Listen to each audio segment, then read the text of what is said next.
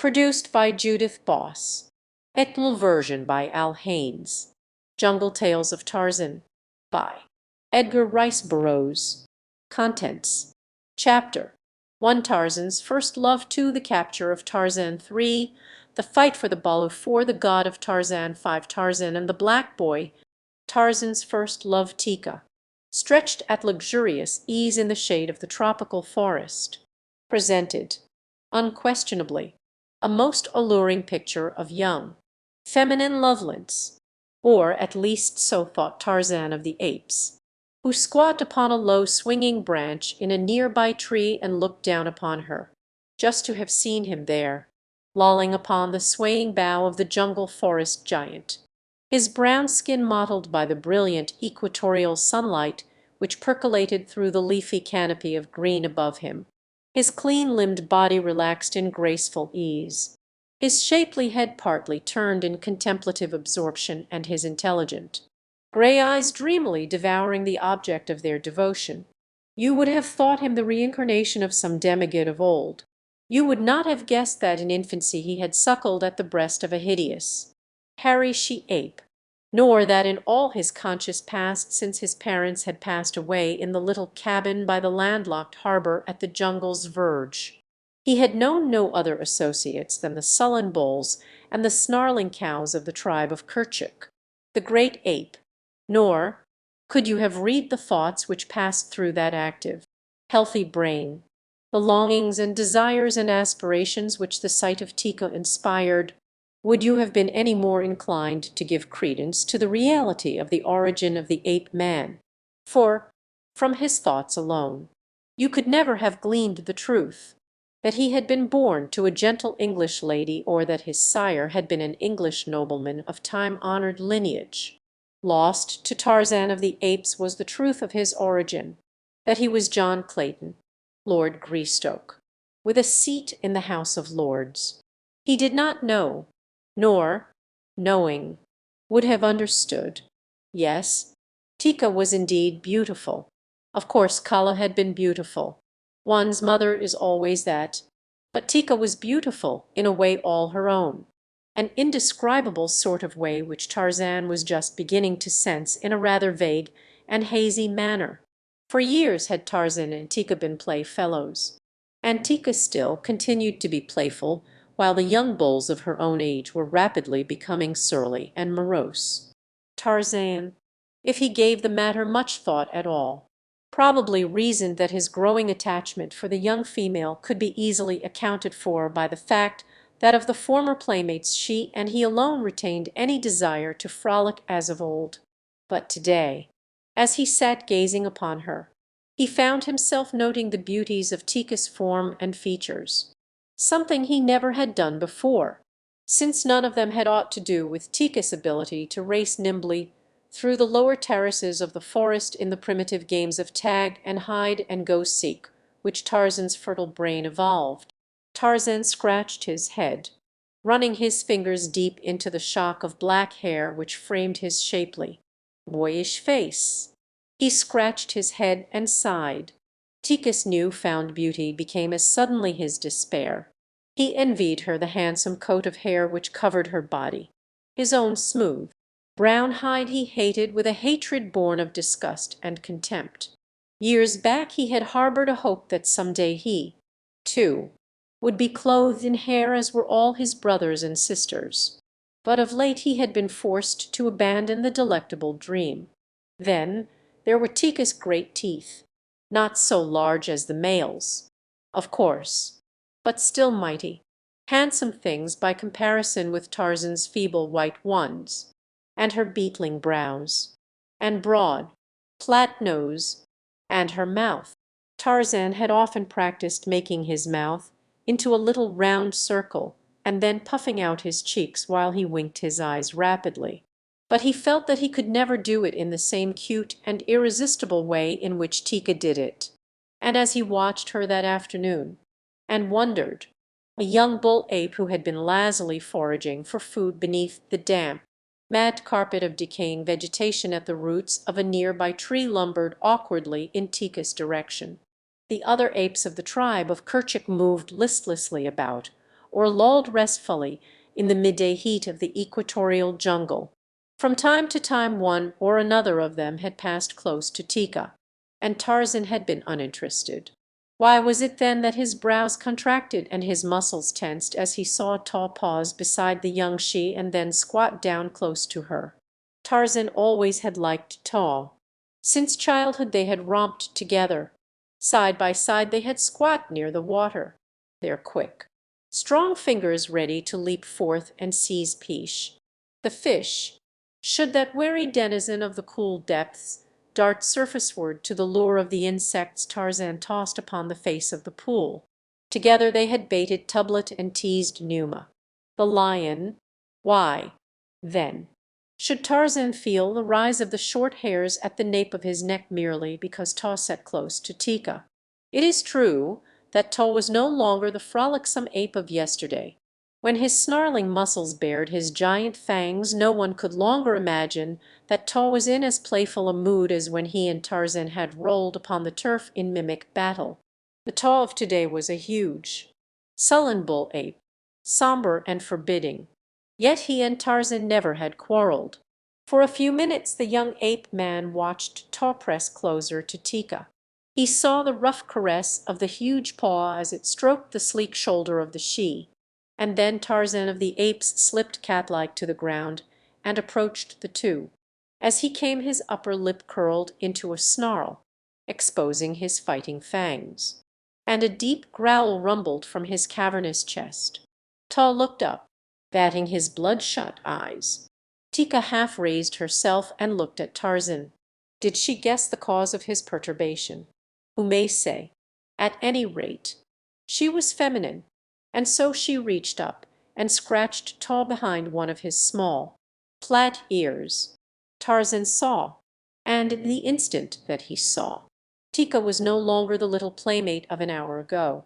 Instead she was a wondrous thing, the most wondrous in the world, and a possession for which Tarzan would fight to the death against Taw or any other who dared question his right of proprietorship.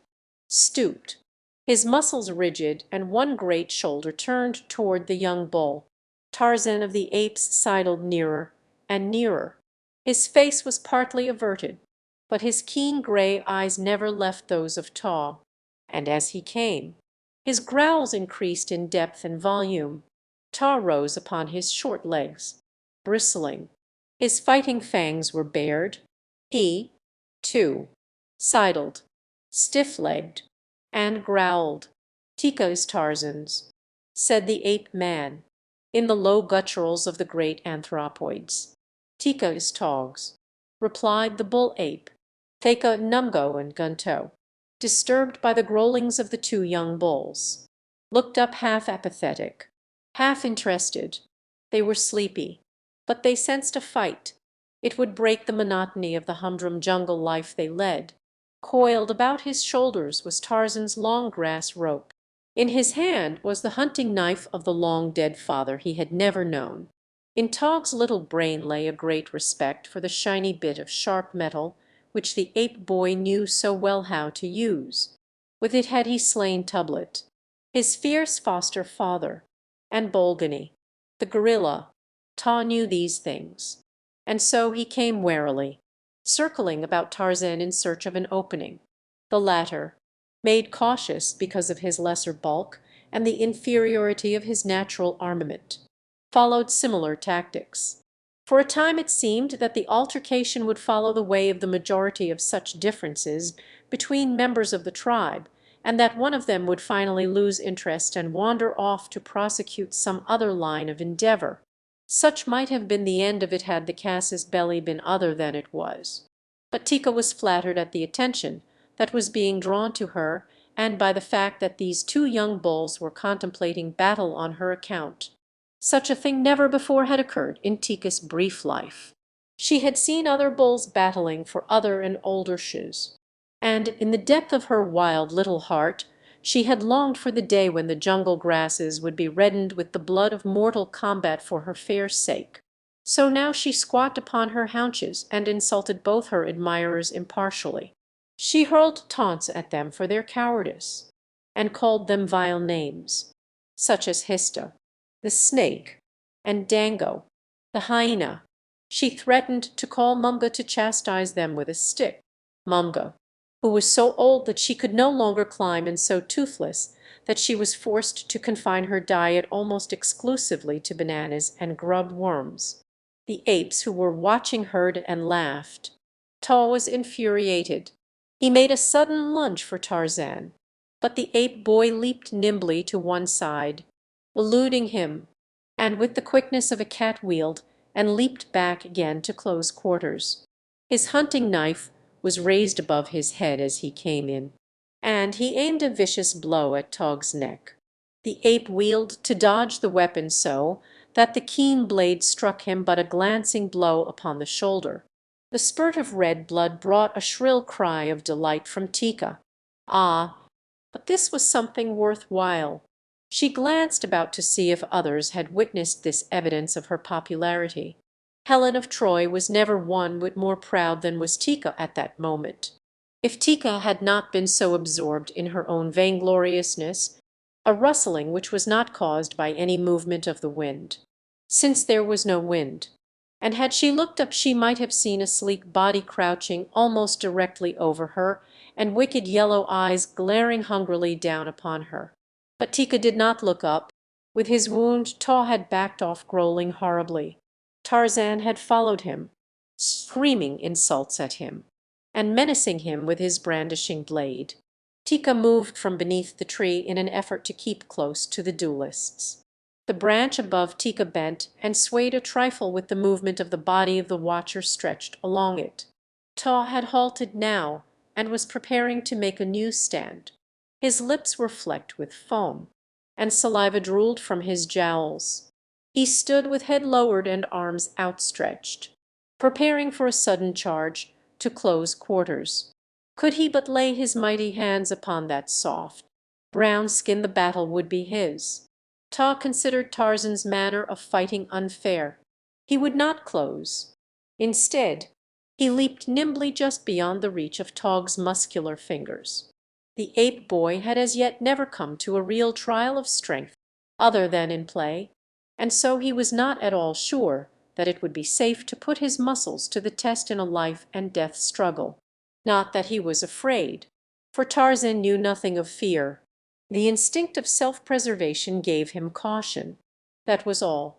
He took risks only when it seemed necessary, and then he would hesitate at nothing. His own method of fighting seemed best fitted to his build and to his armament.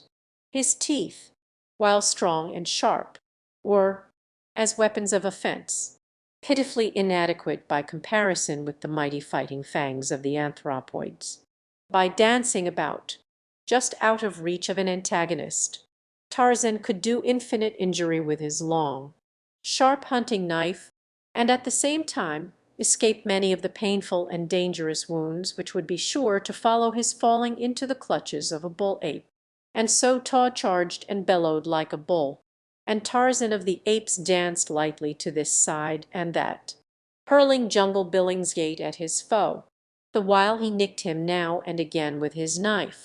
There were lulls in the fighting when the two would stand panting for breath, facing each other, mustering their wits and their forces for a new onslaught. It was during a pause such as this that Ta chanced. Instantly the entire aspect of the ape altered. Rage left his countenance to be supplanted by an expression of fear. With a cry that every ape there recognized, Ta turned and fled. No need to question him. His warning proclaimed the near presence of their ancient enemy. Tarzan started to seek safety, as did the other members of the tribe, and as he did so he heard a panther's scream mingled with the frightened cry of a she-ape. Ta heard, too, but he did not pause in his flight. With the ape boy, however, it was different. He looked back to see if any member of the tribe was close pressed by the beast of prey, and the sight that met his eyes filled them with an expression of horror. Tika it was who cried out in terror as she fled across a little clearing toward the trees upon the opposite side. For after her leaped Sheeta, the panther, in easy, graceful bounds. Sheeta appeared to be in no hurry. His meat was assured, since even though the ape reached the trees ahead of him, she could not climb beyond his clutches before he could be upon her. Tarzan saw that Tika must die. He cried to Taw and the other bulls to hasten to Tika's assistance, and at the same time he ran toward the pursuing beast, taking down his rope as he came. Tarzan knew that once the great bulls were aroused, none of the jungle, not even Numa, the lion, was anxious to measure fangs with them, and that if all those of the tribe who chanced to be present today would charge, Sheeta, the great cat, would doubtless turn tail and run for his life. Taw heard, as did the others, but no one came to Tarzan's assistance or Tika's rescue, and Sheeta was rapidly closing up the distance between himself and his prey. The ape boy, leaping after the panther, cried aloud to the beast in an effort to turn it from Tika or otherwise distract its attention until the she-ape could gain the safety of the higher branches where Sheeta dared not go. He called the panther every opprobrious name that fell to his tongue. He dared him to stop and do battle with him. But Sheeta only loped on after the luscious titbit now almost within his reach. Tarzan was not far behind, and he was gaining. But the distance was so short that he scarce hoped to overhaul the carnivore before it had felled Tika. In his right hand the boy swung his grass rope above his head as he ran. He hated to chance a miss, for the distance was much greater than he ever had cast before except in practice. It was the full length of his grass rope which separated him from Sheeta, and yet there was no other thing to do. He could not reach the Brutus side before it overhauled Tika. He must chance a throw, and just as Tika sprang for the lower limb of a great tree, and Sheeta rose behind her in a long, sinuous leap, the coils of the ape boy's grass rope shot swiftly through the air, straightening into a long thin line as the open noose hovered for an instant above the savage head and the snarling jaws.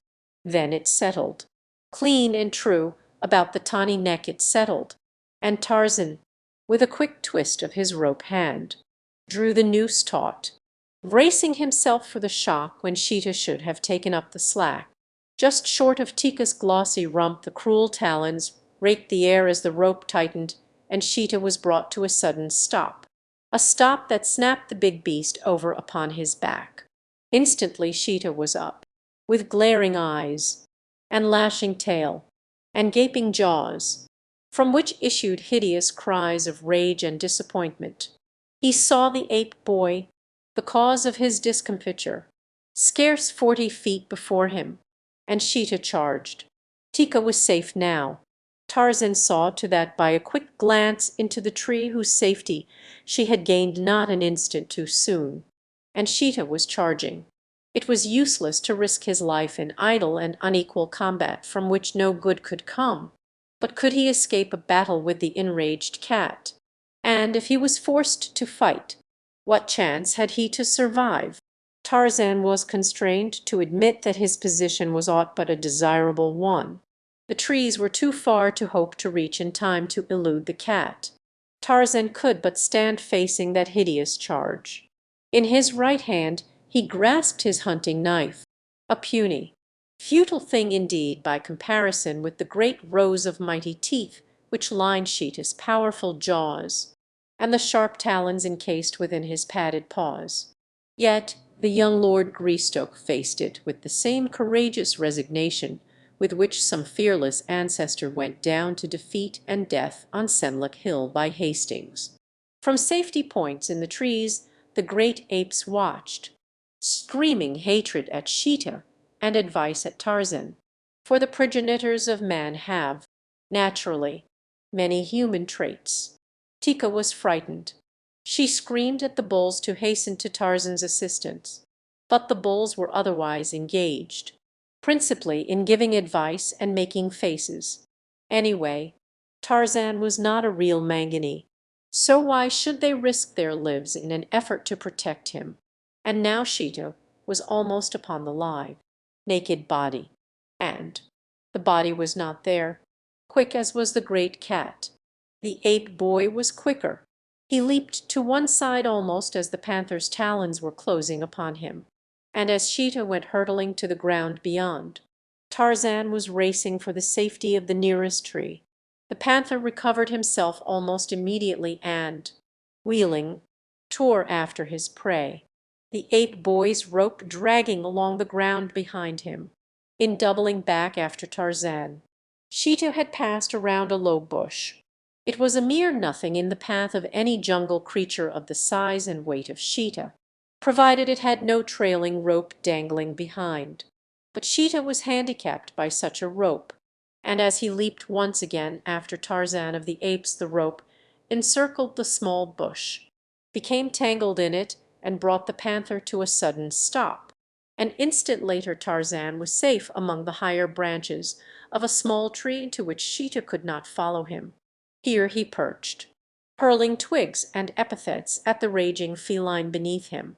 The other members of the tribe now took up the bombardment, using such hard-shelled fruits and dead branches as came within their reach, until Sheeta, goaded to frenzy and snapping at the grass rope, finally succeeded in severing its strands. For a moment the panther stood glaring first at one of his tormentors, and then at another, until, with a final scream of rage, he turned and slunk off into the tangled mazes of the jungle. A half-hour later the tribe was again upon the ground, feeding as though naught had occurred to interrupt the sombre dullness of their lives. Tarzan had recovered the greater part of his rope, and was busy fashioning a new noose, while Tika squat close behind him, in evident token that her choice was made. Taw eyed them sullenly, once when he came close. Tika bared her fangs and growled at him, and Tarzan showed his canines in an ugly snarl. But Taw did not provoke a quarrel. He seemed to accept after the manner of his kind the decision of the she, as an indication that he had been vanquished in his battle for her favors. Later in the day, his rope repaired, Tarzan took to the trees in search of game.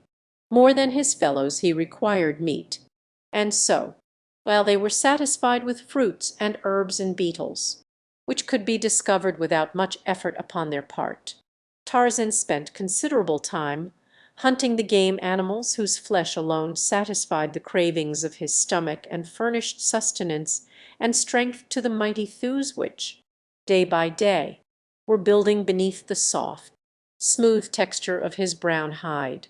Taw saw him depart, and then, quite casually, the big beast hunted closer and closer to Tika in his search for food. At last he was within a few feet of her, and when he shot a covert glance at her he saw that she was appraising him and that there was no evidence of anger upon her face. Taw expanded his great chest and rolled about on his short legs, making strange growlings in his throat. He raised his lips, baring his fangs. My, but what great, beautiful fangs he had! Tika could not but notice them. She also let her eyes rest in admiration upon Tog's beetling brows and his short, powerful neck. What a beautiful creature he was indeed! Taw, flattered by the unconcealed admiration in her eyes, strutted about, as proud and as vain as a peacock. Presently he began to inventory his assets, mentally, and shortly he found himself comparing them with those of his rival. Taw grunted, for there was no comparison. How could one compare his beautiful coat with the smooth and naked hideousness of Tarzan's bare hide?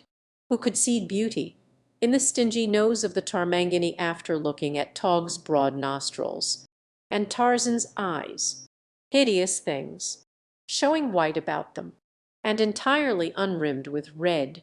Taw knew that his own bloodshot eyes were beautiful, for he had seen them reflected in the glassy surface of many a drinking pool. The bull drew nearer to Tika, finally squatting close against her. When Tarzan returned from his hunting a short time later, it was to see Tika contentedly scratching the back of his rival. Tarzan was disgusted. Neither Taw nor Tika saw him as he swung through the trees into the glade. He paused a moment, looking at them, then, with a sorrowful grimace, he turned and faded away into the labyrinth of leafy boughs and festooned moss out of which he had come. Tarzan wished to be as far away from the cause of his heartache as he could. He was suffering the first pangs of blighted love, and he didn't quite know what was the matter with him. He thought that he was angry with Taw, and so he can't understand why it was that he had run away instead of rushing into mortal combat with the destroyer of his happiness. He also thought that he was angry with Tika, yet a vision of her many beauties persisted in haunting him, so that he could only see her in the light of love as the most desirable thing in the world. The ape boy craved affection, from babyhood until the time of her death, when the poisoned arrow of Kulonga had pierced her savage heart. Kala had represented to the English boy the sole object of love which he had known. In her wild, fierce way Kala had loved her adopted son, and Tarzan had returned that love, though the outward demonstrations of it were no greater than might have been expected from any other beast of the jungle. It was not until he was bereft of her that the boy realized how deep had been his attachment for his mother, for as such he looked upon her. In Tika he had seen within the past few hours a substitute for Kala, someone to fight for and to hunt for, someone to caress. But now his dream was shattered. Something hurt within his breast. He placed his hand over his heart and wondered what had happened to him. Vaguely he attributed his pain to Tika. The more he thought of Tika as he had last seen her, caressing Taw, the more the thing within his breast hurt him. Tarzan shook his head and growled. Then on and on through the jungle he swung, and the farther he traveled, and the more he thought upon his wrongs, the nearer he approached becoming an irreclaimable misogynist. 2 days later he was still hunting alone, very morose and very unhappy, but he was determined never to return to the tribe. He could not bear the thought of seeing Taw and Tika always together, as he swung upon a great limb Numa, the lion, and Subur, the lioness, passed beneath him, side by side, and Subur leaned against the lion and bit playfully at his cheek. It was a half caress. Tarzan sighed and hurled a nut at them. Later he came upon several of Mbonga's black warriors. He was upon the point of dropping his noose about the neck of one of them, who was a little distance from his companions, when he became interested in the thing which occupied the savages. They were building a cage in the trail and covering it with leafy branches. When they had completed their work the structure was scarcely visible. Tarzan wondered what the purpose of the thing might be, and why, when they had built it, they turned away and started back along the trail in the direction of their village. It had been some time since Tarzan had visited the blacks and looked down from the shelter of the great trees which overhung their palisade upon the activities of his enemies, from among whom had come the slayer of Kala. Although he hated them, Tarzan derived considerable entertainment in watching them at their daily life within the village, and especially at their dances, when the fires glared against their naked bodies as they leaped and turned and twisted in mimic warfare. It was rather in the hope of witnessing something of the kind that he now followed the warriors back toward their village. But in this he was disappointed, for there was no dance that night. Instead, from the safe concealment of his tree, Tarzan saw little groups seated about tiny fires discussing the events of the day, and in the darker corners of the village he descried isolated, and always one of each couple was a young man and the other a young woman. Tarzan cocked his head upon one side and thought, and before he went to sleep that night, curled in the crotch of the great tree above the village, Tika filled his mind, and afterward she filled his dreams. She and the young black men laughing and talking with the young black women. Taw, hunting alone, had wandered some distance from the balance of the tribe. He was making his way slowly along an elephant path when he discovered that it was blocked with undergrowth. Now Taw, come into maturity, was an evil-natured brute of an exceeding short temper. When something thwarted him, his sole idea was to overcome it by brute strength and ferocity. And so now, when he found his way blocked, he tore angrily into the leafy screen, and an instant later found himself within a strange lair. his progress effectually blocked, notwithstanding his most violent efforts to forge ahead. Biting and striking at the barrier, Ta finally worked himself into a frightful rage, but all to no avail, and at last he became convinced that he must turn back. But when he would have done so, what was his chagrin to discover that another barrier had dropped behind him while he fought to break down the one before him. Ta was trapped. Until exhaustion overcame him, he fought frantically for his freedom, but all for naught. In the morning a party of blacks set out from the village of Mbonga in the direction of the trap they had constructed the previous day, while among the branches of the trees above them hovered a naked young giant filled with the curiosity of the wild things. Manu, the monkey, chattered and scolded as Tarzan passed, and though he was not afraid of the familiar figure of the ape boy, he hugged closer to him the little brown body of his life's companion. Tarzan laughed as he saw it, but the laugh was followed by a sudden clouding of his face and a deep sigh. A little farther on, a gaily feathered bird strutted about before the admiring eyes of his sombre-hued mate. It seemed to Tarzan that everything in the jungle was combining to remind him that he had lost Tika. Yet every day of his life he had seen these same things and thought nothing of them. When the blacks reached the trap, Ta set up a great commotion, seizing the bars of his prison.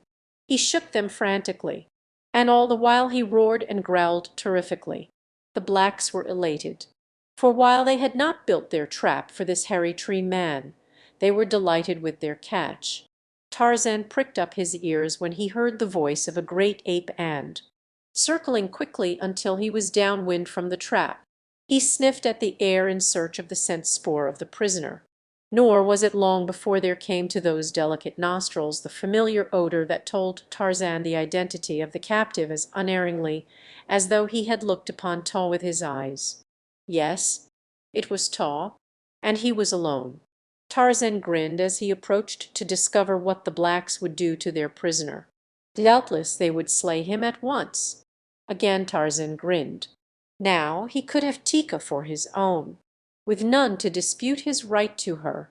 As he watched, he saw the black warriors strip the screen from about the cage, fasten ropes to it, and drag it away along the trail in the direction of their village. Tarzan watched until his rival passed out of sight, still beating upon the bars of his prison and growling out his anger and his threats. Then the ape boy turned and swung rapidly off in search of the tribe. And Tika. Once, upon the journey, he surprised Cheetah and his family in a little overgrown clearing.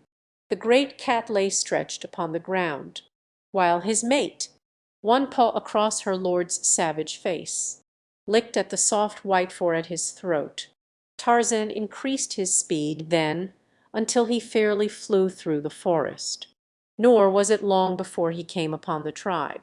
He saw them before they saw him, for of all the jungle creatures, none passed more quietly than Tarzan of the Apes. He saw Kama and her mate feeding side by side, their hairy bodies rubbing against each other, and he saw Tika feeding by herself.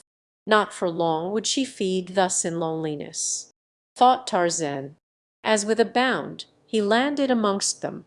There was a startled rush and a chorus of angry and frightened snarls, for Tarzan had surprised them. But there was more, too, than mere nervous shock to account for the bristling neck hair which remained standing long after the apes had discovered the identity of the newcomer. Tarzan noticed this as he had noticed it many times in the past, that always his sudden coming among them left them nervous and unstrung for a considerable time, and that they one and all found it necessary to satisfy themselves that he was indeed Tarzan by smelling about him a half dozen or more times before they calmed down.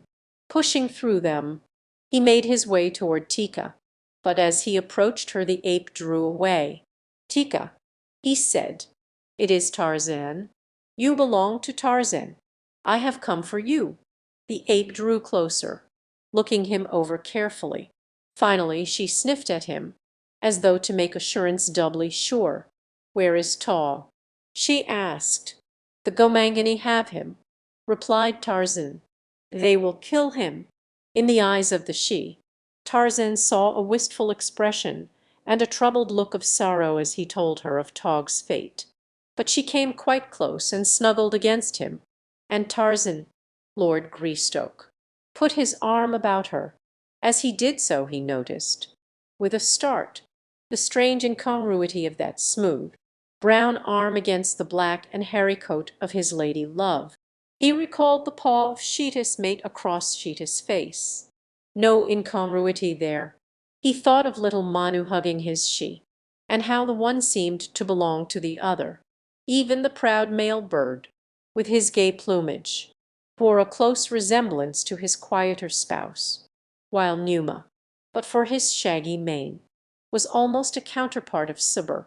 The lioness, the males and the females differed, it was true, but not with such differences as existed between Tarzan and Tika.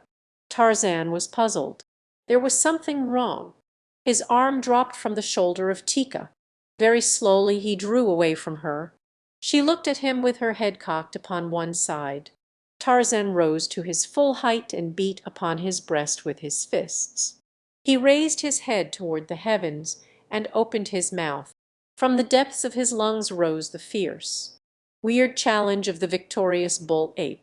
The tribe turned curiously to eye him. He had killed nothing, nor was there any antagonist to be goaded to madness by the savage scream. No, there was no excuse for it, and they turned back to their feeding, but with an eye upon the ape-man lest he be preparing to suddenly run amok. As they watched him they saw him swing into a near-by tree and disappear from sight. Then they forgot him. Even Tika, Bonga's black warriors, sweating beneath their strenuous task, and resting often, made slow progress toward their village. Always the savage beast in the primitive cage growled and roared when they moved him. He beat upon the bars and slavered at the mouth. His noise was hideous. They had almost completed their journey and were making their final rest before forging ahead to gain the clearing in which lay their village. A few more minutes would have taken them out of the forest. And then, doubtless, the thing would not have happened which did happen. A silent figure moved through the trees above them. Keen eyes inspected the cage and counted the number of warriors. An alert and daring brain figured upon the chances of success when a certain plan should be put to the test. Tarzan watched the blacks lolling in the shade. They were exhausted. Already several of them slept. He crept closer, pausing just above them. Not a leaf rustled before his stealthy advance. He waited in the infinite patience of the beast of prey. Presently but two of the warriors remained awake, and one of these was dozing. Tarzan of the Apes gathered himself, and as he did so the black who did not sleep arose and passed around to the rear of the cage. The ape boy followed just above his head. Ta was eyeing the warrior and emitting low growls. Tarzan feared that the anthropoid would awaken the sleepers. In a whisper which was inaudible to the ears of the Negro, Tarzan whispered Tog's name, cautioning the ape to silence, and Tog's growling ceased. The black approached the rear of the cage and examined the fastenings of the door, and as he stood there the beast above him launched itself. Steel fingers circled his throat, choking the cry which sprang to the lips of the terrified man. Strong teeth fastened themselves in his shoulder, and powerful legs wound themselves about his torso. The black in a frenzy of terror tried to dislodge the silent thing which clung to him. He threw himself to the ground and rolled about, but still those mighty fingers closed more and more tightly their deadly grip. The man's mouth gaped wide, his swollen tongue protruded, his eyes started from their sockets. But the relentless fingers only increased their pressure. Ta was a silent witness of the struggle. In his fierce little brain he doubtless wondered what purpose prompted Tarzan to attack the black. Ta had not forgotten his recent battle with the ape boy, nor the cause of it. Now he saw the form of the Gomangani suddenly go limp. There was a convulsive shiver, and the man lay still. Tarzan sprang from his prey and ran to the door of the cage. With nimble fingers he worked rapidly at the thongs which held the door in place. Ta could only watch. He could not help. Presently Tarzan pushed the thing up a couple of feet, and Ta crawled out. The ape would have turned upon the sleeping blacks that he might wreak his pent vengeance. But Tarzan would not permit it. Instead, the ape boy dragged the body of the black within the cage and propped it against the side bars. Then he lowered the door and made fast the thongs as they had been before. A happy smile lighted his features as he worked.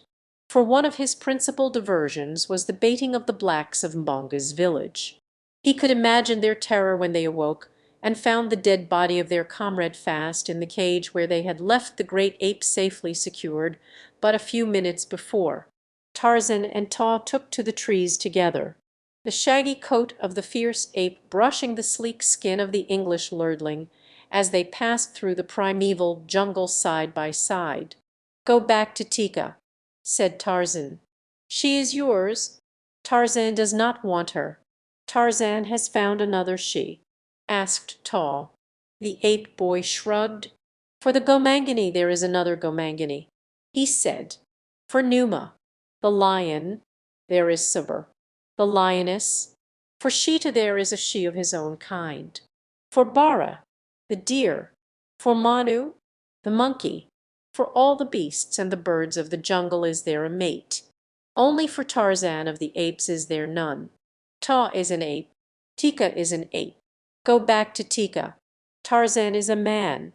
He will go alone." 2. The capture of Tarzan the black warriors labored in the humid heat of the jungle's stifling shade.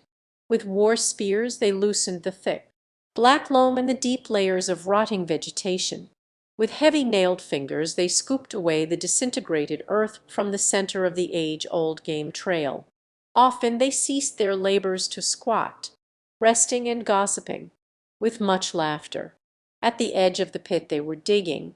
Against the boles of nearby trees leaned their long, oval shields of thick buffalo hide, and the spears of those who were doing the scooping.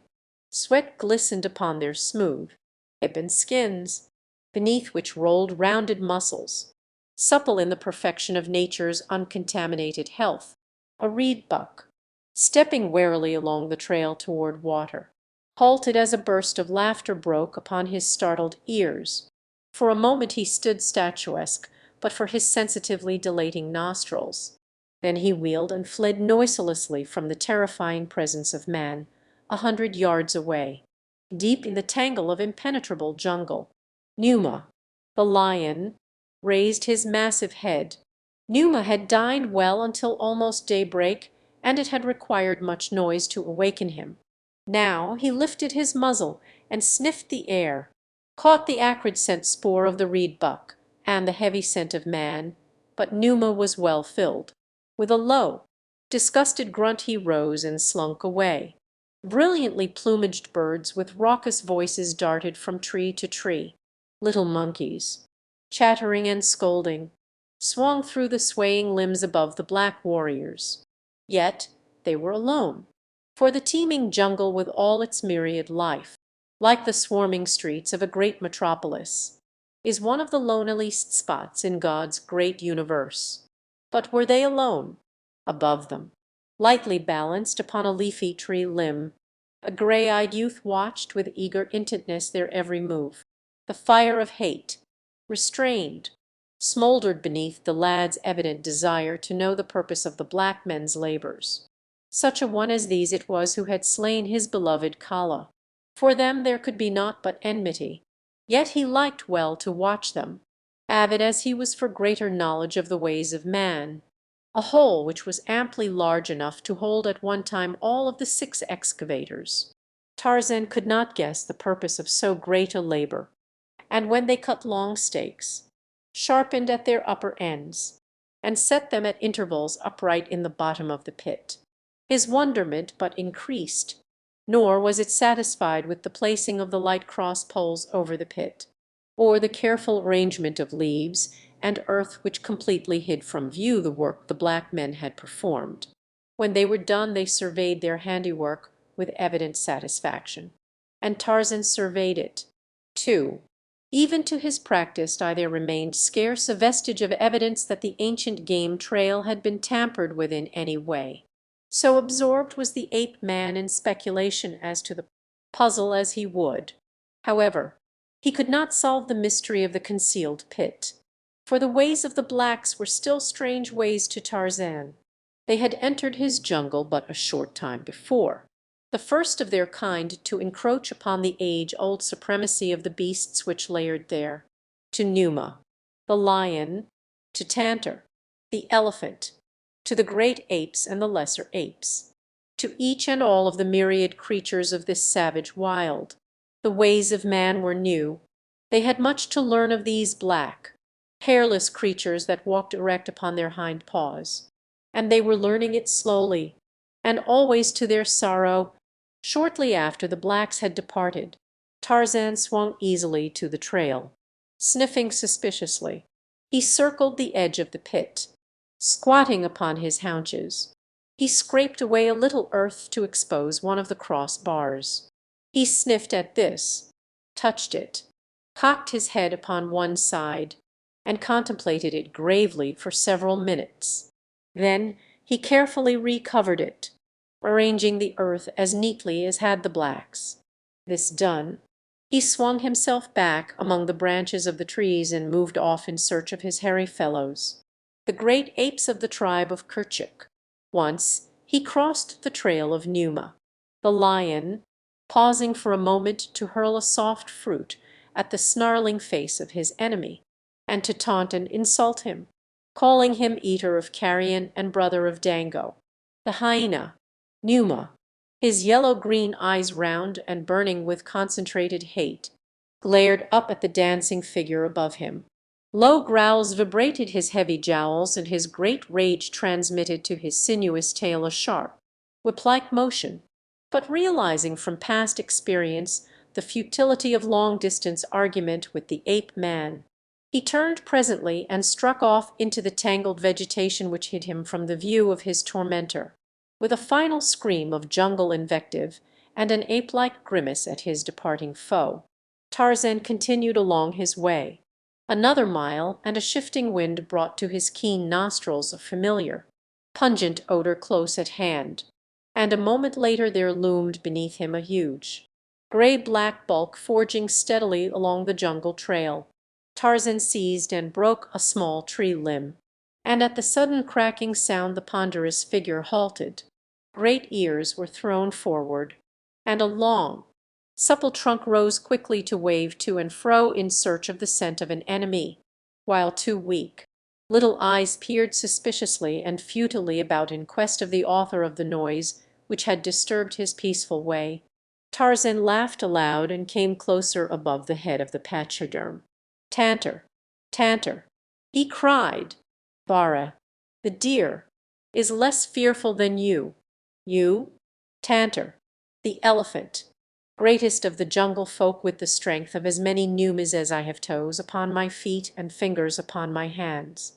Tantor, who can uproot great trees, trembles with fear at the sound of a broken twig, a rumbling noise, which might have been either a sign of contempt or a sigh of relief," was Tantor's only reply as the uplifted trunk and ears came down, and the beast's tail dropped to normal. But his eyes still roved about in search of Tarzan. He was not long kept in suspense, however, as to the whereabouts of the ape-man, for a second later the youth dropped lightly to the broad head of his old friend. Then stretching himself at full length, he drummed with his bare toes upon the thick hide, and as his fingers scratched the more tender surfaces beneath the great ears, he talked to Tantor of the gossip of the jungle as though the great beast understood every word that he said. Much there was which Tarzan could make Tantor understand, and though the small talk of the wild was beyond the great, grey dreadnought of the jungle, he stood with blinking eyes and gently swaying trunk as though drinking in every word of it with keenest appreciation. As a matter of fact, it was the pleasant, friendly voice and caressing hands behind his ears which he enjoyed. and the close proximity of him whom he had often borne upon his back since Tarzan, as a little child, had once fearlessly approached the great bull, assuming upon the part of the pachyderm the same friendliness which filled his own heart. In the years of their association Tarzan had discovered that he possessed an inexplicable power to govern and direct his mighty friend. At his bidding, Tantor would come from a great distance, as far as his keen ears could detect the shrill and piercing summons of the ape man, and when Tarzan was squat upon his head, Tantor would lumber through the jungle in any direction which his rider bade him go. It was the power of the man mind over that of the brute, and it was just as effective as though both fully understood its origin, though neither did. For half an hour Tarzan sprawled there upon Tantor's back. Time had no meaning for either of them. Life, as they saw it, consisted principally in keeping their stomachs filled.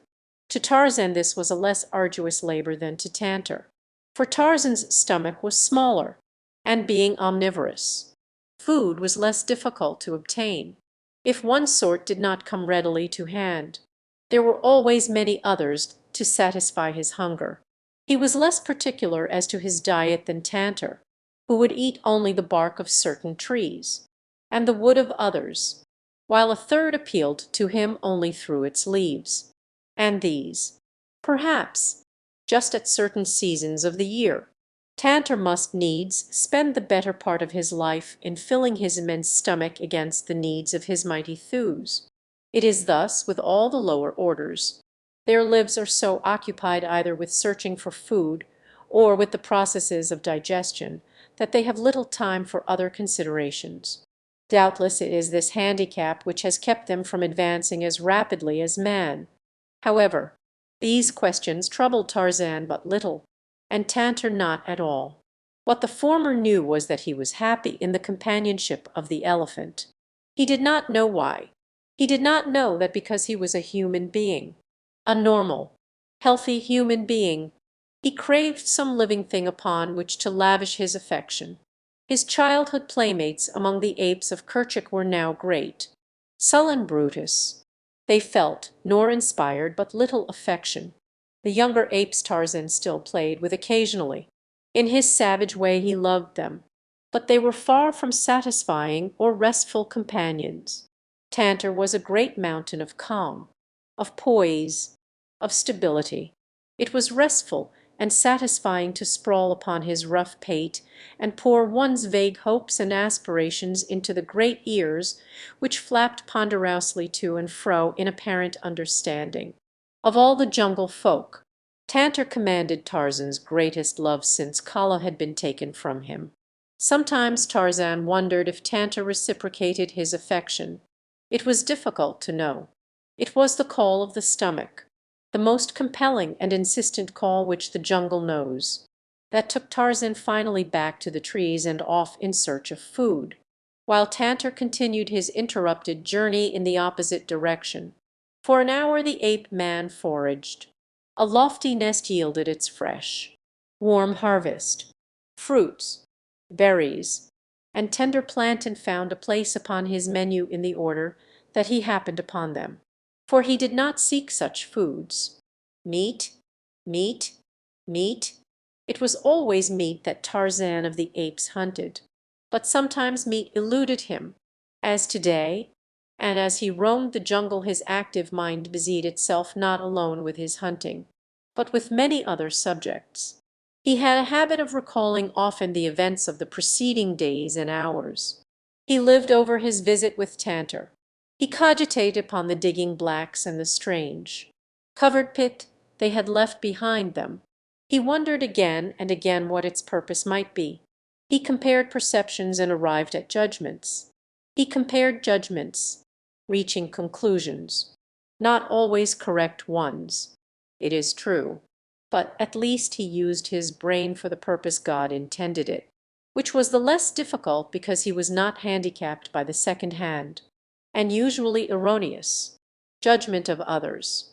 And as he puzzled over the covered pit, there loomed suddenly before his mental vision a huge, gray-black bulk which lumbered ponderously along a jungle trail. Instantly Tarzan tensed to the shock of a sudden fear. Decision and action usually occurred simultaneously in the life of the ape man, and now he was away through the leafy branches ere the realization of the pit's purpose had scarce formed in his mind. Swinging from swaying limb to swaying limb, he raced through the middle terraces where the trees grew close together. Again he dropped to the ground and sped, silently and light of foot, over the carpet of decaying vegetation, only to leap again into the trees where the tangled undergrowth precluded rapid advance upon the surface.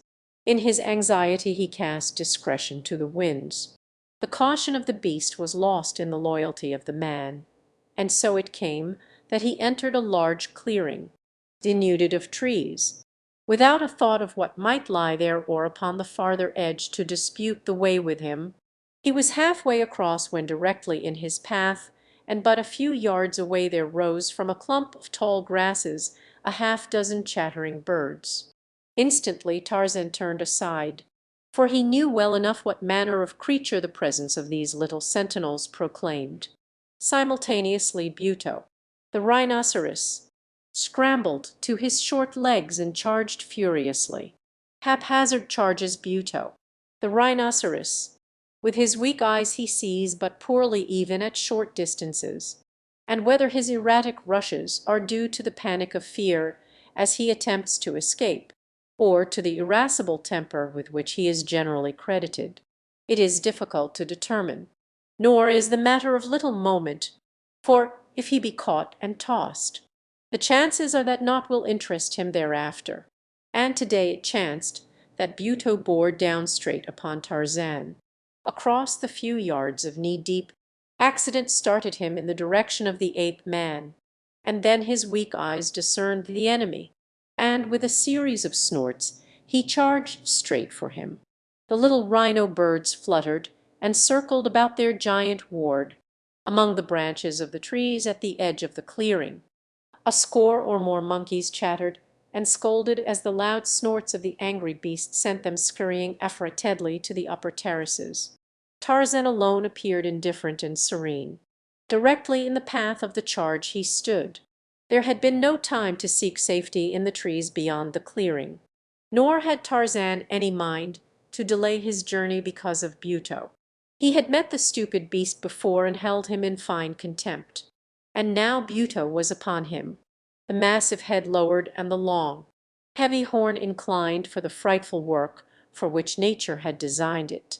But as he struck upward, his weapon raked only thin air, for the ape-man had sprung lightly aloft with a cat-like leap that carried him above the threatening horn to the broad back of the rhinoceros. Another spring, and he was on the ground behind the brute, and racing like a deer for the trees. Buto, angered and mystified by the strange disappearance of his prey, wheeled and charged frantically in another direction, which chanced to be not the direction of Tarzan's flight. And so the ape-man came in safety to the trees and continued on his swift way through the forest. Some distance ahead of him Tantor moved steadily along the well-worn elephant trail, and ahead of Tantor a crouching black warrior listened intently in the middle of the path. Presently he heard the sound for which he had been hoping, the cracking, snapping sound which heralded the approach of an elephant. To his right and left in other parts of the jungle other warriors were watching. A low signal, passed from one to another, apprised the most distant that the quarry was afoot. Rapidly they converged toward the trail, taking positions in trees downwind from the point at which Tantor must pass them. Silently they waited and presently were rewarded by the sight of a mighty tusker carrying an amount of ivory in his long tusks that set their greedy hearts to palpitating. No sooner had he passed their positions than the warriors clambered from their perches. No longer were they silent, but instead clapped their hands and shouted as they reached the ground. For an instant Tantor, the elephant, paused with upraised trunk and tail, with great ears up-pricked, and then he swung on along the trail at a rapid, shuffling pace, straight toward the covered pit with its sharpened stakes upstanding in the ground. Behind him came the yelling warriors. urging him on in the rapid flight which would not permit a careful examination of the ground before him. Tantor, the elephant, who could have turned and scattered his adversaries with a single charge, fled like a frightened deer, fled toward a hideous, torturing death, and behind them all came Tarzan of the Apes, racing through the jungle forest with the speed and agility of a squirrel, for he had heard the shouts of the warriors and had interpreted them correctly. Once he uttered a piercing call that reverberated through the jungle, but Tantor, in the panic of terror, either failed to hear, or hearing, dared not pause to heed. Now the giant pachyderm was but a few yards from the hidden death lurking in his path, and the blacks, certain of success, were screaming and dancing in his wake, waving their war spears and celebrating in advance the acquisition of the splendid ivory carried by their prey and the surfeit of elephant meat which would be theirs this night. So intent were they upon their gratulations that they entirely failed to note the silent passage of the man-beast above their heads, nor did Tantor either see or hear him, even though Tarzan called to him to stop. A few more steps would precipitate Tantor upon the sharpened stakes. Tarzan fairly flew through the trees until he had come abreast of the fleeing animal, and then had passed him. At the pit's verge the ape-man dropped to the ground in the center of the trail. Tantor was almost upon him before his weak eyes permitted him to recognize his old friend. "Stop!" cried Tarzan, and the great beast halted to the upraised hand. Tarzan turned and kicked aside some of the brush which hid the pit. Instantly Tantor saw and understood. "Fight!" growled Tarzan. "They are coming behind you." But Tantor, the elephant, is a huge bunch of nerves, and now he was half panic-stricken by terror. Before him yawned the pit. How far he did not know, but to right and left lay the primeval jungle untouched by man.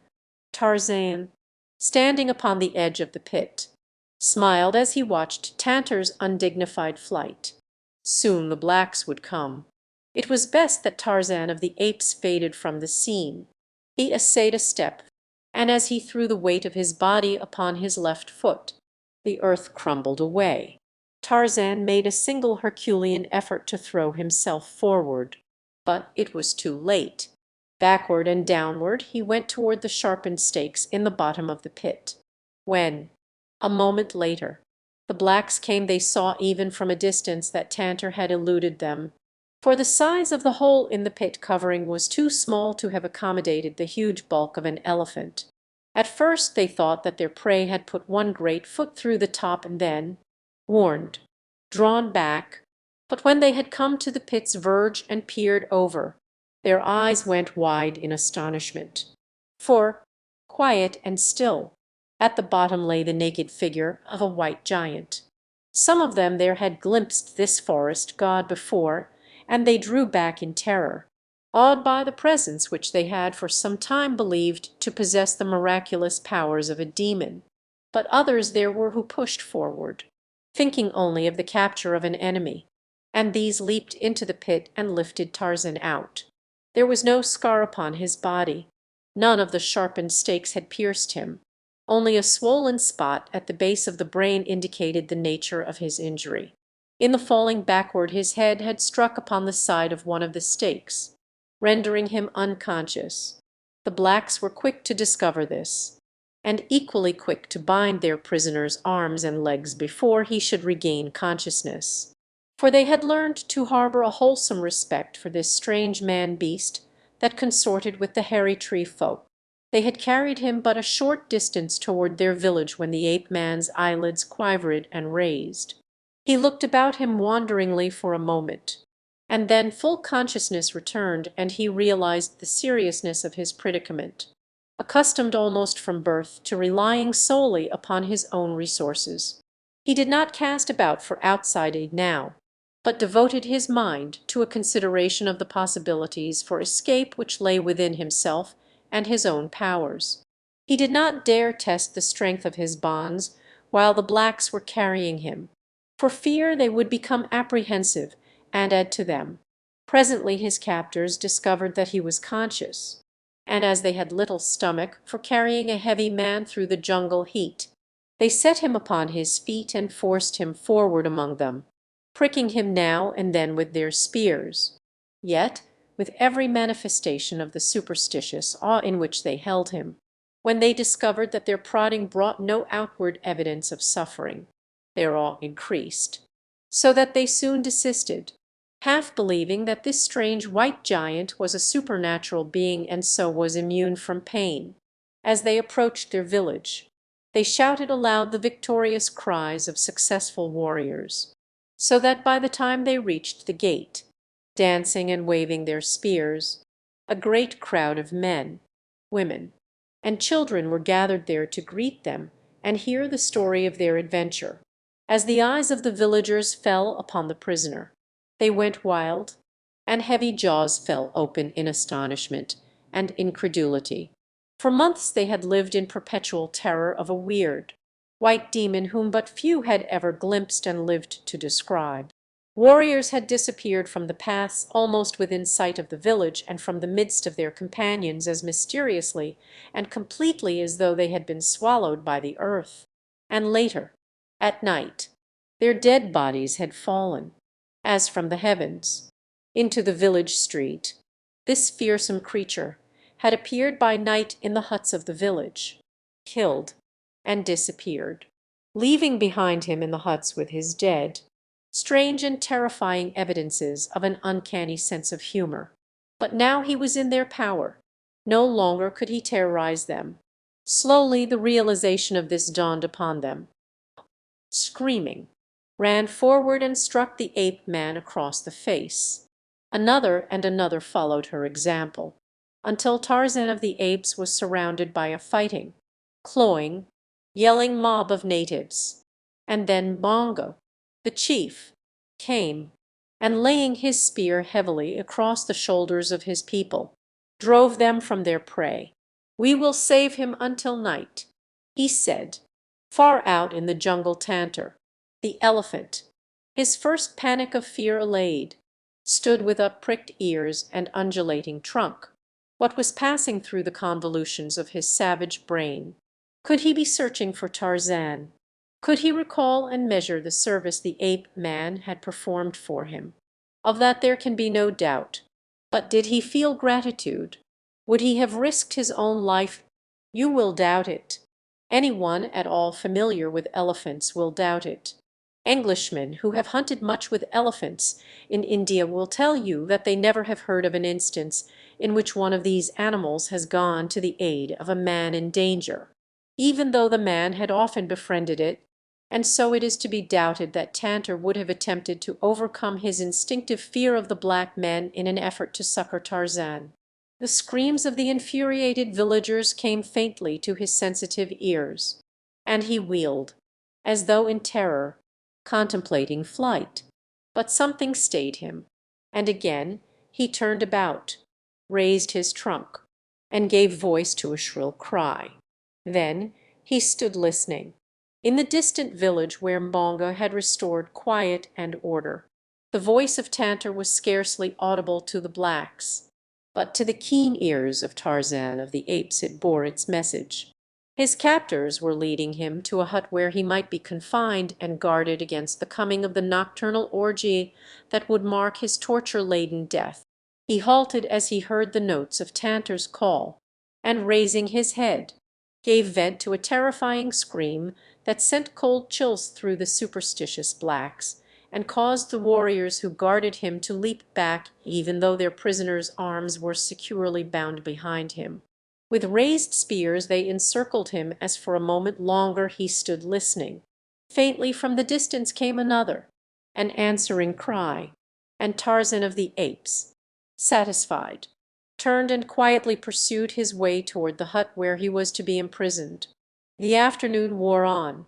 From the surrounding village the ape man heard the bustle of preparation for the feast. Through the doorway of the hut he saw the women laying the cooking fires and filling their earthen cauldrons with water. But above it all his ears were bent across the jungle in eager listening for the coming of Tantor. Even Tarzan but half believed that he would come. He knew Tantor even better than Tantor knew himself. He knew the timid heart which lay in the giant body. He knew the panic of terror which the scent of the Gomangani inspired within that savage breast. And as night drew on, hope died within his heart and in the stoic calm of the wild beast which he was. He resigned himself to meet the fate which awaited him. All afternoon he had been working, working with the bonds that held his wrists. Very slowly they were giving. He might free his hands before they came to lead him out to be butchered. And if he did, Tarzan licked his lips in anticipation, and smiled a cold, grim smile. He could imagine the feel of soft flesh beneath his fingers and the sinking of his white teeth into the throats of his foemen. He would let them taste his wrath before they overpowered him. At last they came, painted, befeathered warriors, even more hideous than nature had intended them. They came and pushed him into the open, where his appearance was greeted by wild shouts from the assembled villagers. To the stake they led him, and as they pushed him roughly against it preparatory to binding him there securely for the dance of death that would presently encircle him, Tarzan tensed his mighty thews, and with a single, powerful wrench parted the loosened thongs which had secured his hands. Like thought, for quickness, he leaped forward among the warriors nearest him. A blow sent one to earth, as, growling and snarling, the beast man leaped upon the breast of another. His fangs were buried instantly in the jugular of his adversary, and then 100 black men had leaped upon him and borne him to earth, striking, clawing, and snapping. The ape-man fought as his foster people had taught him to fight, fought like a wild beast cornered.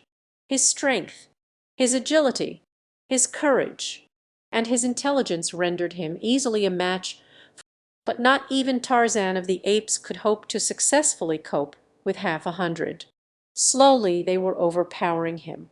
A score of them bled from ugly wounds, and 2 lay very still beneath the trampling feet and the rolling bodies of the contestants. Overpower him they might, but could they keep him overpowered while they bound him? A half hour of desperate endeavor convinced them that they could not.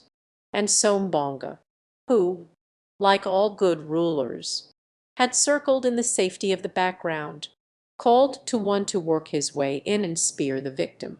Gradually, through the milling, battling men, the warrior approached the object of his quest.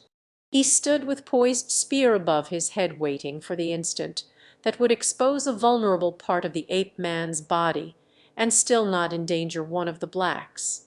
Closer and closer he edged about, following the movements of the twisting, scuffling combatants. The growls of the ape-man sent cold chills up the warrior's spine, causing him to go carefully lest he miss at the first cast and lay himself open to an attack from those merciless teeth and mighty hands. At last he found an opening. Higher he raised his spear, tensing his muscles, rolling beneath his glistening hide, and then from the jungle just beyond the palisade came a thunderous crashing. The spear hand paused. The black cast a quick glance in the direction of the disturbance, as did the others of the blacks, who were not occupied with the subjugation of the ape-man. In the glare of the fires they saw a huge bulk topping the barrier. They saw the palisade belly and sway inward. They saw it burst as though built of straws. And an instant later Tantor, the elephant, thundered down upon them. To right and left the blacks fled, screaming in terror. Some who hovered upon the verge of the strife with Tarzan heard and made good their escape. But a half-dozen there were so wrapped in the blood madness of battle that they failed to note the approach of the giant tusker. Upon these Tantor charged, trumpeting furiously. Above them he stopped, his sensitive trunk weaving among them. And there, at the bottom, he found Tarzan, bloody, but still battling. A warrior turned his eyes upward from the melee. Above him towered the gigantic bulk of the pachyderm. the little eyes flashing with the reflected light of the fires. Wicked, frightful, terrifying. The warrior screamed, and as he screamed, the sinuous trunk encircled him, lifted him high above the ground, and hurled him far after the fleeing crowd. Another and another Tantor wrenched from the body of the ape-man, throwing them to right and to left, where they lay either moaning or very quiet, as death came slowly or at once. At a distance Mbonga rallied his warriors. His greedy eyes had noted the great ivory tusks of the bull. The first panic of terror relieved, he urged his men forward to attack with their heavy elephant spears. But as they came, Tantor swung Tarzan to his broad head, and, wheeling, lumbered off into the jungle through the great rent he had made in the palisade. Elephant hunters may be right when they aver that this animal would not have rendered such service to a man but to Tantor. Tarzan was not a man, he was but a fellow jungle beast. And so it was that Tantor, the elephant, discharged an obligation to Tarzan of the Apes, cementing even more closely the friendship that had existed between them since Tarzan as a little brown boy rode upon Tantor's huge back through the moonlit jungle beneath the equatorial stars. 3. The fight for the Balutika had become a mother. Tarzan of the Apes was intensely interested, much more so, in fact, than Taw, the father. Tarzan was very fond of Tika. Even the cares of prospective motherhood had not entirely quenched the fires of carefree youth, and Tika had remained a good-natured playmate even at an age when other Shiz of the tribe of Kerchik had assumed the sullen dignity of maturity. She yet retained her childish delight in the primitive games of tag and hide-and-go-seek which Tarzan's fertile man-mind had evolved. To play tag through the tree-tops is an exciting and inspiring pastime. Tarzan delighted in it, but the bulls of his childhood had long since abandoned such childish practices.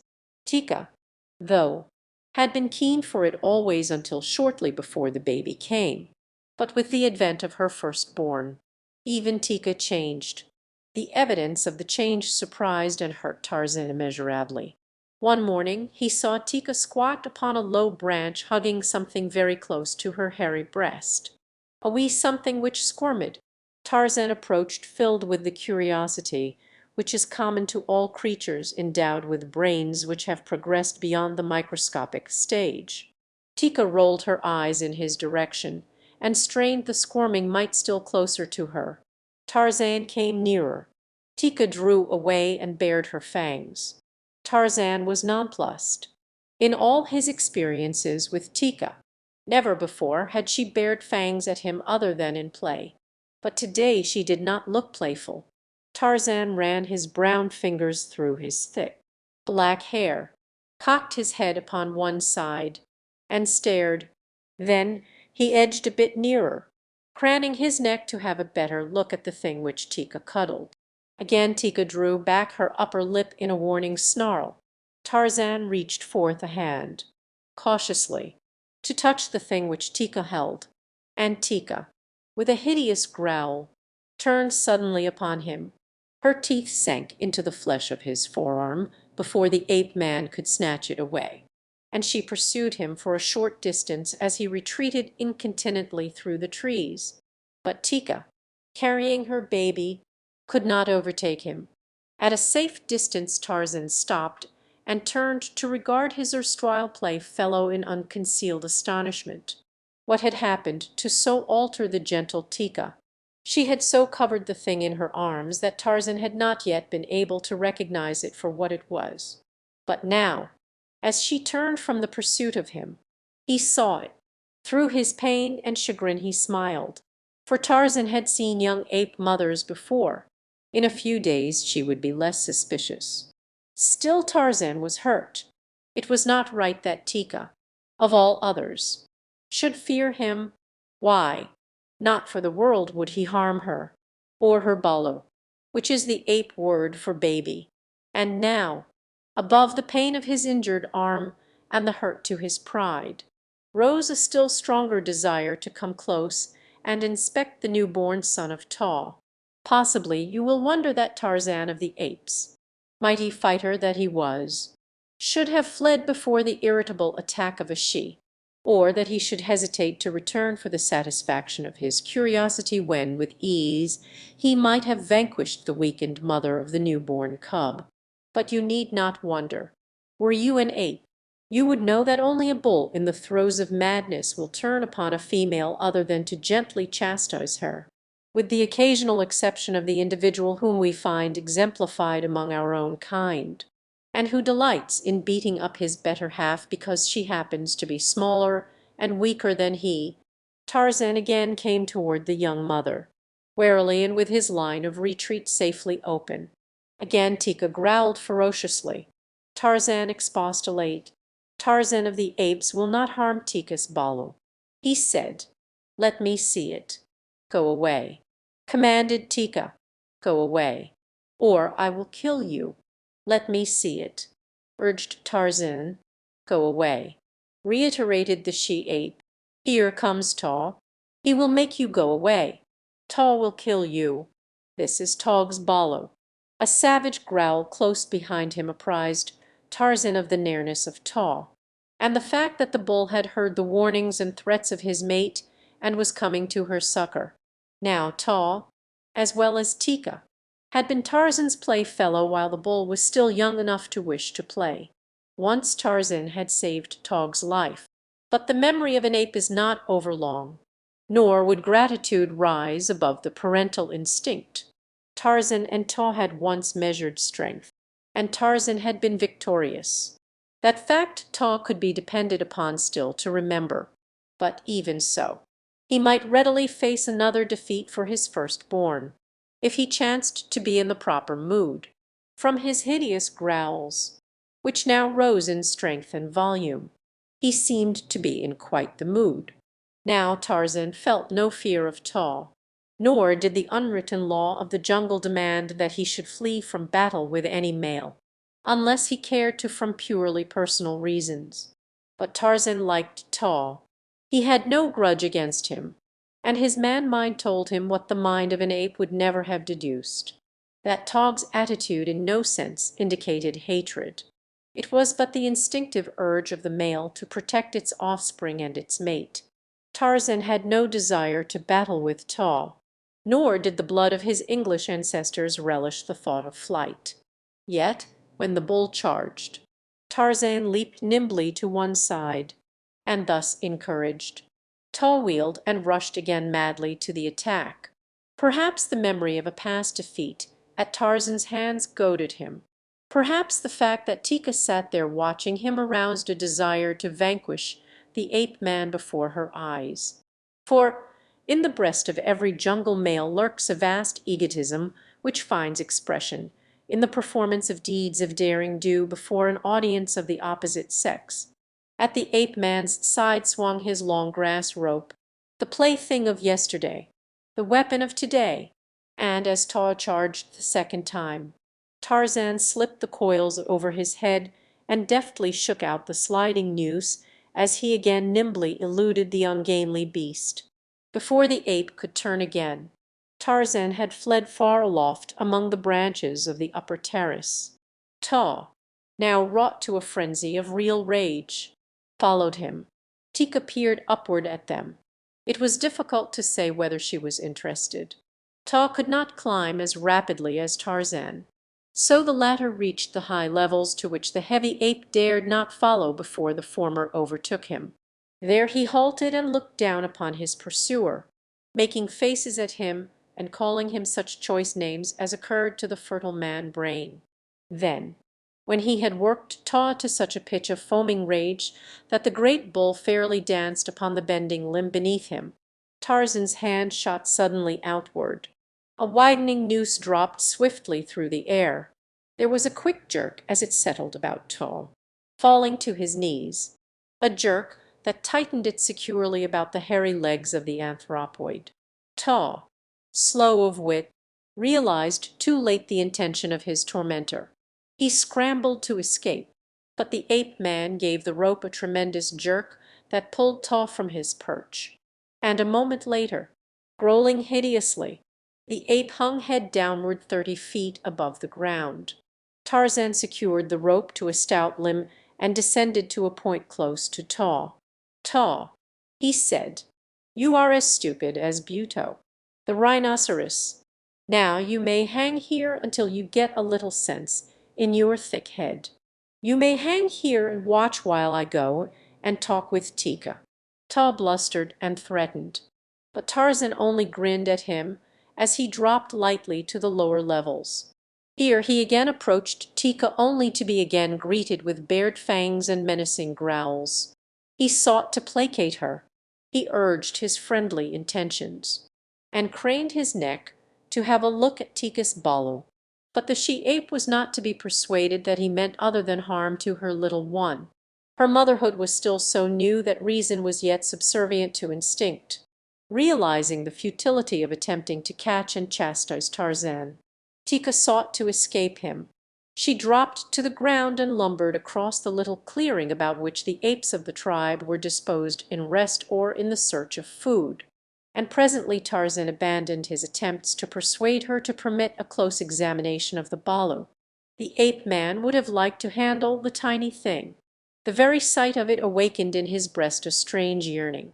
He wished to cuddle and fondle the grotesque little ape thing. It was Tika's balu, and Tarzan had once lavished his young affections upon Tika. But now his attention was diverted by the voice of Taw. The threats that had filled the ape's mouth had turned to pleas. The tightening noose was stopping the circulation of the blood in his legs. He was beginning to suffer. Several apes sat near him highly interested in his predicament. They made uncomplimentary remarks about him, for each of them had felt the weight of Tog's mighty hands and the strength of his great jaws. They were enjoying revenge. Tika, seeing that Tarzan had turned back toward the trees, had halted in the center of the clearing, and there she sat hugging her balu and casting suspicious glances here and there. With the coming of the balu, Tika's care-free world had suddenly become peopled with innumerable enemies. She saw an implacable foe in Tarzan, always heretofore her best friend. Even poor old Mungo, half blind and almost entirely toothless, searching patiently for grubworms beneath a fallen log, represented to her a malignant spirit thirsting for the blood of little Balis.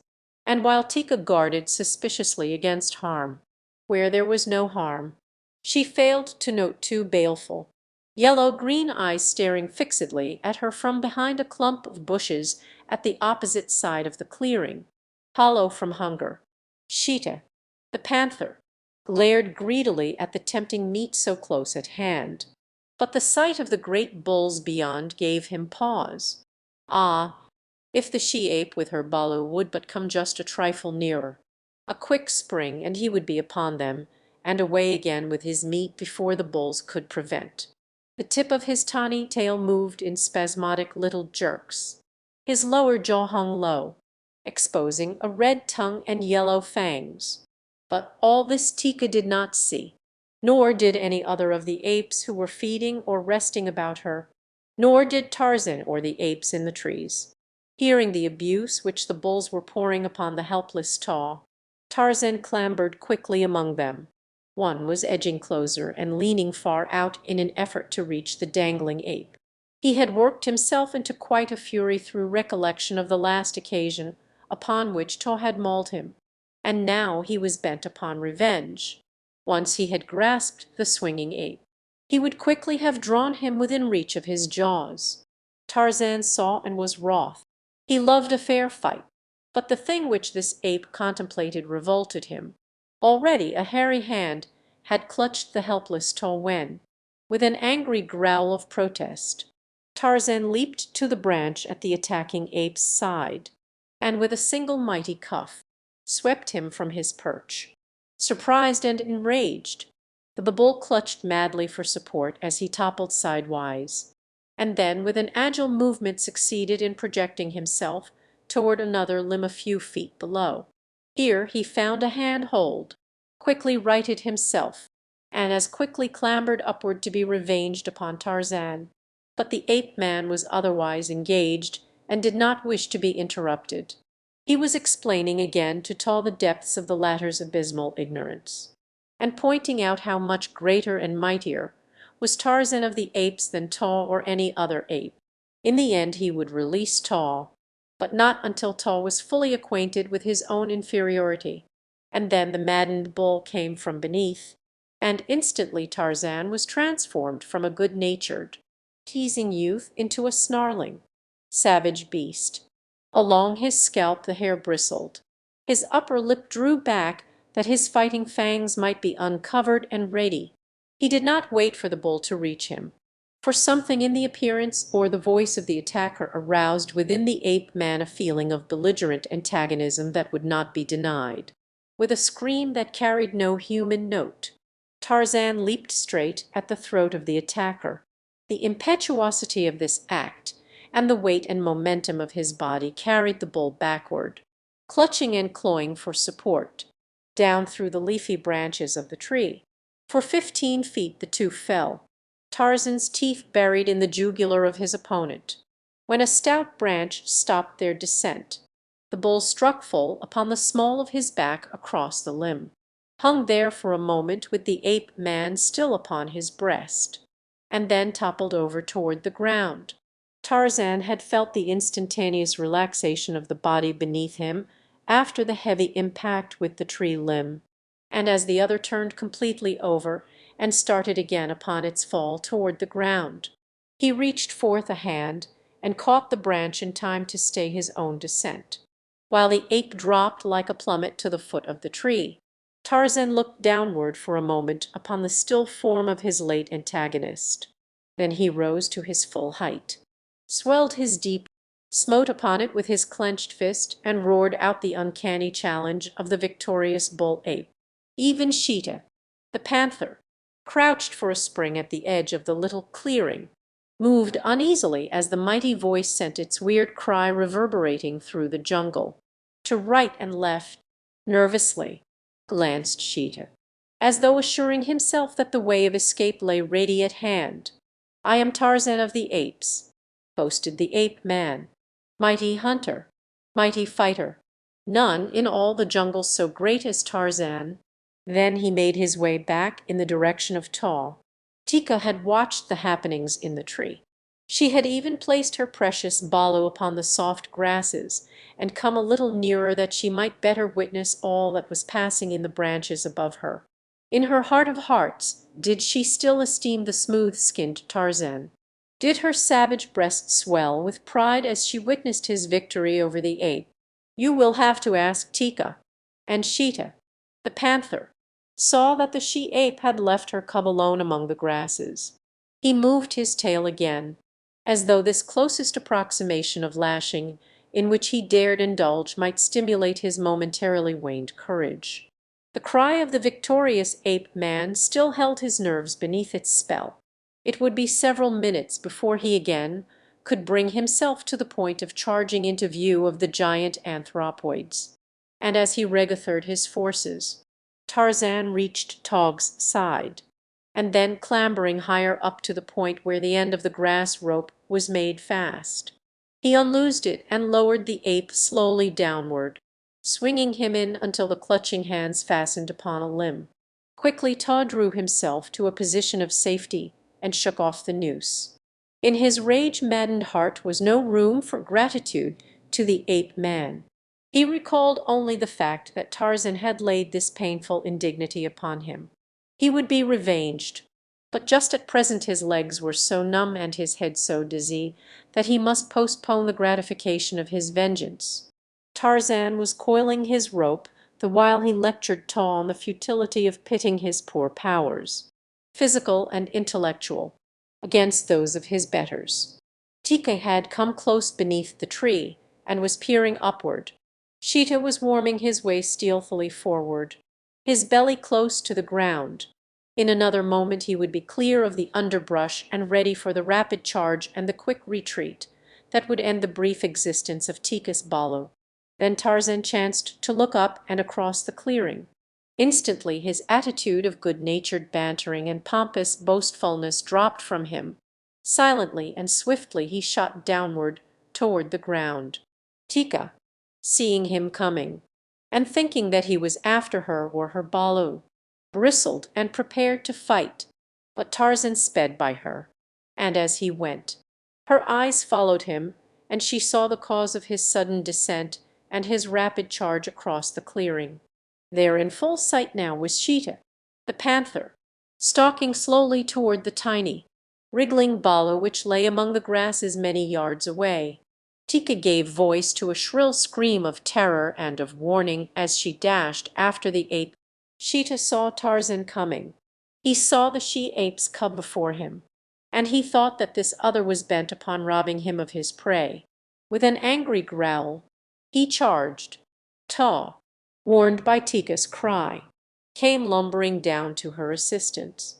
Several other bulls, growling and barking, closed in toward the clearing, but they were all much farther from the balu and the panther than was Tarzan of the Apes. So it was that Sheeta and the ape-man reached Tika's little one almost simultaneously, and there they stood, one upon either side of it, baring their fangs and snarling at each other over the little creature.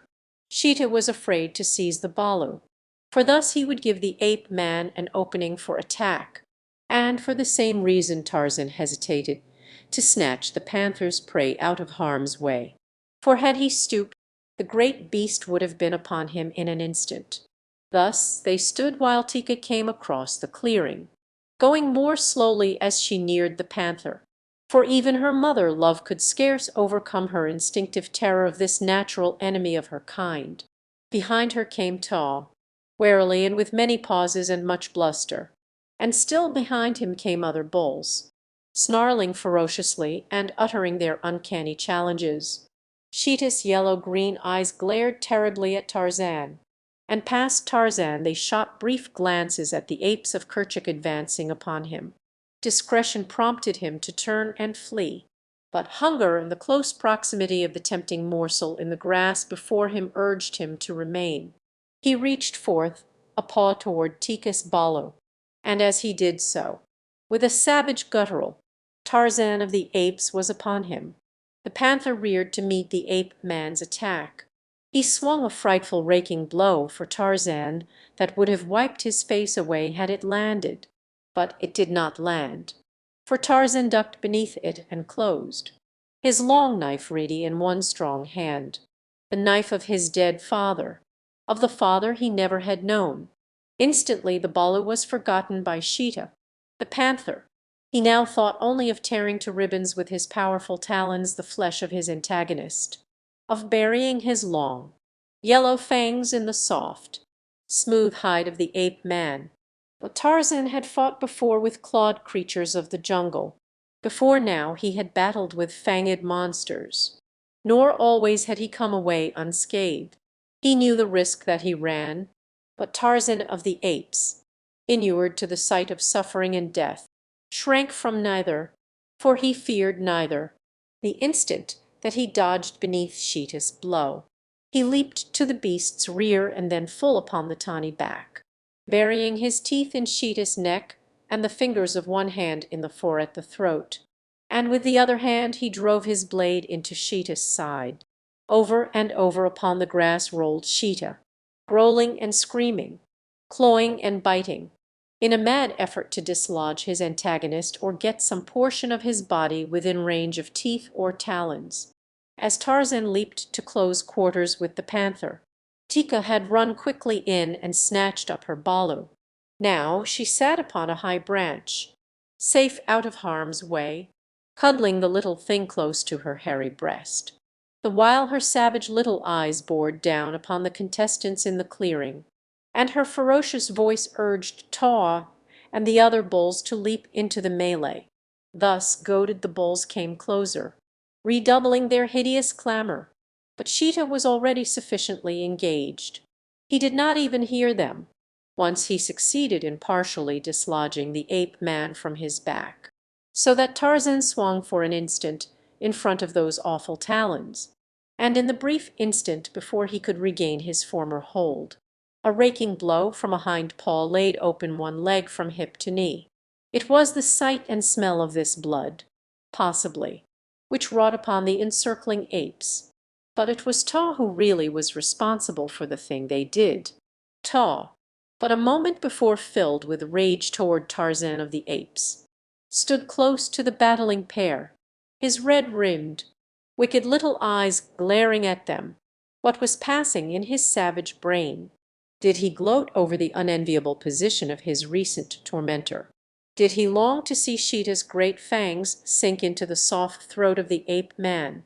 Or did he realize the courageous unselfishness that had prompted Tarzan to rush to the rescue and imperil his life for Tog's little Baloo? Is gratitude a possession of man only, or do the lower orders know it also? With the spilling of Tarzan's blood, Taw answered these questions. With all the weight of his great body he leaped, hideously growling, upon Sheeta. His long fighting fangs buried themselves in the white throat. His powerful arms beat and clawed at the soft fur until it flew upward in the jungle breeze. And with Tog's example before them the other bulls charged, burying Sheeta beneath rending fangs and filling all the forest with the wild din of their battle cries. Ah, but it was a wondrous and inspiring sight, this battle of the primordial apes and the great white ape man with their ancestral foe, Sheeta, the panther, in frenzied excitement. Tika fairly danced upon the limb which swayed beneath her great weight as she urged on the males of her people, and Theka, and Mumgo, and Kama, with the other Shiz of the tribe of Kerchuk, added their shrill cries or fierce barkings to the pandemonium which now reigned within the jungle. Bitten and biting, tearing and torn, Sheeta battled for his life, but the odds were against him. Even Numa, the lion, would have hesitated to have attacked an equal number of the great bulls of the tribe of Kerchuk. And now, a half-mile away, hearing the sounds of the terrific battle, the king of beasts rose uneasily from his midday slumber and slunk off farther into the jungle. Presently Sheeta's torn and bloody body ceased its titanic struggles. It stiffened spasmodically, twitched, and was still. Yet the bulls continued to lacerate it until the beautiful coat was torn to shreds. At last they desisted from sheer physical weariness. And then from the tangle of bloody bodies rose a crimson giant.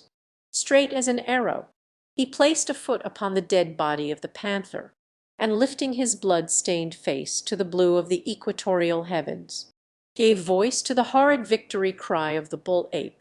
One by one his hairy fellows of the tribe of Kerchuk followed his example. The Shiz came down from their perches of safety and struck, and reviled the dead body of Sheeta.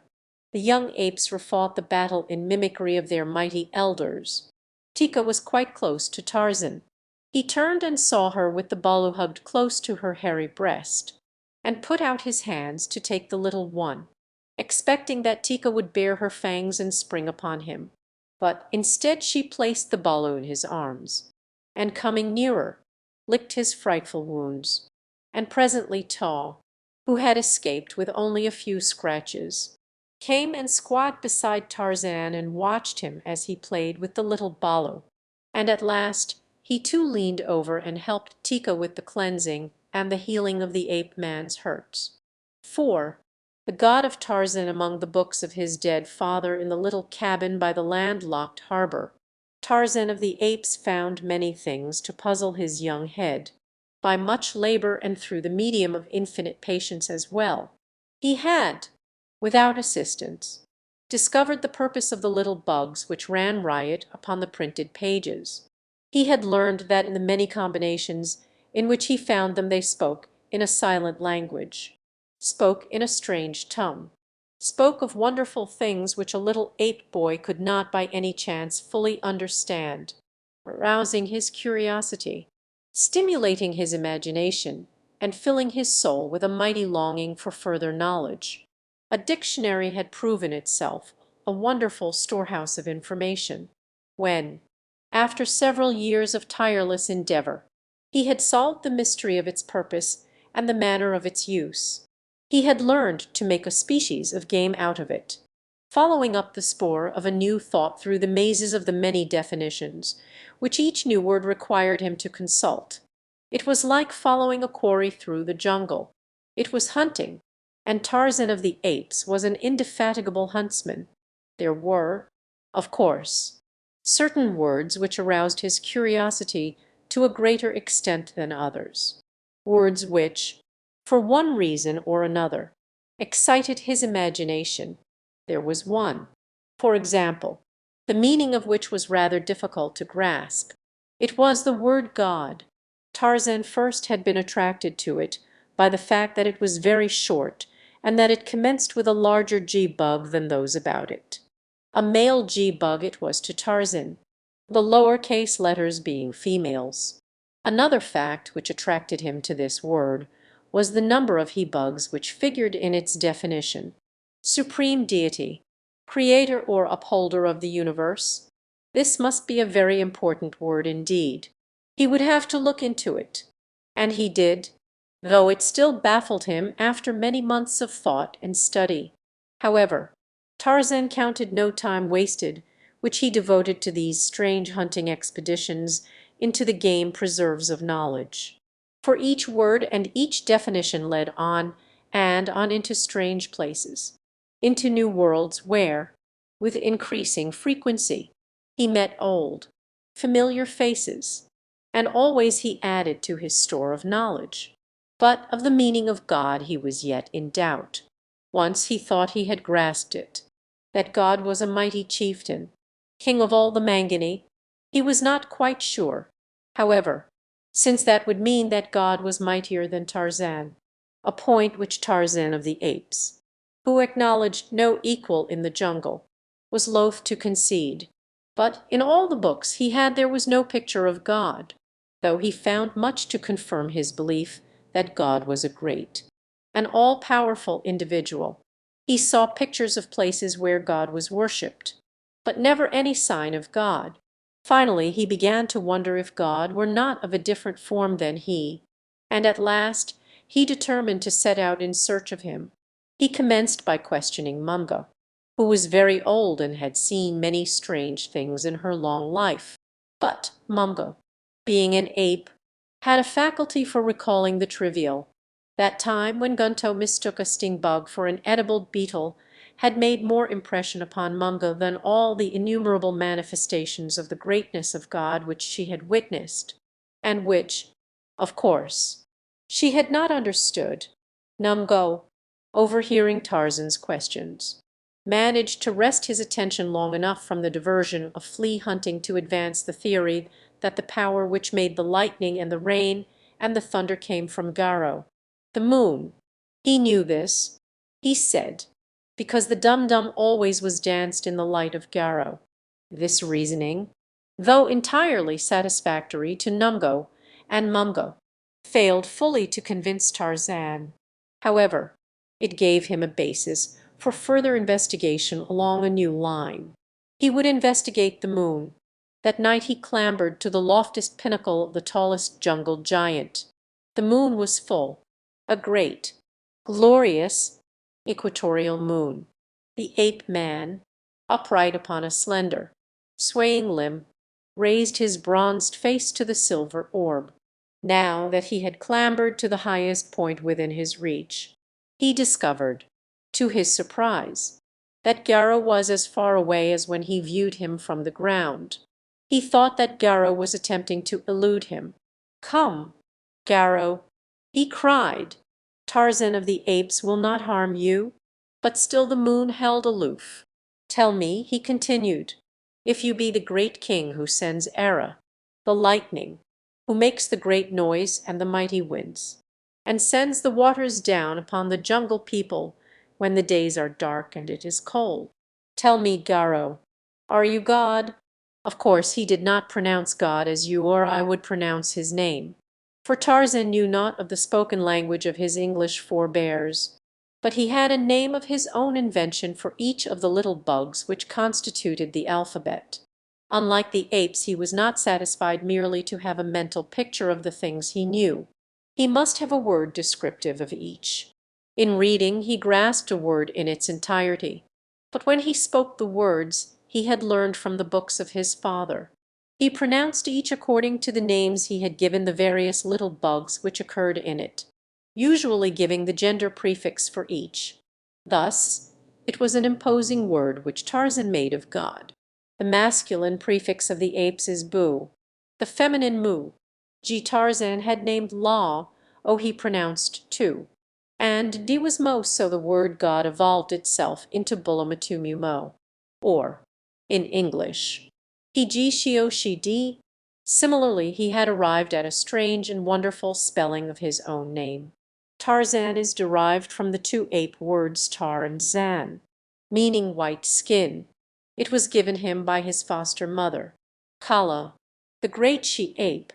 When Tarzan first put it into the written language of his own people, he had not yet chanced upon either white or skin in the dictionary. But in a primer he had seen the picture of a little white boy, and so he wrote his name Bumud Mutamuro, or he boy. To follow Tarzan's strange system of spelling would be laborious as well as futile, and so we shall in the future, as we have in the past, adhere to the more familiar forms of our grammar school copy books. It would tire you to remember that do meant be, tuo, and ro y, and that to say he boy you must prefix the ape masculine gender sound bu before the entire word, and the feminine gender sound mu before each of the lower case letters which go to make up boy. It would tire you, and it would bring me to the 19th hole several strokes under par. And so Tarzan harangued the moon. And when Garo did not reply, Tarzan of the Apes waxed wroth. He swelled his giant chest and bared his fighting fangs, and hurled into the teeth of the dead satellite the challenge of the bull ape. "You are not Bulamatumu," he cried. "You are not king of the jungle folk. You are not so great as Tarzan. Mighty fighter, mighty hunter, none there is so great as Tarzan. If there be a Bulamatumu, Tarzan can kill him. Come down, Garo, great coward, and fight with Tarzan. Tarzan will kill you. I am Tarzan, the killer." But the moon made no answer to the boasting of the ape, and when a cloud came and obscured her face, Tarzan thought that Garo was indeed afraid, and was hiding from him. So he came down out of the trees and awoke Numgo, and told him how great was Tarzan, how he had frightened Garo out of the sky and made him tremble. Tarzan spoke of the moon as he, for all things large or awe-inspiring are male to the ape folk.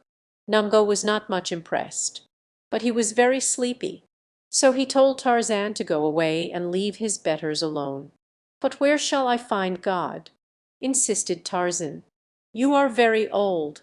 If there is a God you must have seen him. What does he look like? Where does he live?" "I am God," replied Numgo.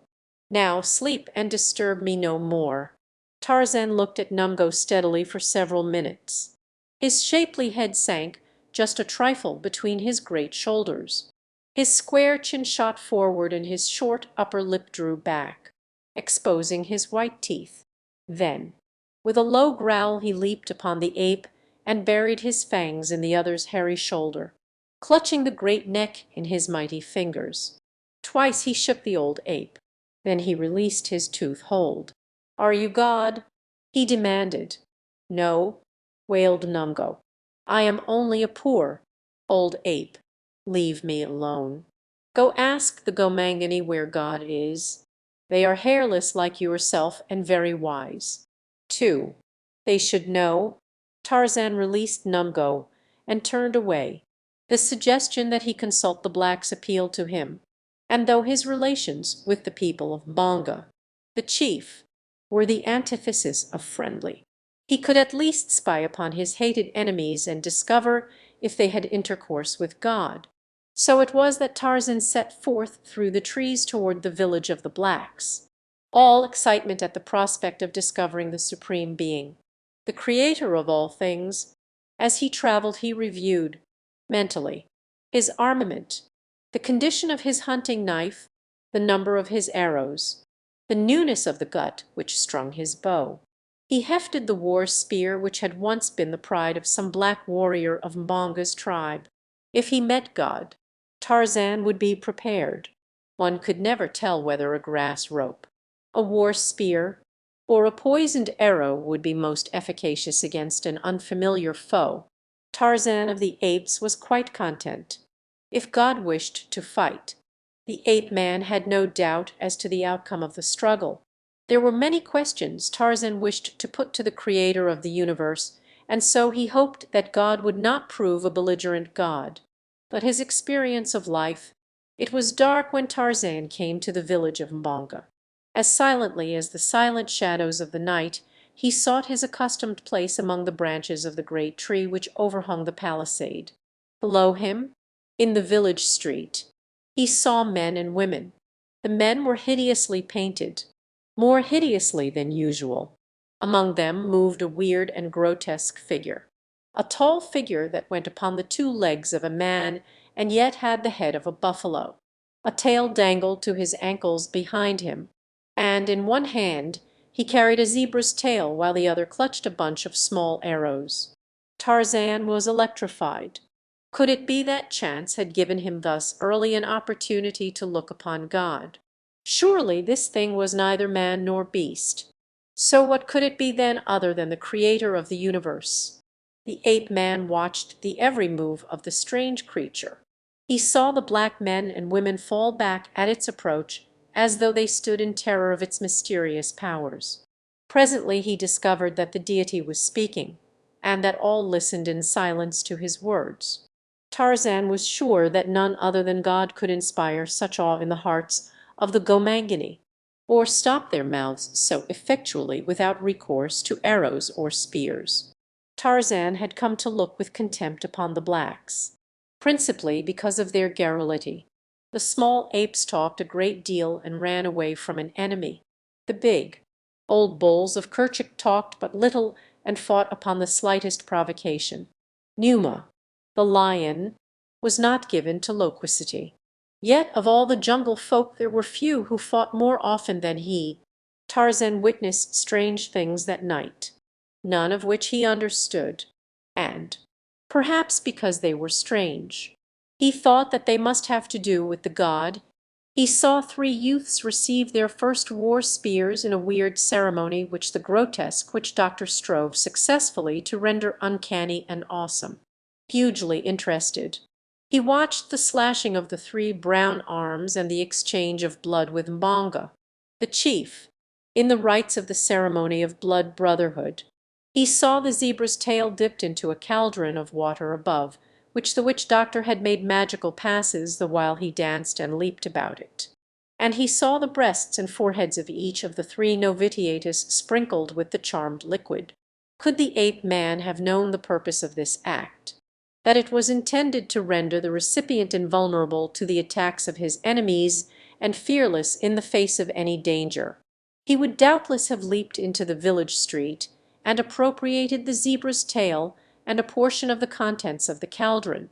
But he did not know, and so he only wondered, not alone at what he saw, but at the strange sensations which played up and down his naked spine, sensations induced, doubtless, by the same hypnotic influence which held the black spectators intense upon the verge of a hysteric upheaval. The longer Tarzan watched, the more convinced he became that his eyes were upon God. And with the conviction came determination to have word with the deity, with Tarzan of the Apes. To think was to act. The people of Mbonga were keyed to the highest pitch of hysterical excitement. They needed little to release the accumulated pressure of static nerve force which the terrorizing mummery of the witch doctor had induced. A lion roared, suddenly and loud, close without the palisade.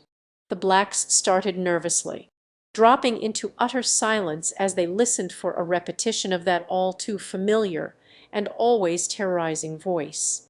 Even the witch doctor paused in the midst of an intricate step, remaining momentarily rigid and statuesque as he plumbed his cunning mind for a suggestion as how best he might take advantage of the condition of his audience and the timely interruption.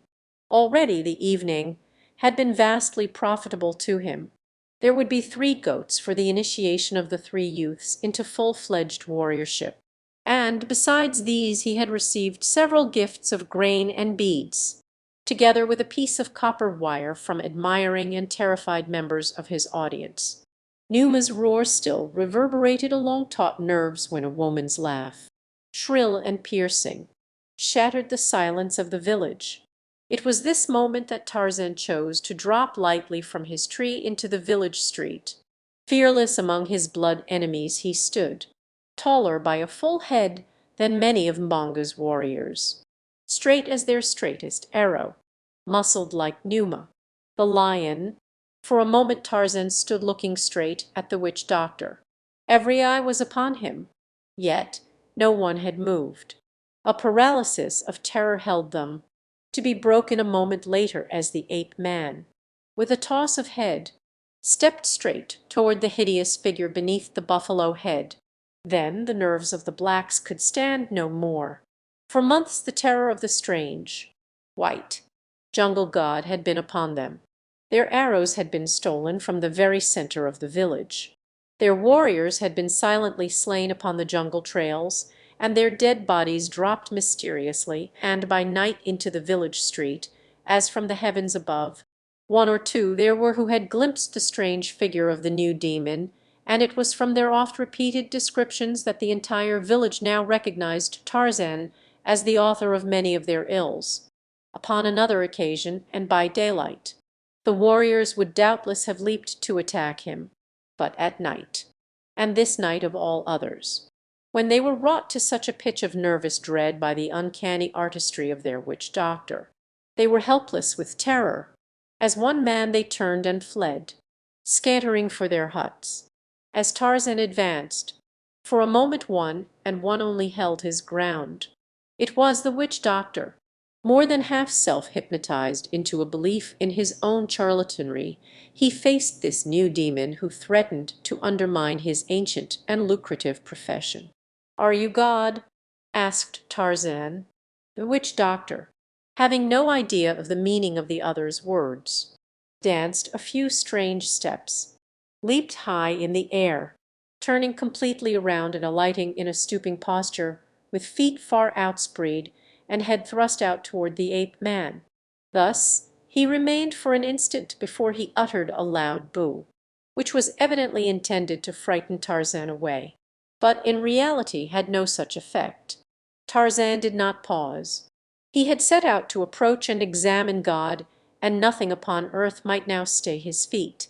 Seeing that his antics had no potency with the visitor, the witch doctor tried some new medicine, spitting upon the zebra's tail, which he still clutched in one hand.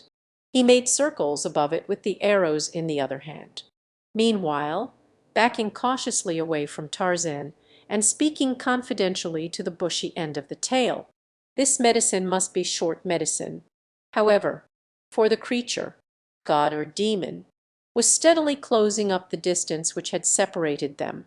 The circles therefore were few and rapid, and when they were completed, the witch doctor struck an attitude which was intended to be awe-inspiring, and waving the zebra's tail before him, drew an imaginary line between himself and Tarzan. "Beyond this line you cannot pass, for my medicine is strong medicine." He cried, "Stop, or you will fall dead as your foot touches this spot. My mother was a voodoo. My father was a snake. I live upon lions' hearts and the entrails of the panther. I eat young babies for breakfast, and the demons of the jungle are my slaves. I am the most powerful witch doctor in the world. I fear nothing, for I cannot die. I." But he got no further. Instead he turned and fled as Tarzan of the Apes crossed the magical dead line and still lived. As the witch doctor ran, Tarzan almost lost his temper. This was no way for God to act, at least not in accordance with the conception Tarzan had come to have of God. "Come back," he cried. "Come back, God. I will not harm you." But the witch doctor was in full retreat by this time, stepping high as he leaped over cooking pots and the smouldering embers of small fires that had burned before the huts of villagers. Straight for his own hut ran the witch doctor, terror spurred to unwonted speed. But futile was his effort. The ape man bore down upon him with the speed of Bara. The deer, just at the entrance to his hut the witch doctor was overhauled. A heavy hand fell upon his shoulder to drag him back. It seized upon a portion of the buffalo hide, dragging the disguise from him. It was a naked black man that Tarzan saw dodge into the darkness of the hut's interior. So this was what he had thought was God. Tarzan's lip curled in an angry snarl as he leaped into the hut after the terror-stricken witch doctor. In the blackness within he found the man huddled at the far side and dragged him forth into the comparative lightness of the moonlit night. The witch doctor bit and scratched in an attempt to escape, but a few cuffs across the head brought him to a better realization of the futility of resistance. Beneath the moon Tarzan held the cringing figure upon its shaking feet. "So you are God," he cried. "If you be God, then Tarzan is greater than God." And so the ape man thought. "I am Tarzan," he shouted into the ear of the black, "in all the jungle, or above it, or upon the running waters, or the sleeping waters, or upon the big water, or the little water. There is none so great as Tarzan. Tarzan is greater than the Mangani. He is greater than the Gomangani. With his own hands he has slain Numa, the lion, and Sheeta, the panther. There is none so great as Tarzan. Tarzan is greater than God. See!" And with a sudden wrench he twisted the black's neck until the fellow shrieked in pain and then slumped to the earth in a swoon. Placing his foot upon the neck of the fallen witch doctor, the ape man raised his face to the moon and uttered the long, shrill scream of the victorious bull ape. Then he stooped and snatched the zebra's tail from the nerveless fingers of the unconscious man, and without a backward glance retraced his footsteps across the village. From several hut doorways frightened eyes watched him. Bonga, the chief, was one of those who had seen what passed before the hut of the witch doctor. Bonga was greatly concerned, wise old patriarch that he was. He never had more than half believed in witch doctors, at least not since greater wisdom had come with age. But as a chief he was well convinced of the power of the witch doctor as an arm of government. And often it was that Bonga used the superstitious fears of his people to his own ends through the medium of the medicine man. Bonga and the witch doctor had worked together and divided the spoils. And now the face of the witch doctor would be lost forever if any saw what Bonga had seen, nor would this generation again have as much faith in any future witch doctor. Bonga must do something to counteract the evil influence of the forest demon's victory over the witch doctor. He raised his heavy spear and crept silently from his hut in the wake of the retreating ape man. Down the village street walked Tarzan, as unconcerned and as deliberate as though only the friendly apes of Kerchak surrounded him instead of a village full of armed enemies. Seeming only was the indifference of Tarzan, for alert and watchful was every well-trained sense. Bonga, wily stalker of keen-eared jungle creatures, moved now in utter silence. Not even Bara, the deer, with his great ears, could have guessed from any sound that Bonga was near. But the black was not stalking Bara. He was stalking man, and so he sought only to avoid noise. Closer and closer to the slowly moving ape man he came. Now he raised his war spear, throwing his spear hand far back above his right shoulder. Once and for all would Bonga, the chief, rid himself and his people of the menace of this terrifying enemy. He would make no poor cast. He would take pains, and he would hurl his weapon with such great force as would finish the demon forever. But Bonga, sure as he thought himself, erred in his calculations.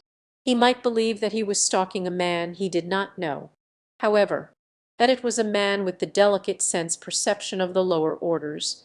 Tarzan, when he had turned his back upon his enemies, had noted what Bonga never would have thought of considering in the hunting of man the wind. It was blowing in the same direction that Tarzan was proceeding. carrying to his delicate nostrils the odors which arose behind him. Thus it was that Tarzan knew that he was being followed, for even among the many stenches of an African village, the ape-man's uncanny faculty was equal to the task of differentiating one stench from another and locating with remarkable precision the source from whence it came. He knew that a man was following him and coming closer, and his judgment warned him of the purpose of the stalker. When Bongo, therefore, came within spear range of the ape-man, the latter suddenly wheeled upon him, so suddenly that the poised spear was shot a fraction of a second before Mbonga had intended. It went a trifle high and Tarzan stooped to let it pass over his head.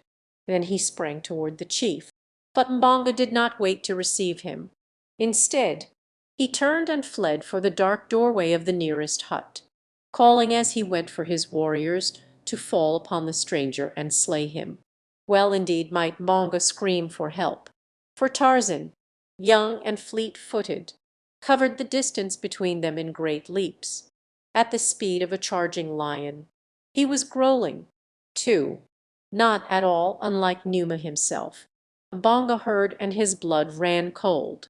He could feel the wool stiffen upon his pate and a prickly chill run up his spine, as though death had come and run his cold finger along Mbonga's back. Others heard, too, and saw, from the darkness of their huts, bold warriors, hideously painted, grasping heavy war spears in nerveless fingers. Against Numa, the lion, they would have charged fearlessly. Against many times their own number of black warriors would they have raced to the protection of their chief. But this weird jungle demon filled them with terror. There was nothing human in the bestial growls that rumbled up from his deep. There was nothing human in the bared fangs, or the cat-like leaps. Mbonga's warriors were terrified, too terrified to leave the seeming security of their huts, while they watched the beast-man spring full upon the back of their old chieftain. Mbonga went down with a scream of terror. He was too frightened even to attempt to defend himself. He just lay beneath his antagonist in a paralysis of fear, screaming at the top of his lungs. Tarzan half rose and kneeled above the black. He turned Mbonga over and looked him in the face, exposing the man's throat. Then he drew his long, keen knife, the knife that John Clayton, Lord Greystoke, had brought from England many years before. He raised it close above Mbonga's neck. The old black whimpered with terror. He pleaded for his life in a tongue which Tarzan could not understand. For the first time the ape-man had a close view of the chief. He saw an old man, a very old man with scrawny neck and wrinkled face, a dried, parchment-like face which resembled some of the little monkeys Tarzan knew so well. He saw the terror in the man's eyes. Never before had Tarzan seen such terror in the eyes of any animal, or such a piteous appeal for mercy upon the face of any creature. Something stayed the ape-man's hand for an instant. He wondered why it was that he hesitated to make the kill. Never before had he thus delayed. The old man seemed to wither and shrink to a bag of puny bones beneath his eyes. So weak and helpless and terror-stricken he appeared that the ape-man was filled with a great contempt. But another sensation also claimed him, something new to Tarzan of the Apes in relation to an enemy. It was pity, pity for a poor, frightened old man. Tarzan rose and turned away, leaving Mbonga, the chief, unharmed. With head held high the ape-man walked through the village, swung himself into the branches of the tree which overhung the palisade, and disappeared from the sight of the villagers. All the way back to the stamping ground of the apes, Tarzan sought for an explanation of the strange power which had stayed his hand and prevented him from slaying Mbonga. It was as though someone greater than he had commanded him to spare the life of the old man. Tarzan could not understand, for he could conceive of nothing, or no one, with the authority to dictate to him what he should do, or what he should refrain from doing. It was late when Tarzan sought a swaying couch among the trees beneath which slept the apes of Kerchak. and he was still absorbed in the solution of his strange problem when he fell asleep. The sun was well up in the heavens when he awoke. The apes were astir in search of food. Tarzan watched them lazily from above as they scratched in the rotting loam for bugs and beetles and grub worms, or sought among the branches of the trees for eggs and young birds, or luscious caterpillars. An orchid, dangling close beside his head, opened slowly, unfolding its delicate petals to the warmth and light of the sun which but recently had penetrated to its shady retreat. 1,000 times had Tarzan of the Apes witnessed the Bautos miracle, but now it aroused a keener interest. For the ape-man was just commencing to ask himself questions about all the myriad wonders which heretofore he had but taken for granted. What made the flower open? What made it grow from a tiny bud to a full-blown bloom? Why was it at all? Why was he? Where did Numa, the lion, come from? Who planted the first tree? How did Garo get way up into the darkness of the night sky to cast his welcome light upon the fearsome nocturnal jungle? And the sun? Did the sun merely happen there? Why were all the peoples of the jungle not trees? Why were the trees not something else? Why was Tarzan different from Taw, and Taw different from Bara, the deer, and Bara different from Sheeta, the panther? And why was not Sheeta like Buto, the rhinoceros?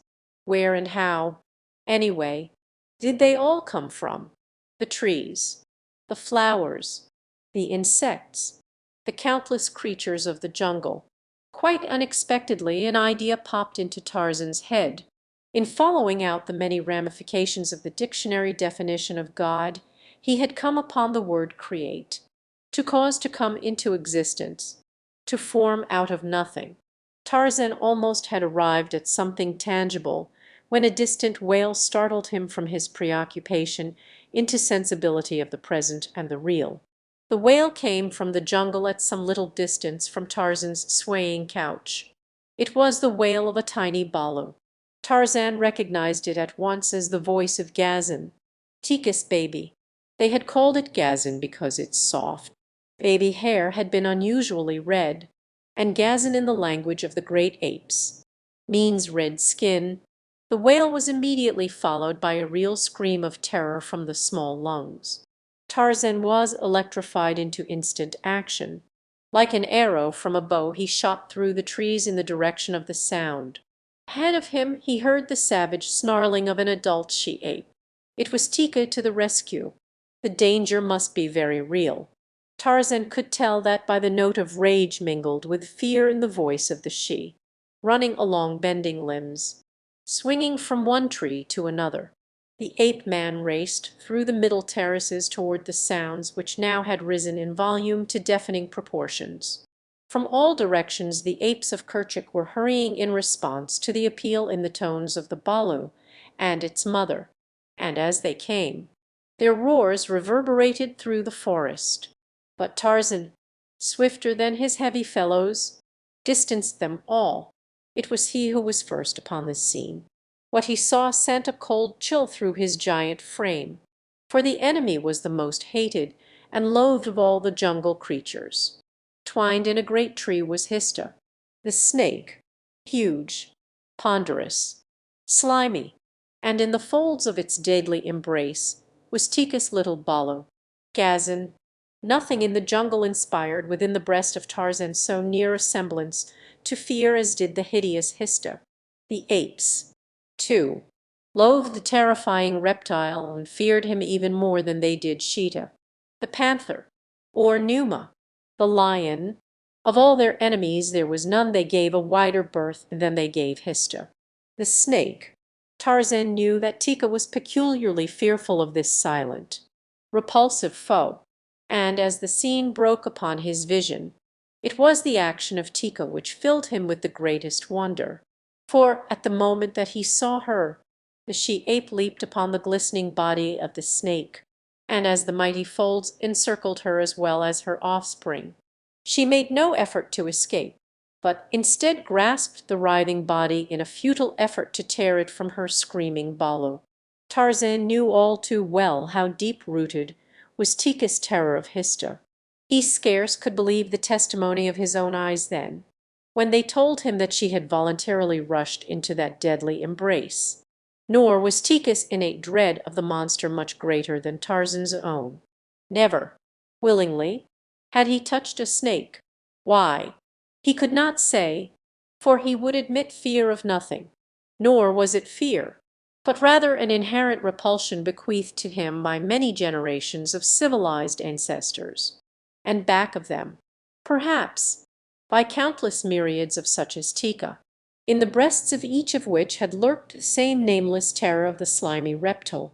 Yet Tarzan did not hesitate more than had Tika, but leaped upon Hista with all the speed and impetuosity that he would have shown had he been springing upon Bara, the deer, to make a kill for food.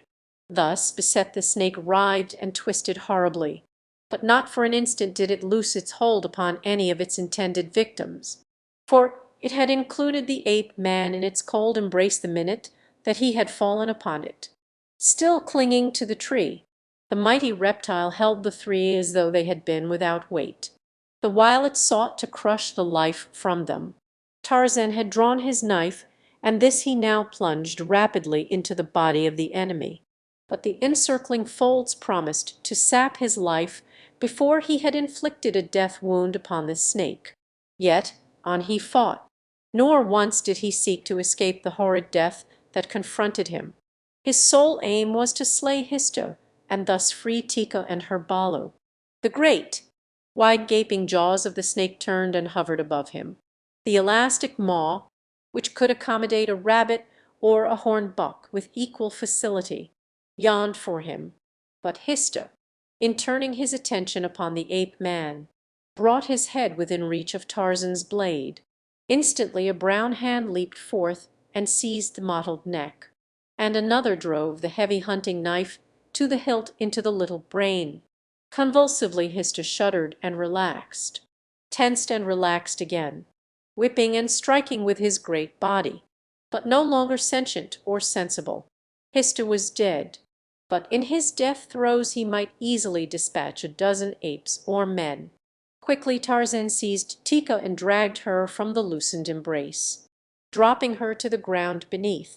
Then he extricated the balu and tossed it to its mother. Still Hista whipped about, clinging to the ape-man, but after a dozen efforts Tarzan succeeded in wriggling free and leaping to the ground out of range of the mighty battering of the dying snake. A circle of apes surrounded the scene of the battle, but the moment that Tarzan broke safely from the enemy they turned silently away to resume their interrupted feeding, and Tika turned with them, apparently forgetful of all but her balu and the fact that when the interruption had occurred she just had discovered an ingeniously hidden nest containing 3 perfectly good eggs. Tarzan, equally indifferent to a battle that was over, merely cast a parting glance at the still writhing body of Hista, and wandered off toward the little pool which served to water the tribe at this point. Strangely, he did not give the victory cry over the vanquished Hista. Why? He could not have told you, other than that to him Hista was not an animal. He differed in some peculiar way from the other denizens of the jungle. Tarzan only knew that he hated him. At the pool Tarzan drank his fill and lay stretched upon the soft grass beneath the shade of a tree. His mind reverted to the battle with Hista, the snake. It seemed strange to him that Tika should have placed herself within the folds of the horrid monster. Why had she done it? Why, indeed, had he? Tika did not belong to him, nor did Tika's balu. They were both togs. Why then had he done this thing? Hista was not food for him when he was dead. There seemed to Tarzan, now that he gave the matter thought, no reason in the world why he should have done the thing he did, and presently it occurred to him that he had acted almost involuntarily, just as he had acted when he had released the old Gomangani the previous evening. What made him do such things? Somebody more powerful than he must force him to act at times. All-powerful, thought Tarzan. The little bugs say that God is all-powerful. It must be that God made me do these things. for I never did them by myself. It was God who made Tika rush upon Hista. Tika would never go near Hista of her own volition. It was God who held my knife from the throat of the old Gomangani. God accomplishes strange things, for he is all-powerful. I cannot see him, but I know that it must be God who does these things. No Mangani, no Gomangani, no Tarmangani could do them. And the flowers, who made them grow? Ah, now it was all explained. The flowers, the trees, the moon, the sun, himself, every living creature in the jungle. They were all made by God out of nothing. And what was God? What did God look like? Of that he had no conception, but he was sure that everything that was good came from God. His good act in refraining from slaying the poor, defenseless old Gomangani, Tika's love that had hurled her into the embrace of death, his own loyalty to Tika which had jeopardized his life that she might live. The flowers and the trees were good and beautiful. God had made them. He made the other creatures, too, that each might have food upon which to live.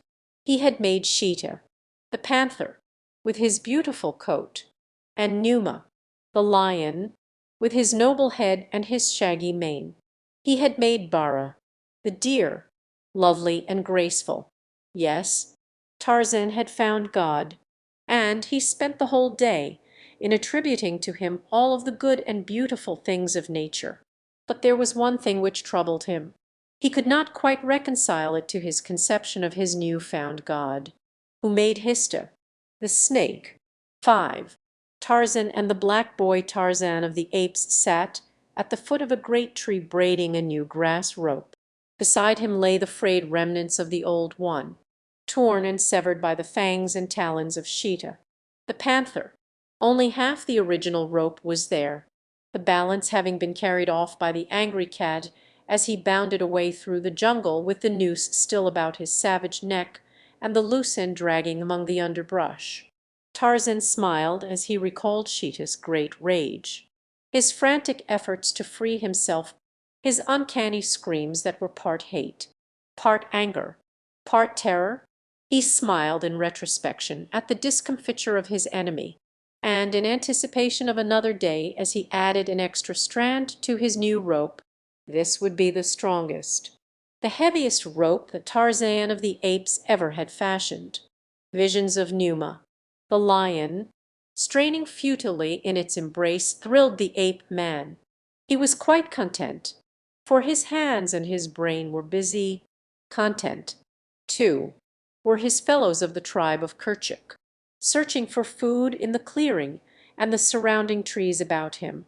No perplexing thoughts of the future burdened their minds, and only occasionally dimly arose recollections of the near past. They were stimulated to a species of brutal content by the delectable business of filling their bellies. Afterward they would sleep. It was their life, and they enjoyed it as we enjoy ours, you and I, as Tarzan enjoyed his. Possibly they enjoyed theirs more than we enjoy ours. For who shall say that the beasts of the jungle do not better fulfill the purposes for which they are created than does man with his many excursions into strange fields and his contraventions of the laws of nature? And what gives greater content and greater happiness than the fulfilling of a destiny? As Tarzan worked, Gazan, Tika's little Balo, played about him while Tika sought food upon the opposite side of the clearing. No more did Tika, the mother, or Taw, the sullen sire, harbor suspicions of Tarzan's intentions toward their firstborn.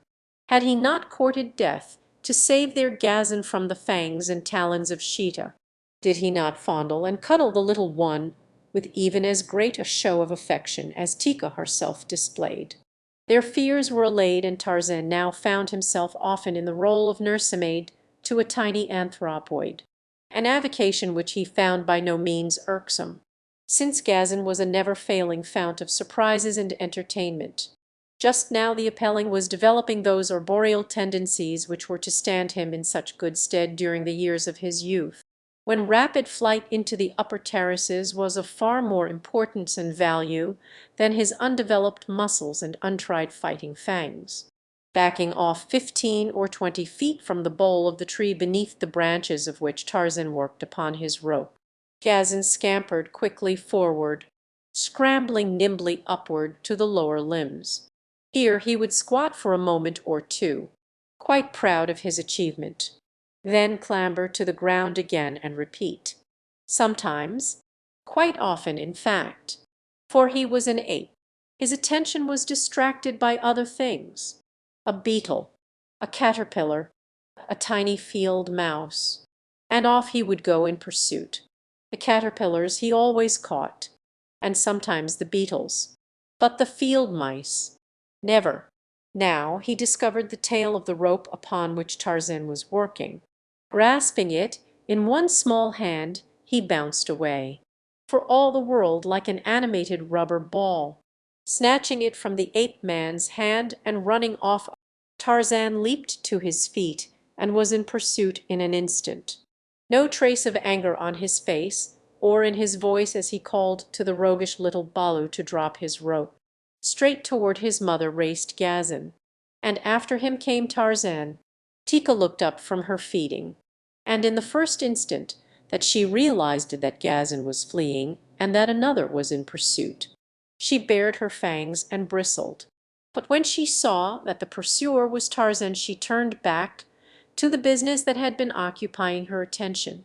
At her very feet the ape-man overhauled the Balu, and, though the youngster squealed and fought when Tarzan seized him, Tika only glanced casually in their direction.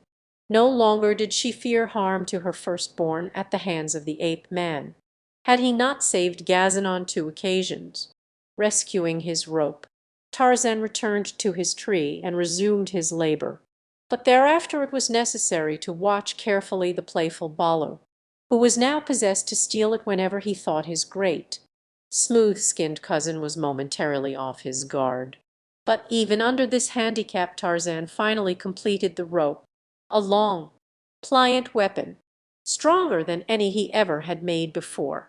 The discarded piece of his former one he gave to Gazin for a plaything, for Tarzan had it in his mind to instruct Tika's Balu after ideas of his own when the youngster should be old and strong enough to profit by his precepts. At present the little ape's innate aptitude for mimicry would be sufficient to familiarize him with Tarzan's ways and weapons, and so the ape-man swung off into the jungle, his new rope coiled over one shoulder, while little Gazin hopped about the clearing dragging the old one after him in childish glee. As Tarzan travelled, dividing his quest for food with one for a sufficiently noble quarry whereupon to test his new weapon, his mind often was upon Gazin. The ape-man had realized a deep affection for Tika's Balu almost from the first, partly because the child belonged to Tika, his first love, and partly for the little ape's own sake, and Tarzan's human longing for some sentient creature upon which to expend those natural affections of the soul which are inherent. Tarzan envied Tika. It was true that Gazin evidenced a considerable reciprocation of Tarzan's fondness for him, even preferring him to his own surly sire, but to Tika the little one turned when in pain or terror, when tired or hungry. Then it was that Tarzan felt quite alone in the world and longed desperately for one who should turn first to him for succor and protection. Ta had Tika. Tika had Gazin, and nearly every other bull and cow of the tribe of Kerchik had one or more to love, and by whom to be loved. Of course Tarzan could scarcely formulate the thought in precisely this way. He only knew that he craved something which was denied him, something which seemed to be represented by those relations which existed between Tika and her Balu. And so he envied Tika and longed for a Balu of his own.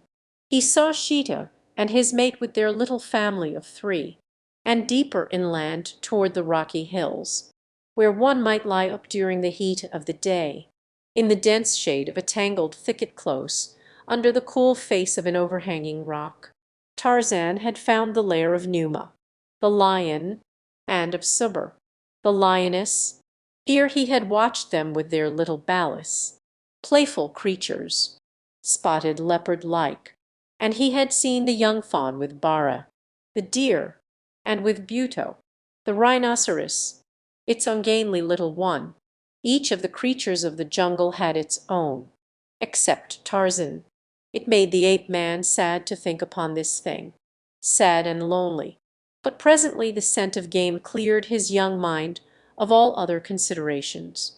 As cat-like he crawled far out upon a bending limb above the game trail which led down to the ancient watering place of the wild things of this wild world. How many thousands of times had this great old limb bent to the savage form of some bloodthirsty hunter in the long years that it had spread its leafy branches above the deep, worn jungle path. Tarzan, the ape-man, Sheeta, the panther, and Hista, the snake, it knew well. They had worn smooth the bark upon its upper surface. Today it was Horta, the boar, which came down toward the watcher in the old tree. Horta, the boar, whose formidable tusks and diabolical temper preserved him from all but the most ferocious or most famished of the largest carnivora. But to Tarzan meat was meat. Naught that was edible or tasty might pass a hungry Tarzan unchallenged and unattacked. In hunger, as in battle, the ape-man out-savaged the dreariest denizens of the jungle.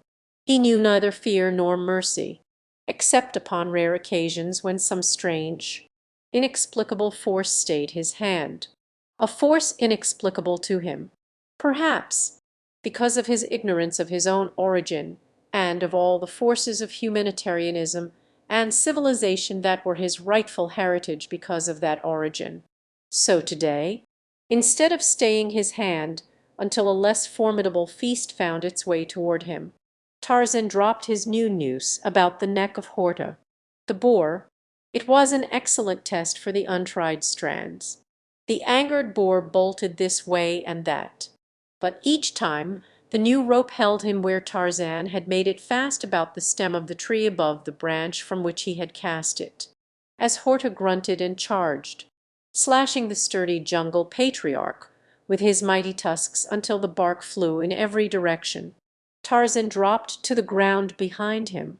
In the ape-man's hand was the long, keen blade that had been his constant companion since that distant day upon which chance had directed its point into the body of Bolgani, the gorilla, and saved the torn and bleeding man-child from what else had been certain death.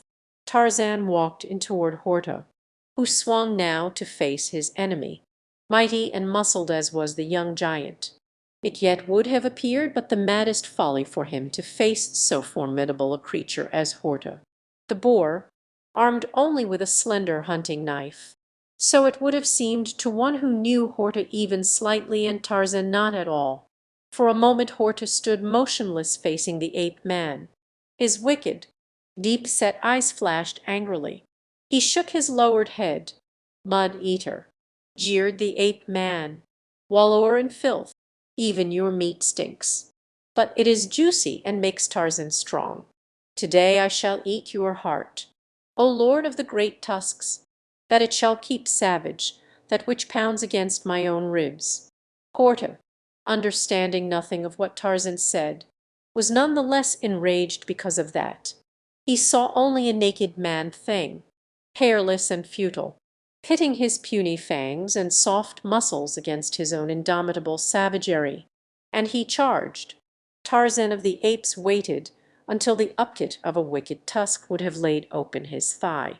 Then he moved, just the least bit to one side, but so quickly that lightning was a sluggard by comparison, and as he moved, he stooped low, and with all the great power of his right arm drove the long blade of his father's hunting knife straight into the heart of Horta. The boar, a quick leap carried him from the zone of the creature's death throes, and a moment later the hot and dripping heart of Horta was in his grasp. His hunger satisfied, Tarzan did not seek a lying-up place for sleep, as was sometimes his way, but continued on through the jungle more in search of adventure than of food. For today he was restless, and so it came that he turned his footsteps toward the village of Mbonga. The black chief, whose people Tarzan had baited mercilessly since that day upon which Kulonga, the chief's son, had slain Kala. A river winds close beside the village of the black men. Tarzan reached its side a little below the clearing where squat the thatched huts of the Negroes. The river life was ever fascinating to the ape man. He found pleasure in watching the ungainly antics of Duro, the hippopotamus, and keen sport in tormenting the sluggish crocodile, Gimla, as he basked in the sun. Then, too, there were the shiz and the balas of the black men of the Gomangani to frighten as they squat by the river, the shiz with their meagre washing, the balas with their primitive toys. This day he came upon a woman and her child farther downstream than usual. The former was searching for a species of shellfish, which was to be found in the mud close to the river bank. She was a young black woman of about 30.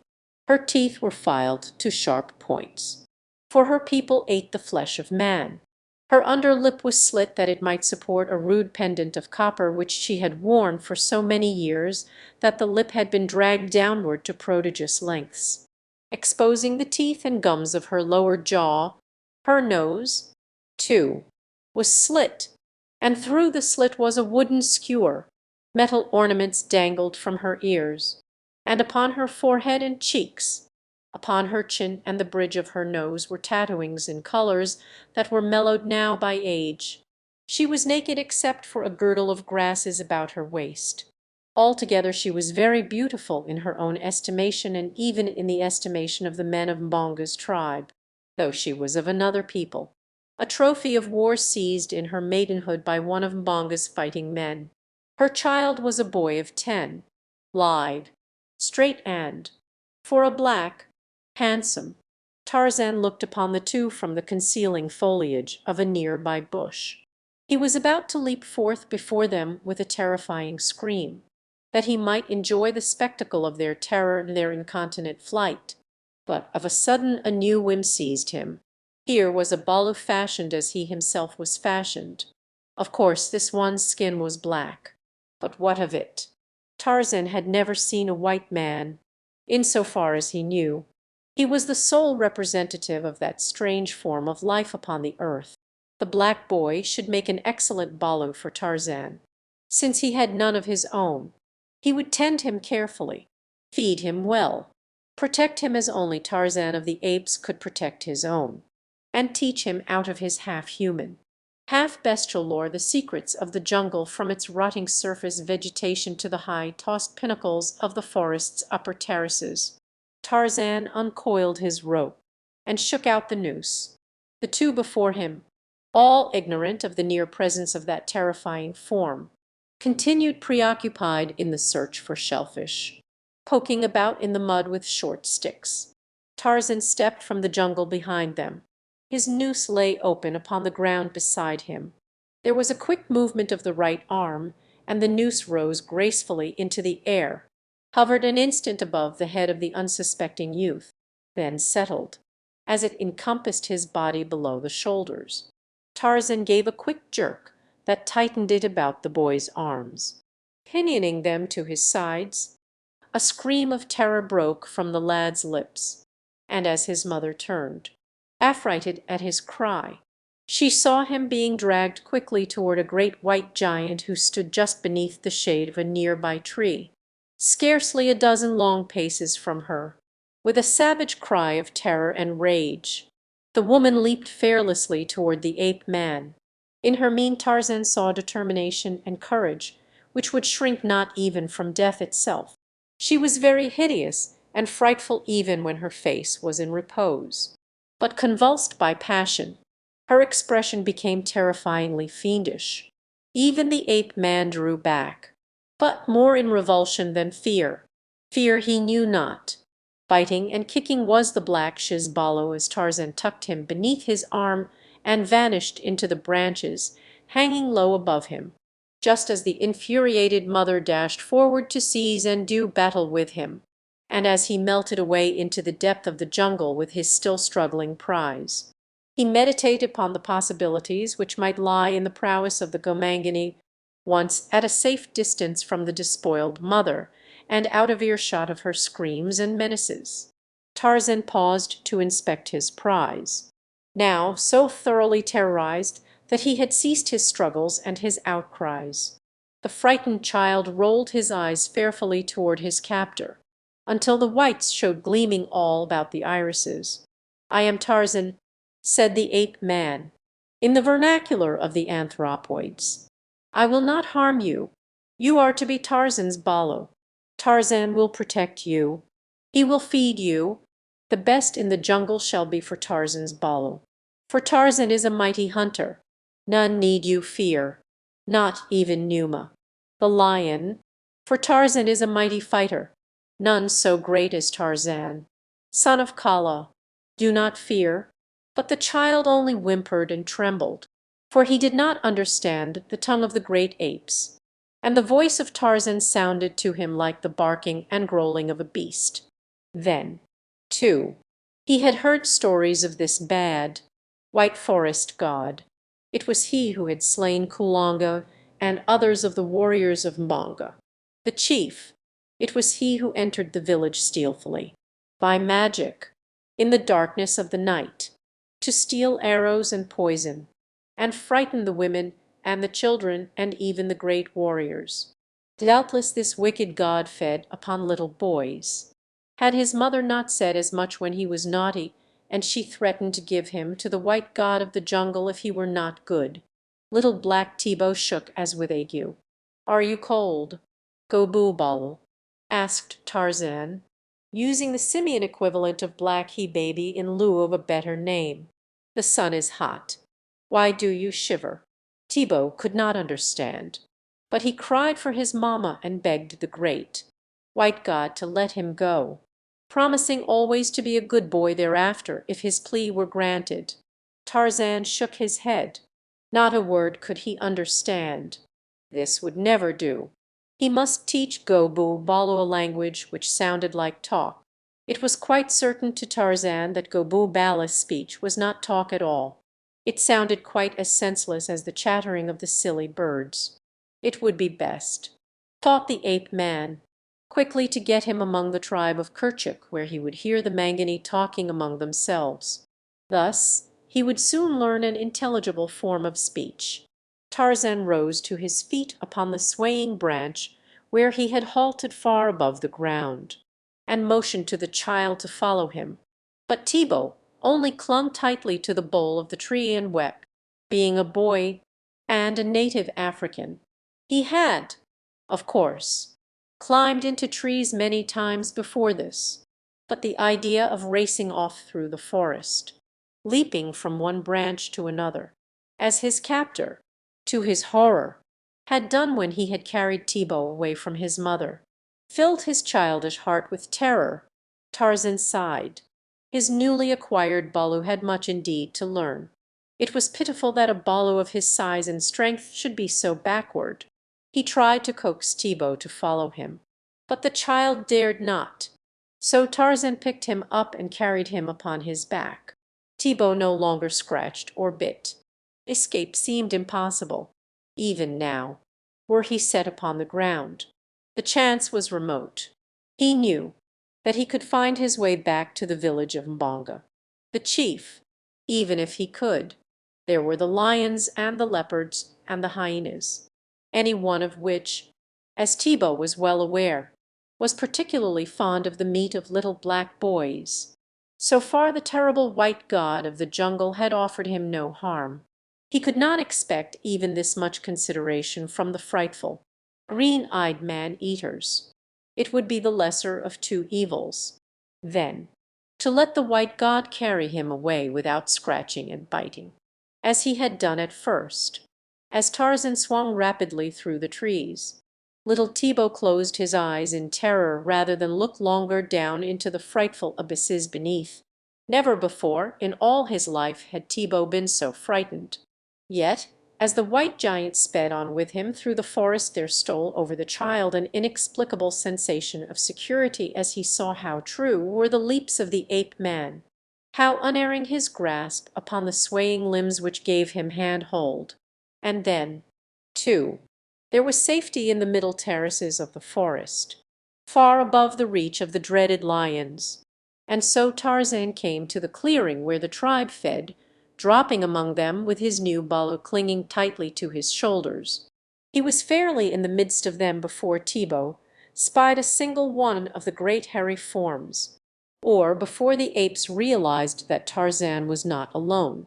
When they saw the little Gomangani perched upon his back, some of them came forward in curiosity with upcurled lips and snarling mien.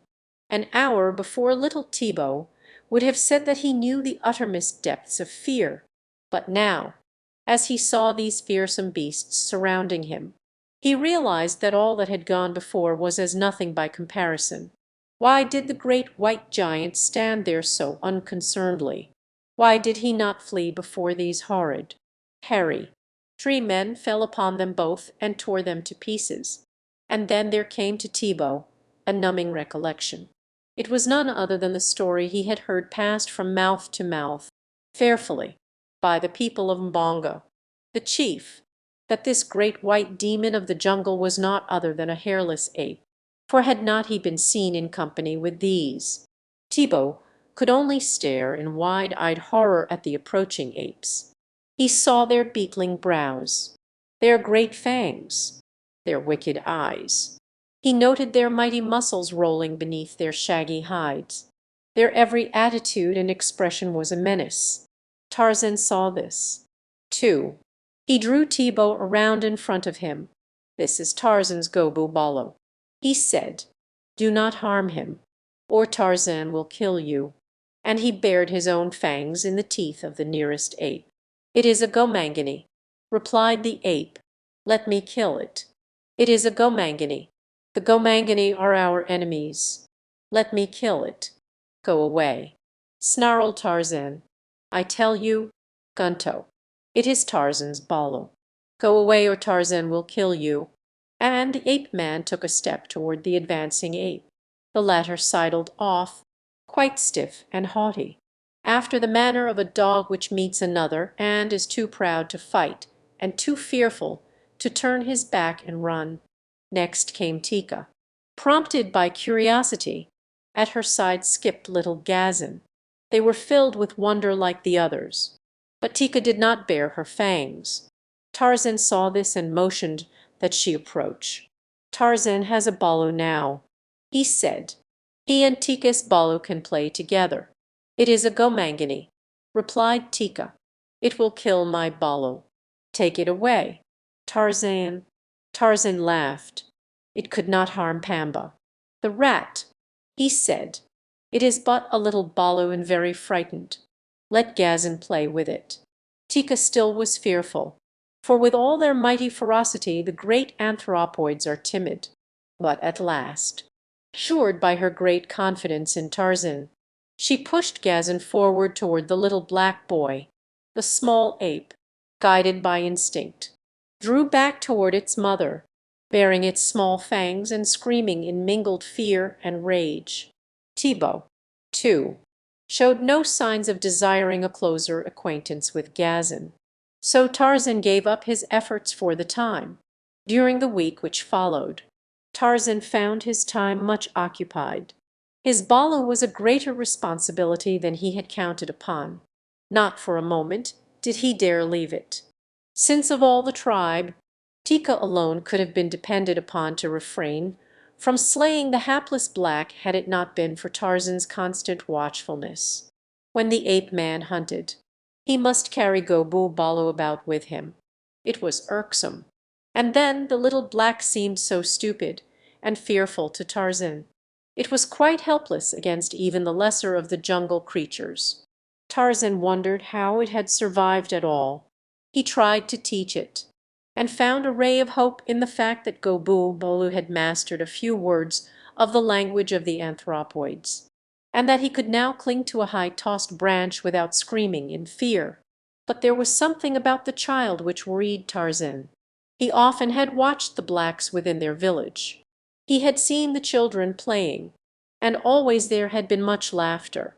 But little Gobu Bolu never laughed. It was true that Tarzan himself never laughed. Upon occasion he smiled, grimly, but to laughter he was a stranger. The black, however, should have laughed, reasoned the ape-man. It was the way of the Gomangani. Also, he saw that the little fellow often refused food and was growing thinner day by day. At times he surprised the boy sobbing softly to himself. Tarzan tried to comfort him, even as fierce Kala had comforted Tarzan when the ape-man was a Balu, but all to no avail. Gobu Balu merely no longer feared Tarzan. That was all. He feared every other living thing within the jungle. He feared the jungle days with their long excursions. He feared the jungle nights with their swaying, perilous couches far above the ground, and the grunting and coughing of the great carnivore prowling beneath him. Tarzan did not know what to do.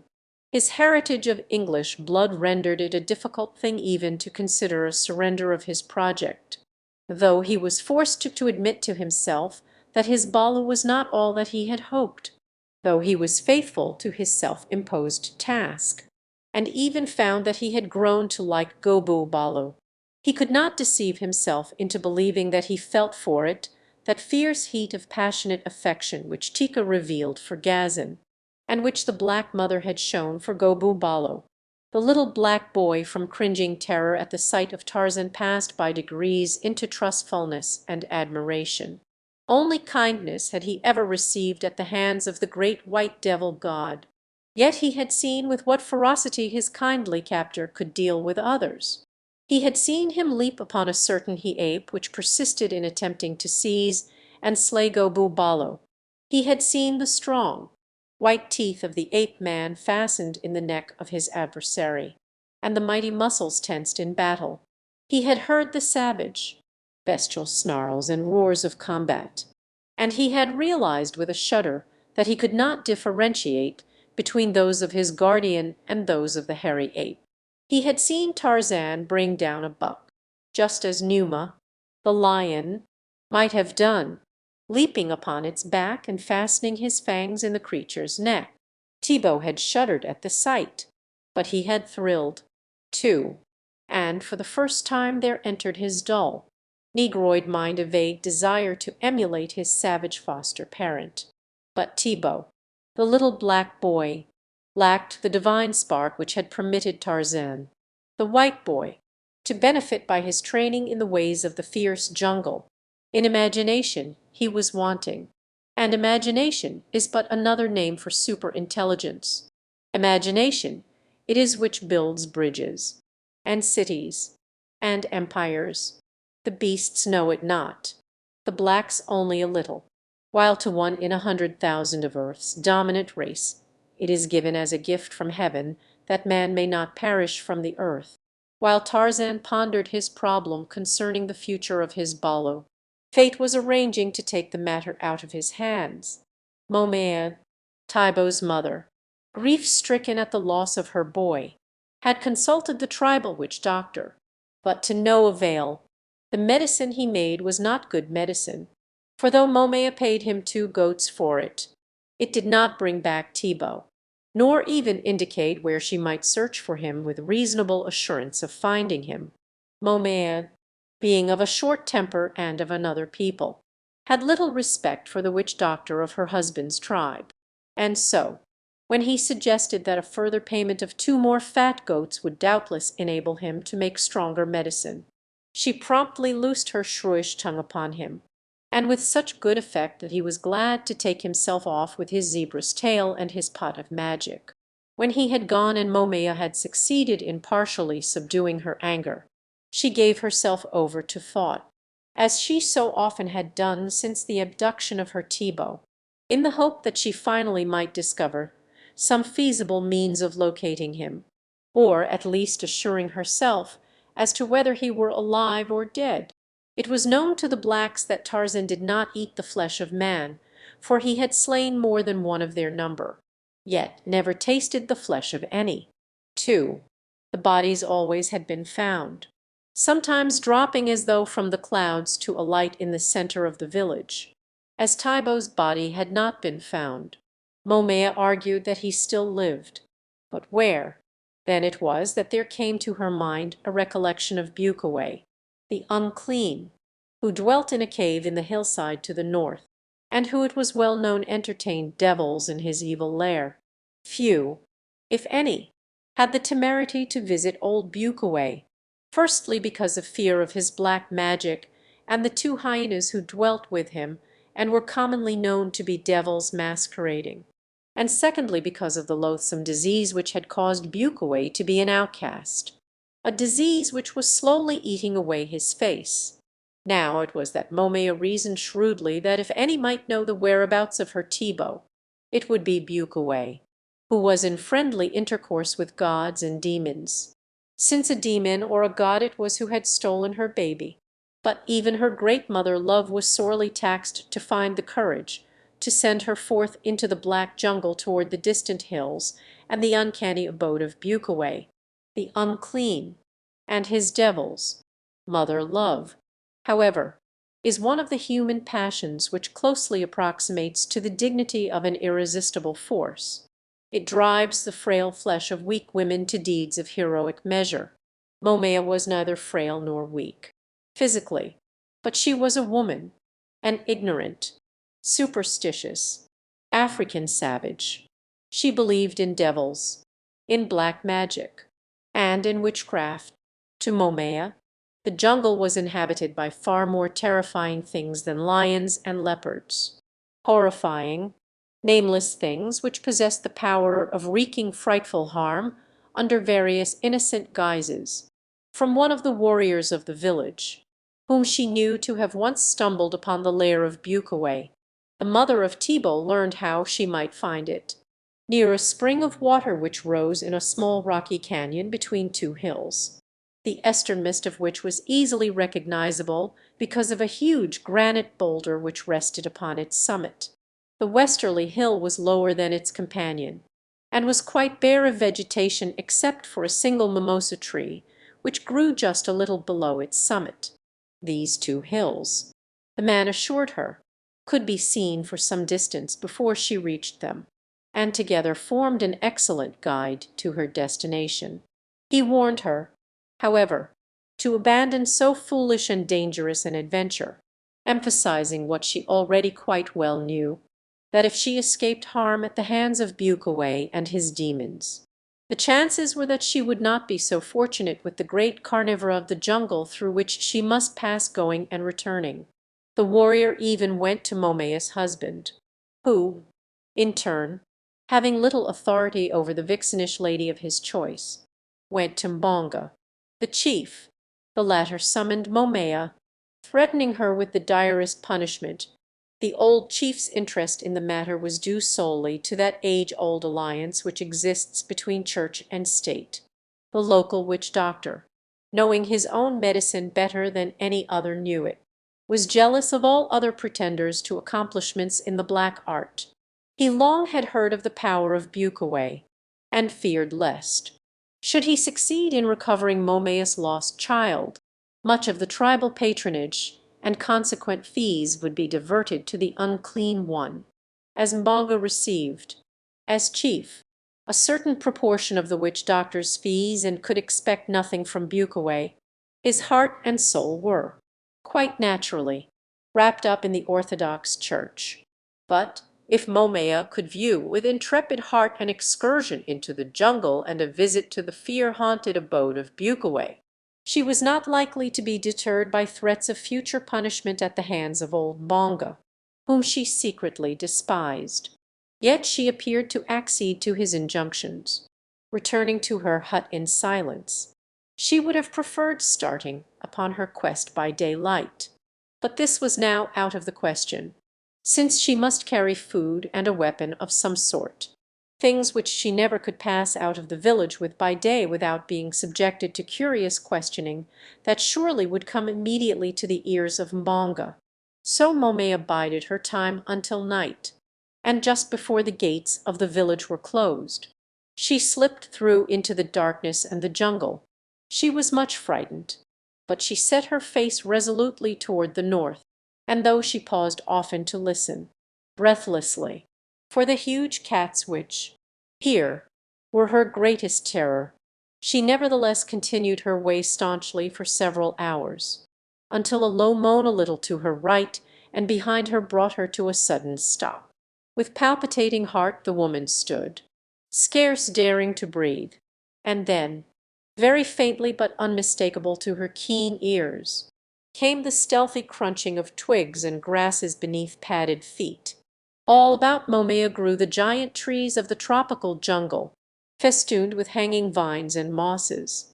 She seized upon the nearest and started to clamber, ape-like, to the branches above. As she did so, there was a sudden rush of a great body behind her, a menacing roar that caused the earth, and something crashed into the very creepers to which she was clinging. But below her, Momea drew herself to safety among the leafy branches, and thanked the foresight which had prompted her to bring along the dried human ear which hung from a cord about her neck.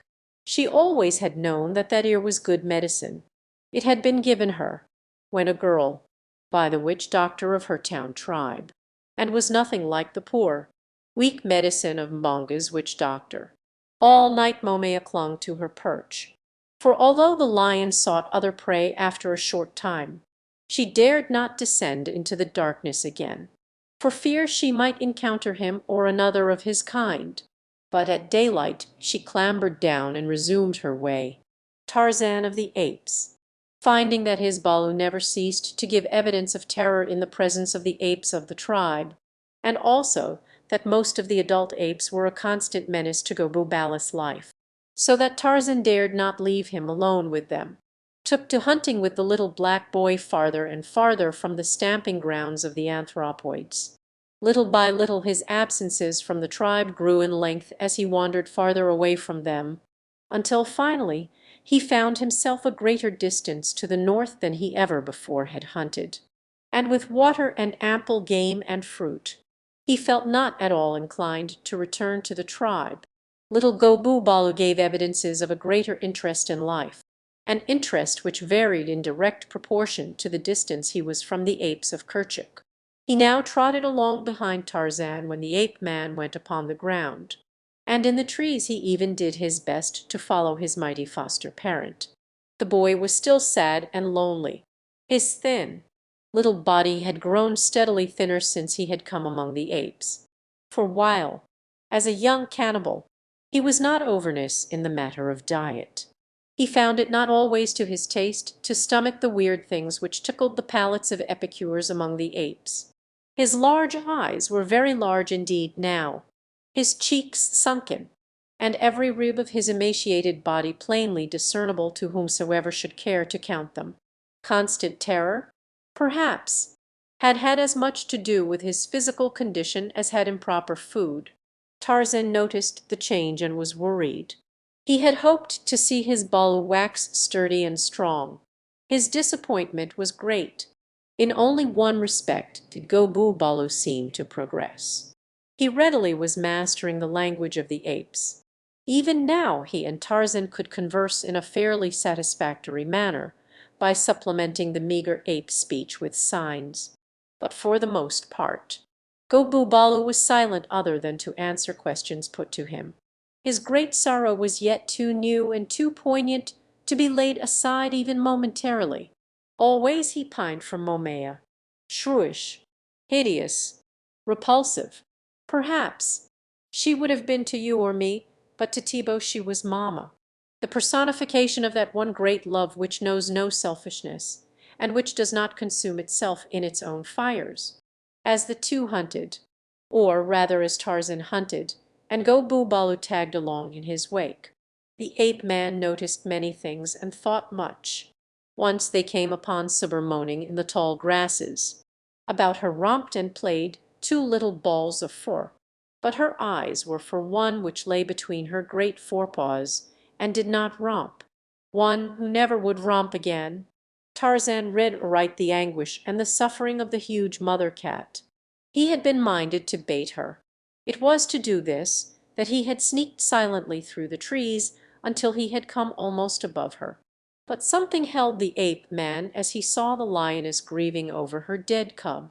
With the acquisition of Goboo Tarzan had come to realize the responsibilities and sorrows of parentage. Without its joys, His heart went out to Subur as it might not have done a few weeks before. As he watched her, there rose quite unbidden before him a vision of Momea, the skewer through the septum of her nose, her pendulous under lip sagging beneath the weight which dragged it down. Tarzan saw not her unloveliness. He saw only the same anguish that was Subur's, and he winced. That strange functioning of the mind which sometimes is called association of ideas snapped Tika and Gazin before the ape-man's mental vision. What if one should come and take Gazin from Tika?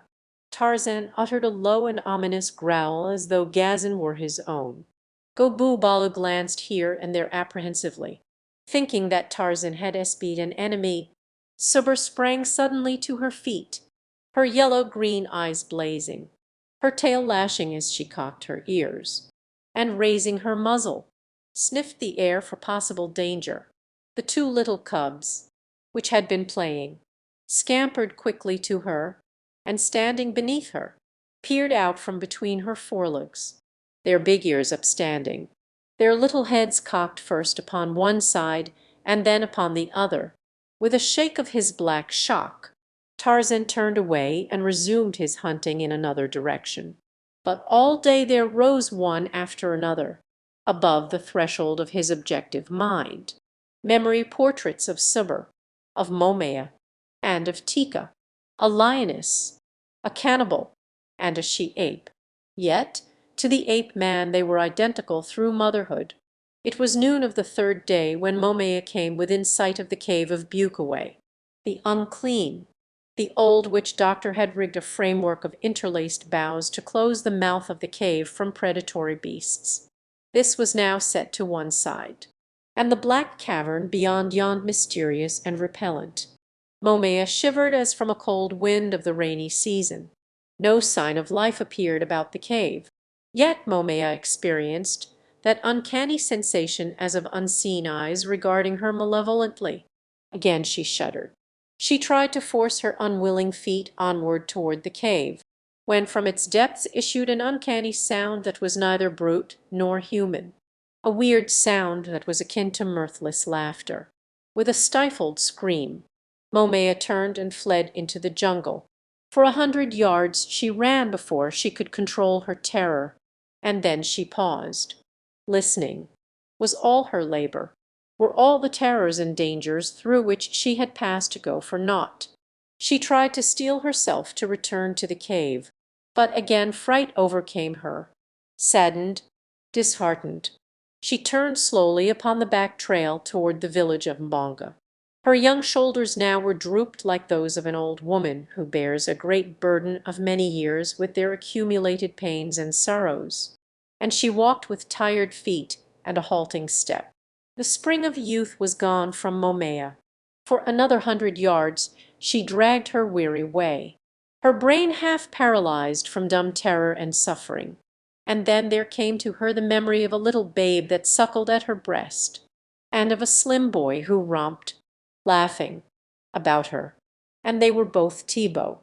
Her Thibaut. Her shoulders straightened. She shook her savage head, and she turned about and walked boldly back to the mouth of the cave of Bukaway, the unclean, of Bukaway, the witch-doctor. Again, from the interior of the cave came the hideous laughter that was not laughter. This time Momea recognized it for what it was, the strange cry of a hyena. No more did she shudder, but she held her spear ready and called aloud to Bukaway to come out. Instead of Bukaway came the repulsive head of a hyena. Momea poked at it with her spear, and the ugly, sullen brute drew back with an angry growl. Again Momea called Bukaway by name, and this time there came an answer in mumbling tones that were scarce more human than those of the beast. "Who comes to Bukaway?" queried the voice. "It is Momea," replied the woman. "Momea from the village of Mbonga. The chief. What do you want?" "I want good medicine, better medicine than Mbonga's witch-doctor can make," replied Momea. "The great, white, jungle god has stolen my Thibaut, and I want medicine to bring him back, or to find where he is hidden that I may go and get him." "Who is Thibaut?" asked Bukaway. Momea told him. Bukaway's medicine is very strong, said the voice. 5 goats and a new sleeping mat are scarce enough in exchange for Bukaway's medicine. 2 goats are enough, said Momea, for the spirit of barter is strong in the breasts of the blacks. The pleasure of haggling over the price was a sufficiently potent lure to draw Bukaway to the mouth of the cave. Momea was sorry when she saw him that he had not remained within. There are some things too horrible, too hideous, too repulsive for description. Bukaway's face was of these. When Momea saw him she understood why it was that he was almost inarticulate. Beside him were 2 hyenas, which rumour had said were his only and constant companions. They made an excellent trio, the most repulsive of beasts with the most repulsive of humans. 5 goats and a new sleeping mat, mumbled Bukaway. 2 fat goats and a sleeping mat. Momea raised her bid, but Bukaway was obdurate. He stuck for the 5 goats and the sleeping mat for a matter of half an hour, while the hyenas sniffed and growled and laughed hideously. Momea was determined to give all that Bukaway asked if she could do no better, but haggling is second nature to black barterers, and in the end it partly repaid her, for a compromise finally was reached which included 3 fat goats, a new sleeping mat, and a piece of copper wire. "Come back tonight," said Bukaway, "when the moon is 2 hours in the sky. Then will I make the strong medicine which shall bring Thibaut back to you. Bring with you the 3 fat goats, the new sleeping mat, and the piece of copper wire the length of a large man's forearm." "I cannot bring them," said Momea. "You will have to come after them. When you have restored Thibaut to me, you shall have them all at the village of Mbonga." Bukaway shook his head. "I will make no medicine," he said, "until I have the goats and the mat and the copper wire." Momea pleaded and threatened, but all to no avail. Finally she turned away and started off through the jungle toward the village of Mbonga. How she could get 3 goats and a sleeping mat out of the village and through the jungle to the cave of Bukaway, she did not know, but that she would do it somehow she was quite positive. She would do it or die. Thibaut must be restored to her. Tarzan, coming lazily through the jungle with little Gobu Balu, caught the scent of Bara. The deer Tarzan hungered for the flesh of Bara, not tickled his palate so greatly, but to stalk Bara with Gobu Balu at his heels was out of the question. So he hid the child in the crotch of a tree where the thick foliage screened him from view, and set off swiftly and silently upon the spoor of Bara. Thibaut alone was more terrified than Thibaut even among the apes. Real and apparent dangers are less disconcerting than those which we imagine, and only the gods of his people knew how much Thibaut imagined. He had been but a short time in his hiding place when he heard something approaching through the jungle. He crouched closer to the limb upon which he lay and prayed that Tarzan would return quickly. His wide eyes searched the jungle in the direction of the moving creature. What if it was a leopard that had caught his scent? It would be upon him in a minute. Hot tears flowed from the large eyes of little Thibaut. The curtain of jungle foliage rustled close at hand. The thing was but a few paces from his tree. His eyes fairly popped from his black face as he watched for the appearance of the dread creature which presently would thrust a snarling countenance from between the vines and creepers. And then the curtain parted and a woman stepped into full view. With a gasping cry, Thibaut tumbled from his perch and raced toward her. Momea suddenly started back and raised her spear, but a second later she cast it aside and caught the thin body in her strong arms. Crushing it to her, she cried and laughed all at one and the same time, and hot tears of joy, mingled with the tears of Thibaut, trickled down the crease between her naked breasts. Disturbed by the noise so close at hand, there arose from his sleep in a near-by thicket Numa, the lion. He looked through the tangled underbrush and saw the black woman and her young.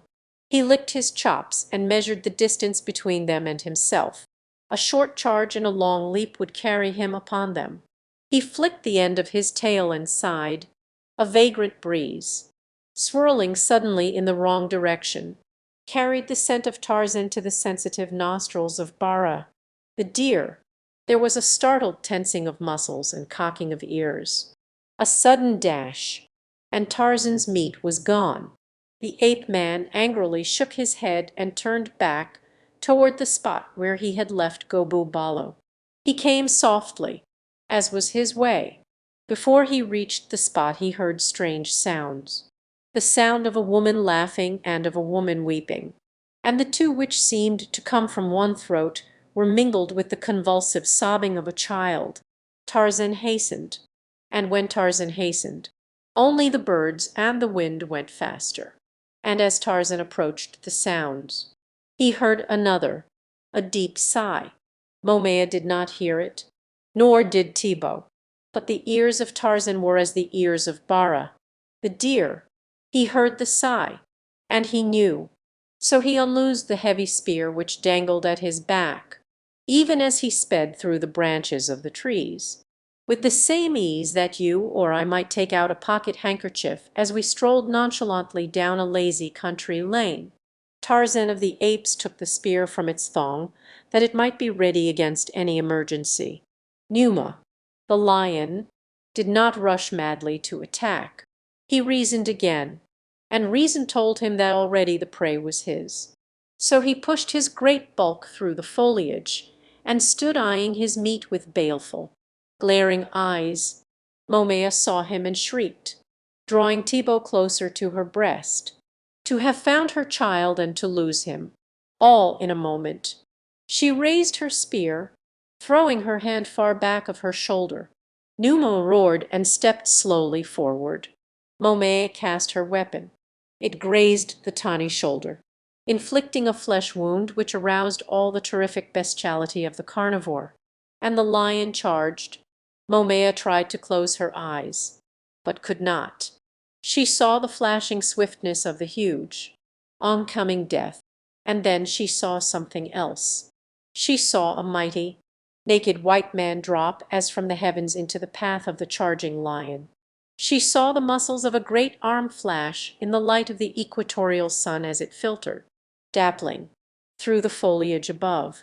She saw a heavy hunting spear hurtle through the air to meet the lion in mid-leap.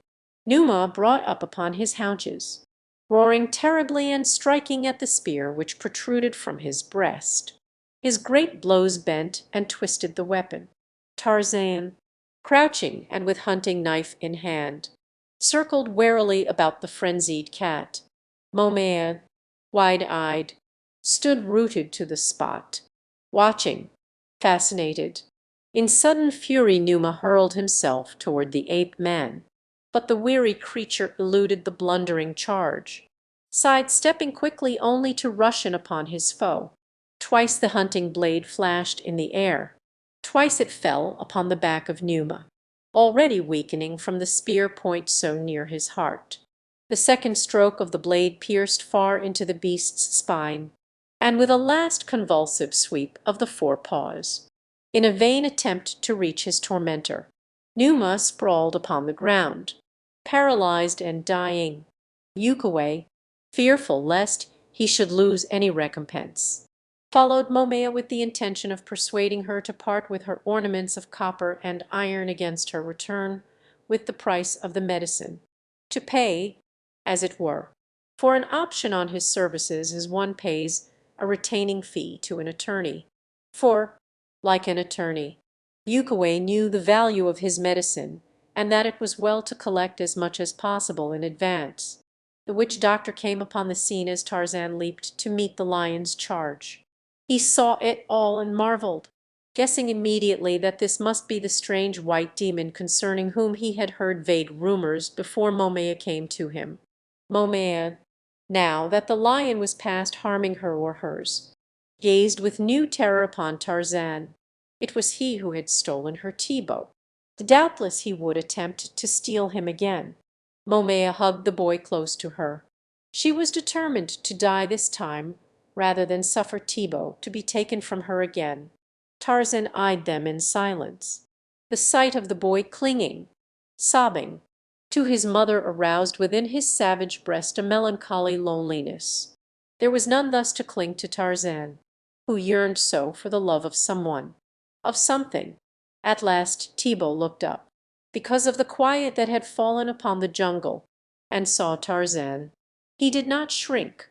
"Tarzan," he said, in the speech of the great apes of the tribe of Kerchuk, "do not take me from Momaya.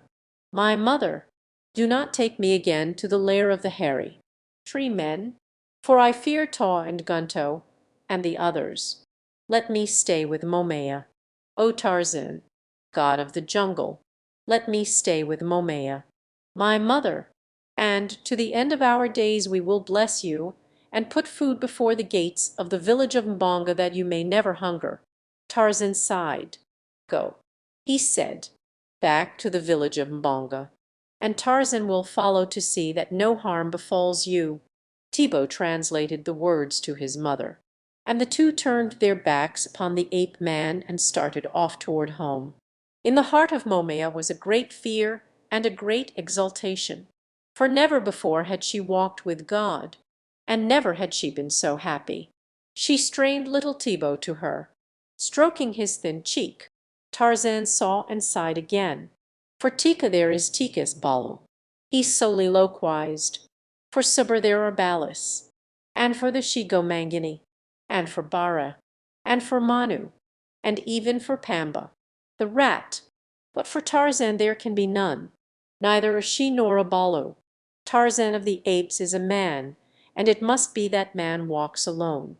Ukaway saw them go, and he mumbled through his rotting face, swearing a great oath that he would yet have the 3 fat goats, the new sleeping mat, and the bit of copper wire. 6. The witch doctor seeks vengeance Lord Greystoke was hunting, or, to be more accurate, he was shooting pheasants at Chamston Heading. Lord Greystoke was immaculately and appropriately garbed. To the minutest detail he was vogue. To be sure, he was among the forward guns, not being considered a sporting shot. But what he lacked in skill he more than made up in appearance. At the end of the day he would, doubtless, have many birds to his credit, since he had 2 guns and a smart loader, many more birds than he could eat in a year, even had he been hungry, which he was not, having but just arisen from the breakfast table. The beaters, there were 23 of them, in white smocks, had but just driven the birds into a patch of gorse, and were now circling to the opposite side that they might drive down toward the guns. Lord Greystoke was quite as excited as he ever permitted himself to become. There was an exhilaration in the sport that would not be denied. He felt his blood tingling through his veins as the beaters approached closer and closer to the birds. In a vague and stupid sort of way Lord Greystoke felt, as he always felt upon such occasions, that he was experiencing a sensation somewhat akin to a reversion to a prehistoric type, that the blood of an ancient forebear was coursing hot through him, a hairy, half-naked forebear who had lived by the hunt, and far away in a mad, equatorial jungle another Lord Greystoke, the real Lord Greystoke, hunted by the standards which he knew. He, too, was vogue, utterly vogue, as was the primal ancestor before the first eviction. The day being sultry, the leopard skin had been left behind. The real Lord Greystoke had not 2 guns, to be sure, nor even 1. Neither did he have a smart loader, but he possessed something infinitely more efficacious than guns, or loaders, or even 23 beaters in white smocks. He possessed an appetite, an uncanny woodcraft, and muscles that were as steel springs. Later that day, in England, a Lord Greystoke ate bountifully of things he had not killed, and he drank other things which were uncorked to the accompaniment of much noise. He patted his lips with snowy linen to remove the faint traces of his repast, quite ignorant of the fact that he was an impostor, and that the rightful owner of his noble title was even then finishing his own dinner in far-off Africa. He was not using snowy linen, though, Instead he drew the back of a brown forearm and hand across his mouth and wiped his bloody fingers upon his thighs. Then he moved slowly through the jungle to the drinking place, where, upon all fours, he drank as drank his fellows, the other beasts of the jungle, as he quenched his thirst. Another denizen of the gloomy forest approached the stream along the path behind him. It was Numa, the lion, tawny of body and black of mane, scowling and sinister, rumbling out low, coughing roars. Tarzan of the Apes heard him long before he came within sight. But the ape man went on with his drinking until he had had his fill. Then he arose, slowly, with the easy grace of a creature of the wilds and all the quiet dignity that was his birthright. Numa halted as he saw the man standing at the very spot where the king would drink. His jaws were parted, and his cruel eyes gleamed. He growled and advanced slowly. The man growled, too, backing slowly to one side, and watching, not the lion's face, but its tail, should that commence to move from side to side in quick, nervous jerks, it would be well to be upon the alert. And should it rise suddenly erect, straight and stiff, then one might prepare to fight or flee. But it did neither, so Tarzan merely backed away, and the lion came down and drank scarce 50 feet from where the man stood. Tomorrow they might be at one another's throats. But today there existed one of those strange and inexplicable truths which so often are seen among the savage ones of the jungle. Before Numa had finished drinking, Tarzan had returned into the forest, and was swinging away in the direction of the village of Mbonga. The black chief, it had been at least a moon since the ape man had called upon the Gomangani. Not since he had restored little Thibaut to his grief-stricken mother had the whim seized him to do so. The incident of the adopted Balu was a closed one to Tarzan. He had sought to find something upon which to lavish such an affection as Tika lavished upon her Balu. But a short experience of the little black boy had made it quite plain to the ape man that no such sentiment could exist between them.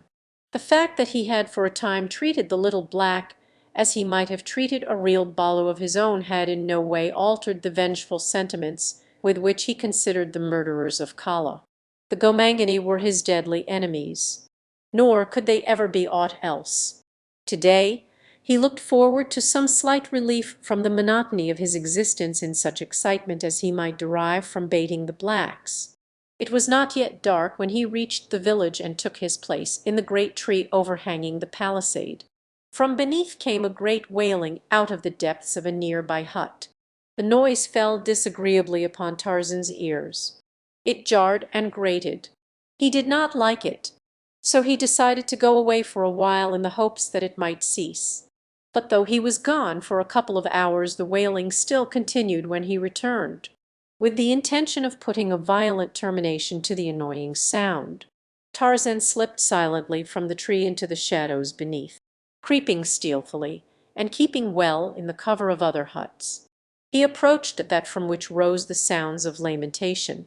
A fire burned brightly before the doorway as it did before other doorways in the village. A few females squat about, occasionally adding their own mournful howlings to those of the master artist within. The ape man smiled a slow smile as he thought of the consternation which would follow the quick leap that would carry him among the females and into the full light of the fire. Then he would dart into the hut during the excitement, throttle the chief screamer, and be gone into the jungle before the blacks could gather their scattered nerves for an assault. Many times had Tarzan behaved similarly in the village of Mbonga. The chief, his mysterious and unexpected appearances always filled the breasts of the poor, superstitious blacks with the panic of terror. Never, it seemed, could they accustom themselves to the sight of him. It was this terror which lent to the adventures the spice of interest and amusement which the human mind of the ape man craved. Merely to kill was not in itself sufficient. Accustomed to the sight of death, Tarzan found no great pleasure in it. Long since had he avenged the death of Kala, but in the accomplishment of it, He had learned the excitement and the pleasure to be derived from the baiting of the blacks. Of this he never tired. It was just as he was about to spring forward with a savage roar that a figure appeared in the doorway of the hut. It was the figure of the whaler whom he had come to still, the figure of a young woman with a wooden skewer through the split septum of her nose, with a heavy metal ornament depending from her lower lip, which it had dragged down to hideous and repulsive deformity, with strange tattooing upon forehead, cheeks, and breasts, and a wonderful coiffure built up with mud and wire. A sudden flare of the fire threw the grotesque figure into high relief, and Tarzan recognized her as Momaya, the mother of Thibaut. The fire also threw out a fitful flame which carried to the shadows where Tarzan lurked, picking out his light brown body from the surrounding darkness. Momaya saw him and knew him. With a cry, she leaped forward and Tarzan came to meet her. The other women, turning, saw him, too, but they did not come toward him. Instead they rose as one, shrieked as one, fled as one. Momaya threw herself at Tarzan's feet, raising supplicating hands toward him and pouring forth from her mutilated lips a perfect cataract of words, not one of which the ape-man comprehended. For a moment he looked down upon the upturned, frightful face of the woman he had come to slay, but that overwhelming torrent of speech filled him with consternation and with awe. He glanced about him apprehensively, then back at the woman. A revulsion of feeling seized him. He could not kill little Thibaut's mother, nor could he stand and face this verbal geyser. With a quick gesture of impatience at the spoiling of his evening's entertainment, he wheeled and leaped away into the darkness.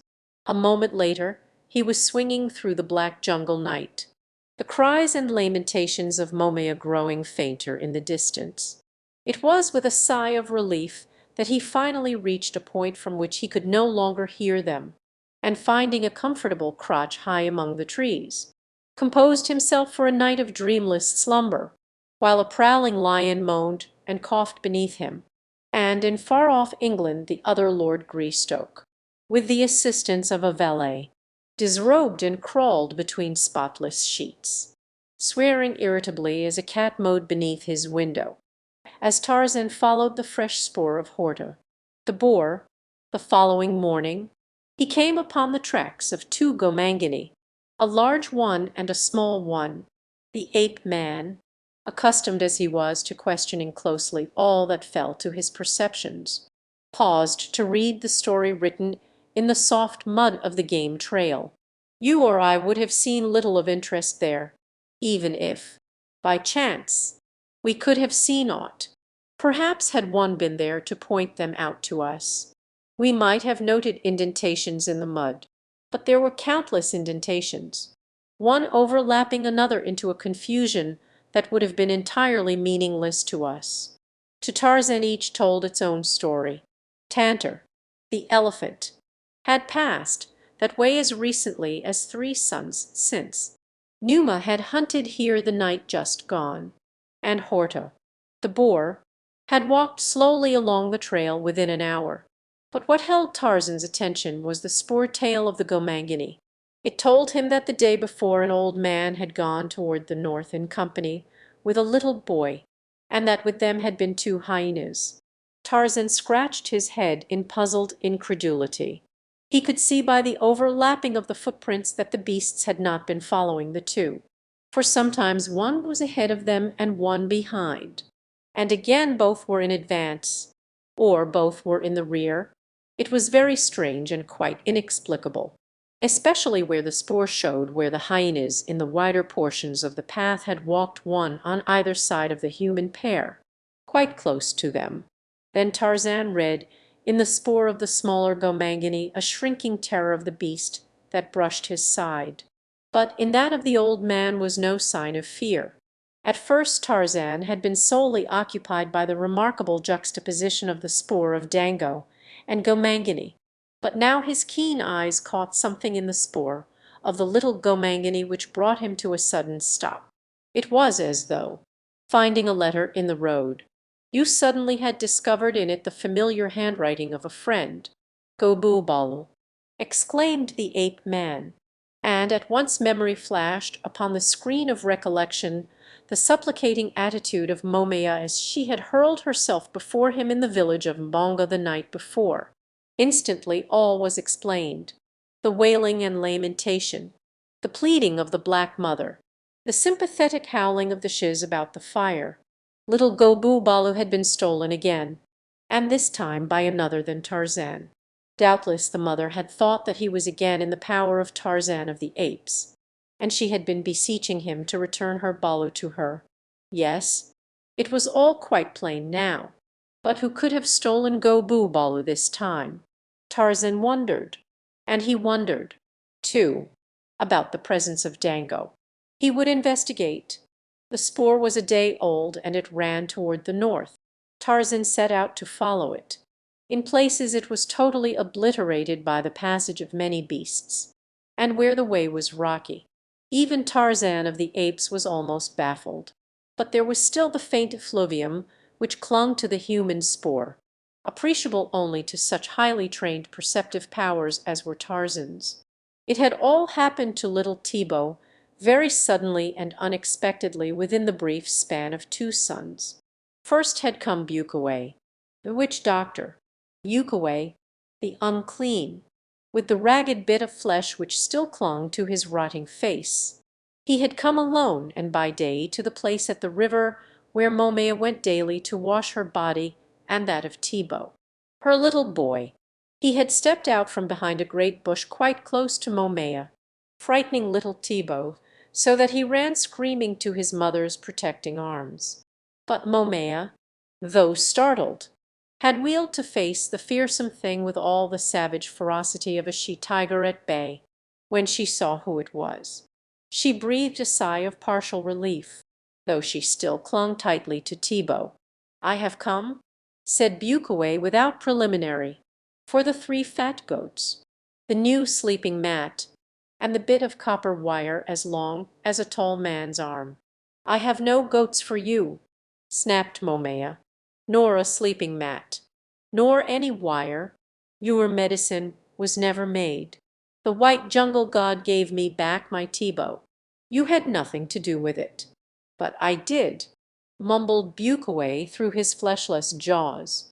"It was I who commanded the white jungle god to give back your Thibaut." Momaya laughed in his face. "Speaker of lies," she cried, "go back to your foul den and your hyenas.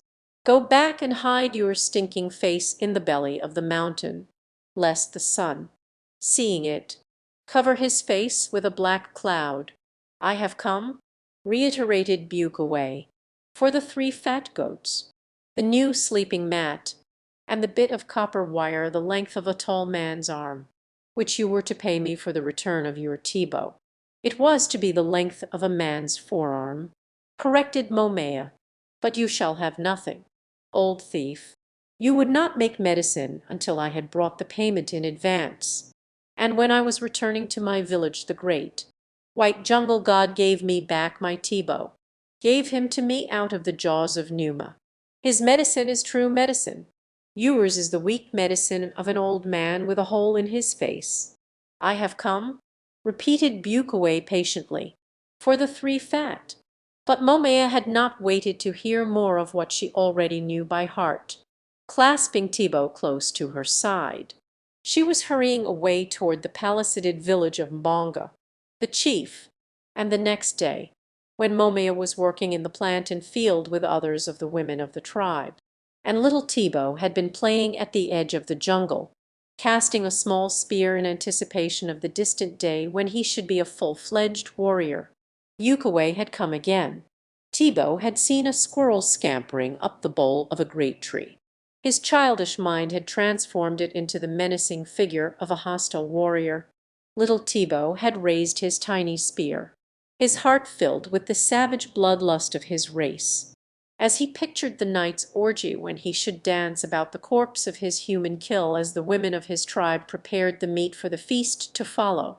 But when he cast the spear, he missed both squirrel and tree, losing his missile far among the tangled undergrowth of the jungle. However, it could be but a few steps within the forbidden labyrinth. The women were all about in the field.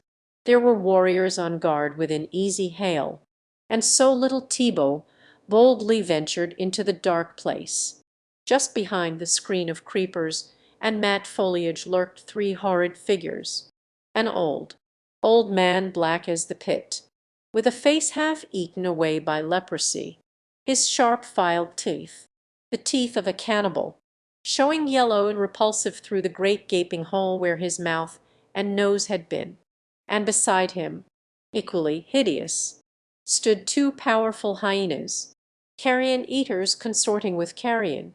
Thibaut did not see them until, head down, he had forced his way through the thickly growing vines in search of his little spear, and then it was too late. As he looked up into the face of Bucaway, the old witch doctor seized him, muffling his screams with a palm across his mouth. Thibaut struggled futilely. A moment later he was being hustled away through the dark and terrible jungle, the frightful old man still muffling his screams, and the two hideous hyenas pacing now on either side, now before, now behind, always prowling, always growling, snapping, snarling, or, worst of all, laughing hideously. To little Thibaut, who within his brief existence had passed through such experiences as are given to few to pass through in a lifetime, the northward journey was a nightmare of terror. He thought now of the time that he had been with the great, white jungle god, and he prayed with all his little soul that he might be back again with the white-skinned giant who consorted with the hairy tree men. Terror-stricken he had been then, but his surroundings had been nothing by comparison with those which he now endured. The old man seldom addressed Thibaut, though he kept up an almost continuous mumbling throughout the long day.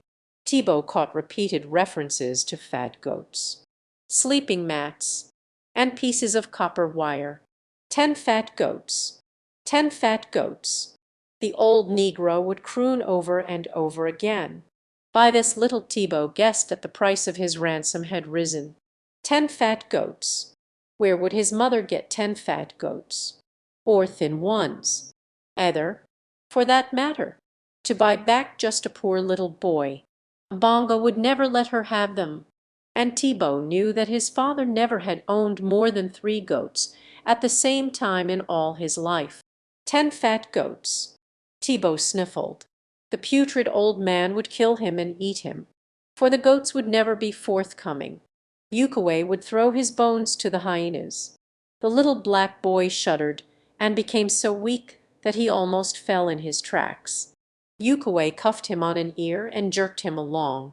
After what seemed an eternity to Thibaut, they arrived at the mouth of a cave between 2 rocky hills.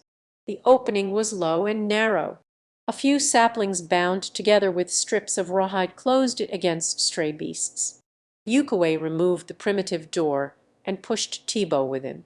The hyenas, snarling, rushed past him and were lost to view in the blackness of the interior. Bucaway replaced the saplings, and seizing Thibaut roughly by the arm, dragged him along a narrow, rocky passage. The floor was comparatively smooth, for the dirt which lay thick upon it had been trodden and tramped by many feet, until few inequalities remained. The passage was tortuous, and as it was very dark and the walls rough and rocky, Thibaut was scratched and bruised from the many bumps he received. Bucaway walked as rapidly through the winding gallery as one would traverse a familiar lane by daylight. He knew every twist and turn as a mother knows the face of her child, and he seemed to be in a hurry. He jerked poor little Thibaut possibly a trifle more ruthlessly than necessary even at the pace Bucaway set. But the old witch doctor, an outcast from the society of man diseased, shunned, hated, feared, was far from possessing an angelic temper. Nature had given him few of the kindlier characteristics of man, and these few fate had eradicated entirely. Shrewd, cunning, vindictive, was Bucaway, the witch doctor, Frightful tales were whispered of the cruel tortures he inflicted upon his victims. Children were frightened into obedience by the threat of his name. Often had Thibaut been thus frightened, and now he was reaping a grisly harvest of terror from the seeds his mother had innocently sown. The darkness, the presence of the dreaded witch doctor, the pain of the contusions, with a haunting premonition of the future, and the fear of the hyenas combined to almost paralyze the child. He stumbled and reeled until Bucaway was dragging rather than leading him. Presently Thibaut saw a faint likeness ahead of them, and a moment later they emerged into a roughly circular chamber to which a little daylight filtered through a rift in the rocky ceiling. The hyenas were there ahead of them, waiting. As Bucaway entered with Thibaut, the beasts slunk toward them, bearing yellow fangs. They were hungry. Toward Thibaut they came, and one snapped at his naked legs. Bucaway seized a stick from the floor of the chamber and struck a vicious blow at the beast, at the same time mumbling forth a volley of execrations. The hyena dodged and ran to the side of the chamber, where he stood growling. Bucaway took a step toward the creature, which bristled with rage at his approach. Fear and hatred shot from its evil eyes. But, fortunately for Bucaway, fear predominated, seeing that he was unnoticed. The second beast made a short, quick rush for Thibaut. The child screamed and darted after the witch doctor, who now turned his attention to the second hyena. This one he reached with his heavy stick, striking it repeatedly and driving it to the wall.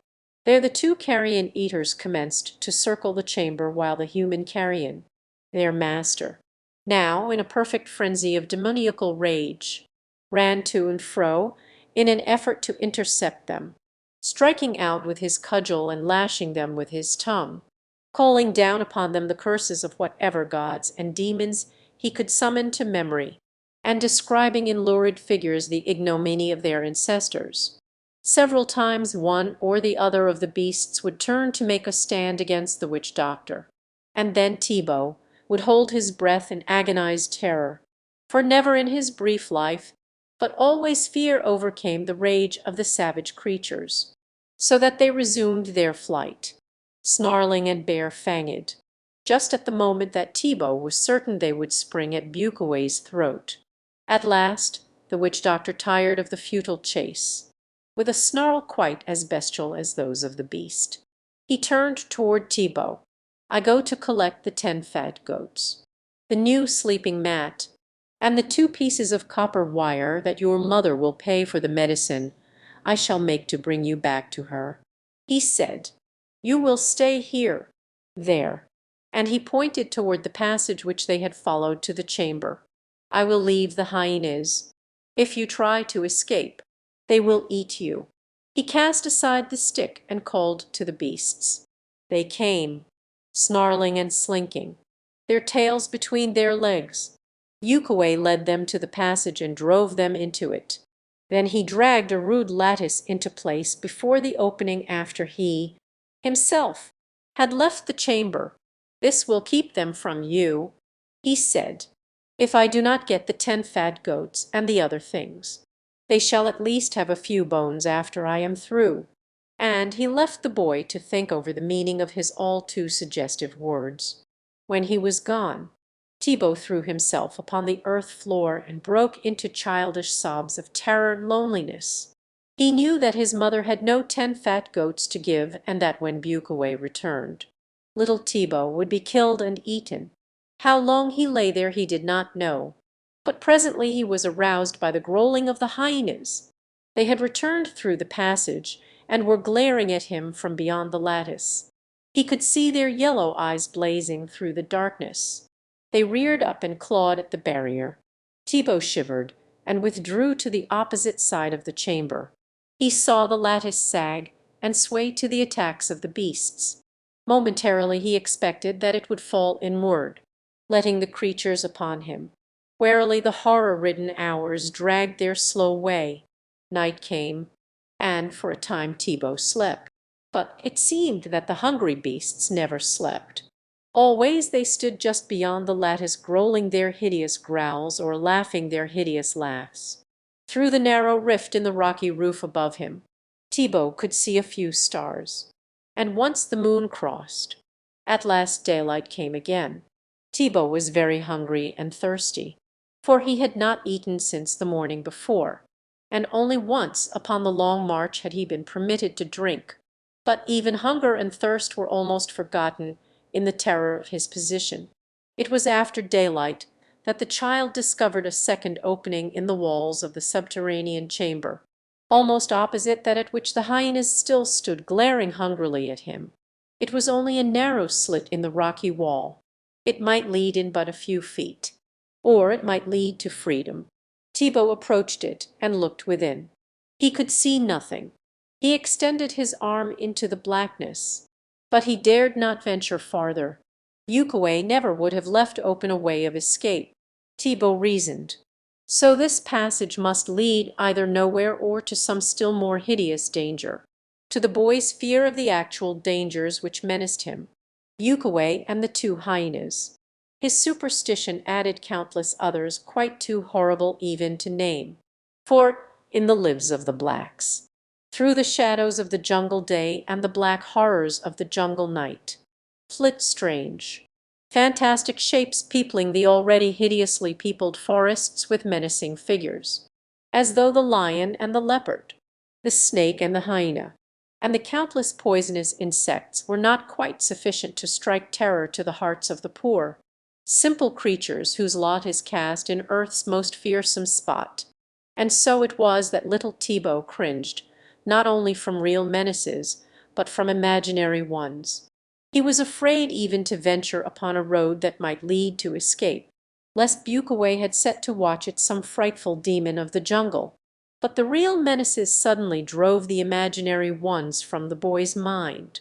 For with the coming of daylight the half-famished hyenas renewed their efforts to break down the frail barrier which kept them from their prey. Rearing upon their hind feet they clawed and struck at the lattice. With wide eyes Thibaut saw it sag and rock. Not for long, he knew, could it withstand the assaults of these too powerful and determined Brutus. Already one corner had been forced past the rocky protuberance of the entranceway which had held it in place. A shaggy forearm protruded into the chamber. Thibaut trembled as with ague, for he knew that the end was near. Backing against the farther wall, he stood flattened out as far from the beasts as he could get. He saw the lattice give still more.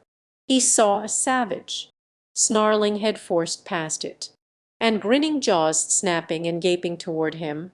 In another instant the pitiful fabric would fall inward, and the two would be upon him, rending his flesh from his bones, gnawing the bones themselves, fighting for possession of his entrails. Yucaway came upon Momaya outside the palisade of Mbonga. The chief. At sight of him the woman drew back in revulsion. Then she flew at him, tooth and nail, but Bucaway threatening her with a spear held her at a safe distance. "Where is my baby?" she cried. "Where is my little Thibaut?" Bucaway opened his eyes in well-simulated amazement. "Your baby?" he exclaimed. "What should I know of him, other than that I rescued him from the white god of the jungle and have not yet received my pay? I come for the goats and the sleeping mat and the piece of copper wire the length of a tall man's arm from the shoulder to the tips of his fingers."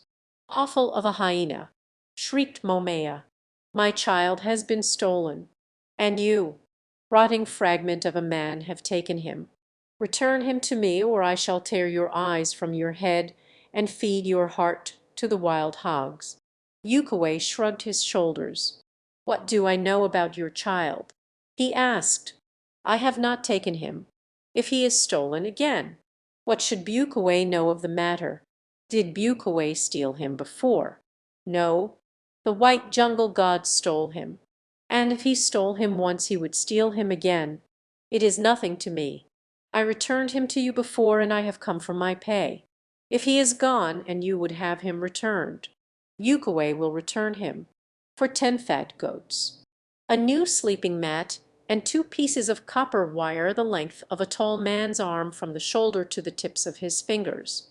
And Bucquet will say nothing more about the goats and the sleeping mat and the copper wire which you were to pay for the first medicine. 10 fat goats, screamed Momaya. I could not pay you 10 fat goats in as many years. 10 fat goats. Indeed, 10 fat goats, repeated Bucquet. 10 fat goats. The new sleeping mat and 2 pieces of copper wire the length of.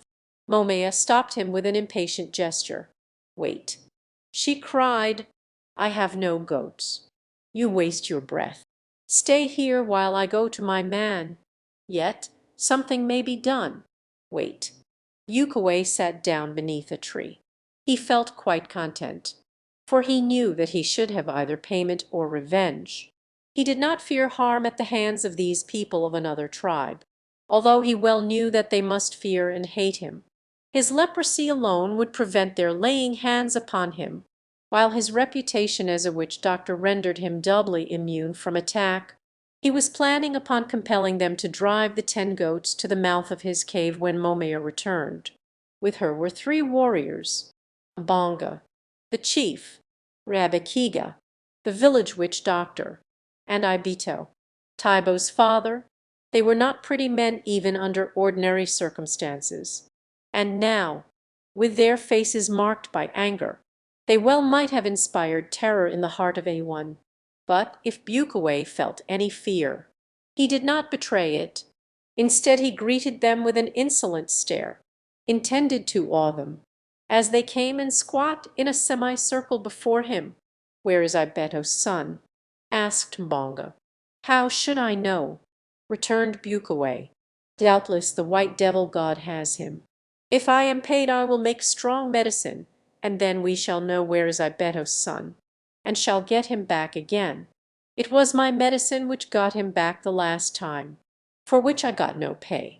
I have my own witch doctor to make medicine," replied Mbonga with dignity.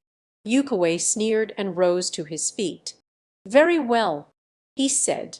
"Let him make his medicine, and see if he can bring Ibeto's son back." He took a few steps away from them, and then he turned angrily back. "His medicine will not bring the child back. That I know. And I also know that when you find him it will be too late for any medicine to bring him back, for he will be dead. This have I just found out. The ghost of my father's sister but now came to me and told me now Mbonga and Rabekiga might not take much stock in their own magic, and they might even be skeptical as to the magic of another. But there was always a chance of something being in it, especially if it were not their own. Was it not well known that old Bucquet had speech with the demons themselves, and that 2 even lived with him in the forms of hyenas? Still they must not accede too hastily. There was the price to be considered, and Mbonga had no intention of parting lightly with 10 goats to obtain the return of a single little boy. "Wait," said Mbonga. "Let us see some of your magic, that we may know if it be good magic. Then we can talk about payment. Rabekiga will make some magic, too. We will see who makes the best magic. Sit down. Bucquet, the payment will be 10 goats. Fat goats, a new sleeping mat, and 2 pieces of copper wire the length of a tall man's arm from the shoulder to the ends of his fingers. And it will be made in advance, the goats being driven to my cave. Then will I make the medicine, and on the 2nd day the boy will be returned to his mother. It cannot be done more quickly than that because it takes time to make such strong medicine.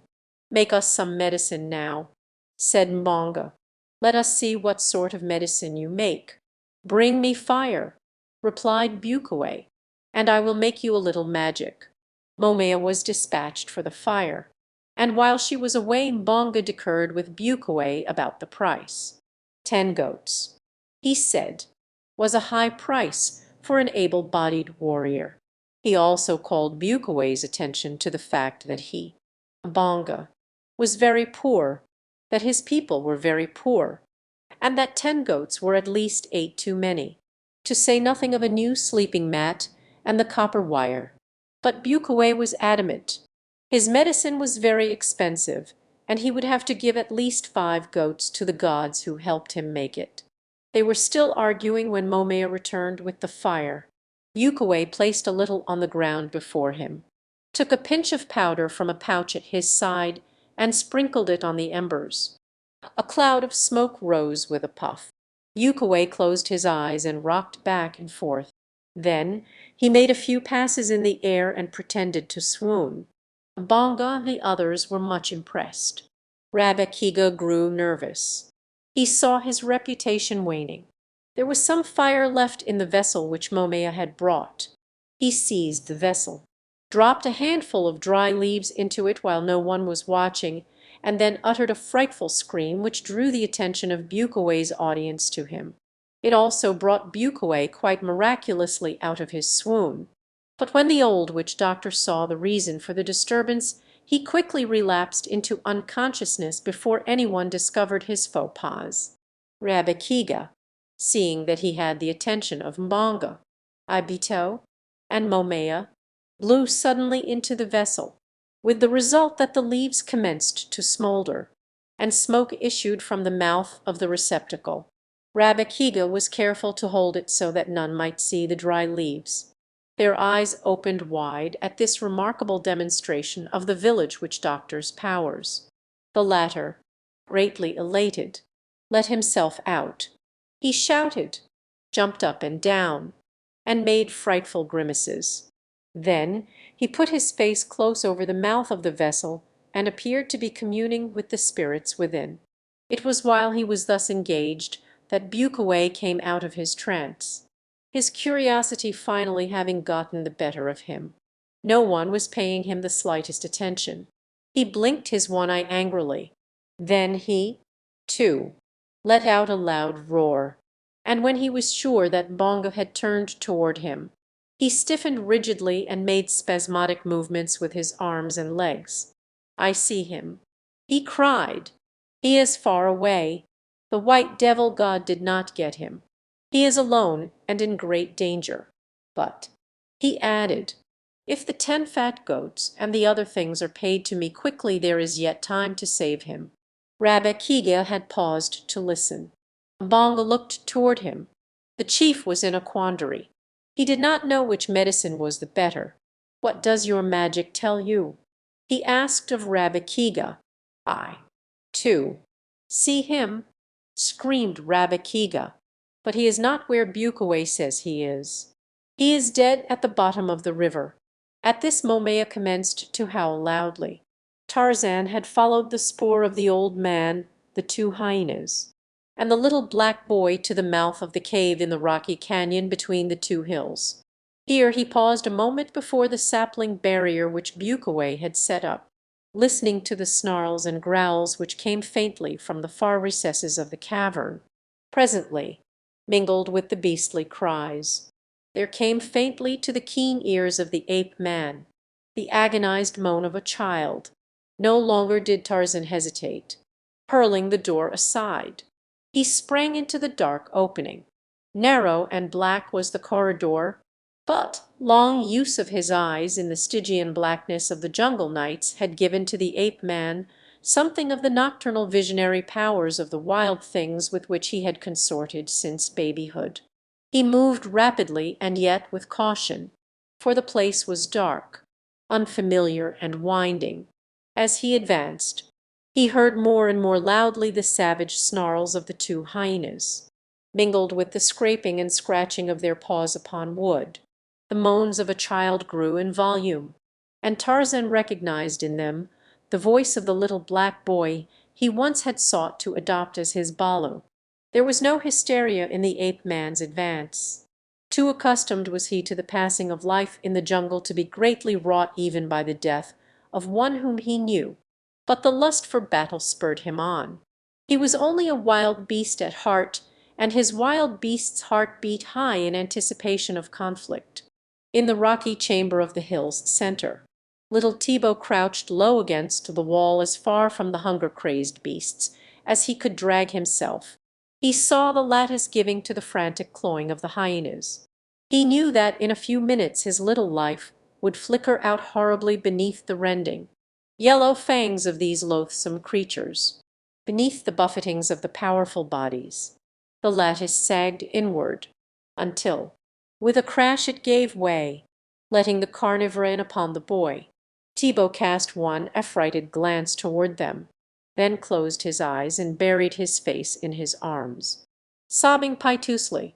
For a moment the hyenas paused, caution and cowardice holding them from their prey. They stood thus glaring at the lad. Then slowly, stealthily, crouching, they crept toward him. It was thus that Tarzan came upon them, bursting into the chamber swiftly and silently, but not so silently that the keen-eared beasts did not note his coming. With angry growls they turned from Thibaut upon the ape-man, as, with a smile upon his lips, he ran toward them. For an instant one of the animals stood its ground, but the ape-man did not deign even to draw his hunting knife against despised Dango. Rushing in upon the brute, he grasped it by the scruff of the neck, just as it attempted to dodge past him, and hurled it across the cavern after its fellow, which already was slinking into the corridor, bent upon escape. Then Tarzan picked Thibaut from the floor, and when the child felt human hands upon him instead of the paws and fangs of the hyenas, he rolled his eyes upward in surprise and incredulity, and as they fell upon Tarzan, sobs of relief broke from the childish lips and his hands clutched at his deliverer as though the white devil god was not the most feared of jungle creatures. When Tarzan came to the cave mouth the hyenas were nowhere in sight, and after permitting Thibaut to quench his thirst in the spring which rose near by, he lifted the boy to his shoulders and set off toward the jungle at a rapid trot, determined to still the annoying howlings of Momaya as quickly as possible, for he shrewdly had guessed that the absence of her balu was the cause of her lamentation. "He is not dead at the bottom of the river," cried Bukaway. "What does this fellow know about making magic? Who is he, anyway, that he dare say Bukaway's magic is not good magic? Bukaway sees Momaya's son. He is far away and alone and in great danger. Hasten then with the 10 fat goats." But he got no further. There was a sudden interruption from above, from the branches of the very tree beneath which they squat, and as the 5 blacks looked up they almost swooned in fright as they saw the great white devil god looking down upon them. But before they could flee they saw another face, that of the lost little Thibaut, and his face was laughing and very happy.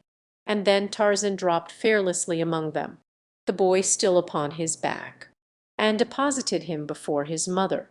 Momaya, Ibito, Rabekiga, and Bongo were all crowding around the lad trying to question him at the same time. Suddenly Momaya turned ferociously to fall upon Bukaway, for the boy had told her all that he had suffered at the hands of the cruel old man, but Bukaway was no longer there. He had required no recourse to black art to assure him that the vicinity of Momaya would be no healthful place for him after Thibaut had told his story, and now he was running through the jungle as fast as his old legs would carry him toward the distant lair where he knew no black would dare pursue him. Tarzan, too, had vanished, as he had a way of doing, to the mystification of the blacks. Then Momaya's eyes lighted upon Rabekiga, the village witch doctor saw something in those eyes of hers which boded no good to him, and backed away. "So my Thibaut is dead at the bottom of the river, is he?" the woman shrieked, "and as far away and alone, and in great danger. Is he? Magic!" The scorn which Momaya crowded into that single word would have done credit to a thespian of the first magnitude. Magic! Indeed, she screamed, "Momaya will show you some magic of her own." And with that she seized upon a broken limb and struck Rabekiga across the head. With a howl of pain, the man turned and fled, Momaya pursuing him and beating him across the shoulders, through the gateway and up the length of the village street, to the intense amusement of the warriors, the women, and the children who were so fortunate as to witness the spectacle. For one and all feared Rabekiga, and to fear is to hate. Thus it was that to his host of passive enemies, Tarzan of the Apes added that day two active foes, both of whom remained awake long into the night planning means of revenge upon the white devil god who had brought them into ridicule and disrepute. But with their most malevolent shemmings was mingled a vein of real fear, and all that would not down. Young Lord Greystoke did not know that they planned against him, nor, knowing, would have cared. He slept as well that night as he did on any other night. And though there was no roof above him, and no doors to lock against intruders, he slept much better than his noble relative in England, who had eaten altogether too much lobster, and drank too much wine at dinner that night. 7. The end of Bukaway, when Tarzan of the Apes was still but a boy, he had learned, among other things, to fashion pliant ropes of fibrous jungle grass. Strong and tough were the ropes of Tarzan. The little Tarmangani, Tublat, his foster father, would have told you this much and more. Had you tempted him with a handful of fat caterpillars, he even might have sufficiently unbended to narrate to you a few stories of the many indignities which Tarzan had heaped upon him by means of his hated rope. But then Tublat always worked himself into such a frightful rage when he devoted any considerable thought either to the rope or to Tarzan, that it might not have proved comfortable for you to have remained close enough to him to hear what he had to say. So often had that snake-like noose settled unexpectedly over Tublat's head, so often had he been jerked ridiculously and painfully from his feet when he was least looking for such an occurrence, that there is little wonder he found scant space in his savage heart for love of his white-skinned foster child, or the inventions thereof. There had been other times, too, when Tublat had swung helplessly in midair, the noose tightening about his neck, death staring him in the face, and little Tarzan dancing upon a near-by limb, taunting him and making unseemly grimaces.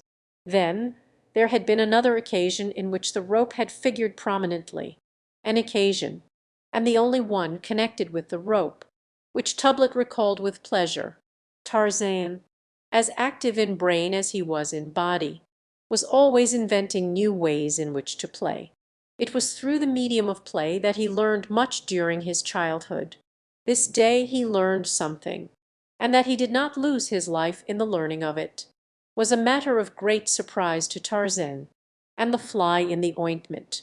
To Tublat, the man-child had, in throwing his noose at a playmate in a tree above him, caught a projecting branch instead. When he tried to shake it loose it but drew the tighter. Then Tarzan started to climb the rope to remove it from the branch. When he was part way up a frolicsome playmate seized that part of the rope which lay upon the ground and ran off with it as far as he could go. When Tarzan screamed at him to desist, the young ape released the rope a little, and then drew it tight again. The result was to impart a swinging motion to Tarzan's body which the ape boy suddenly realized was a new and pleasurable form of play. He urged the ape to continue until Tarzan was swinging to and fro as far as the short length of rope would permit. But the distance was not great enough, and, 2. He was not far enough above the ground to give the necessary thrills which add so greatly to the pastimes of the young. So he clambered to the branch where the noose was caught, and after removing it carried the rope far aloft and out upon a long and powerful branch. Here he again made it fast, and taking the loose end in his hand, clambered quickly down among the branches as far as the rope.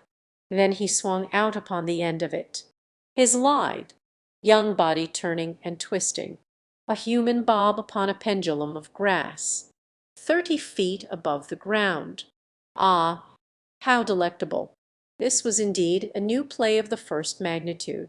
Tarzan was entranced. Soon he discovered that by wriggling his body in just the right way at the proper time he could diminish or accelerate his oscillation, and, being a boy, he chose, naturally, to accelerate. Presently he was swinging far and wide, while below him the apes of the tribe of Kerchak looked on in mild amaze. Had it been you or I swinging there at the end of that grass rope, The thing which presently happened would not have happened, for we could not have hung on so long as to have made it possible. But Tarzan was quite as much at home swinging by his hands as he was standing upon his feet. Or, at least, almost. At any rate, he felt no fatigue long after the time that an ordinary mortal would have been numb with the strain of the physical exertion. And this was his undoing. Tublet was watching him as were others of the tribe.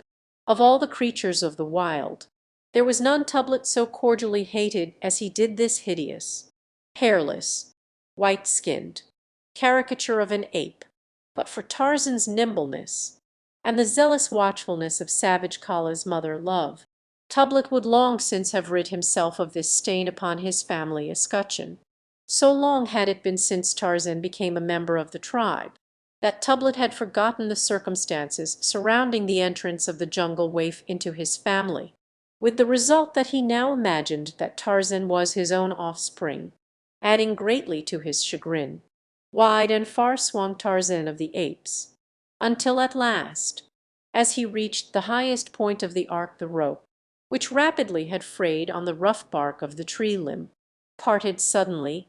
The watching apes saw the smooth, brown body shoot outward, and down, plummet-like.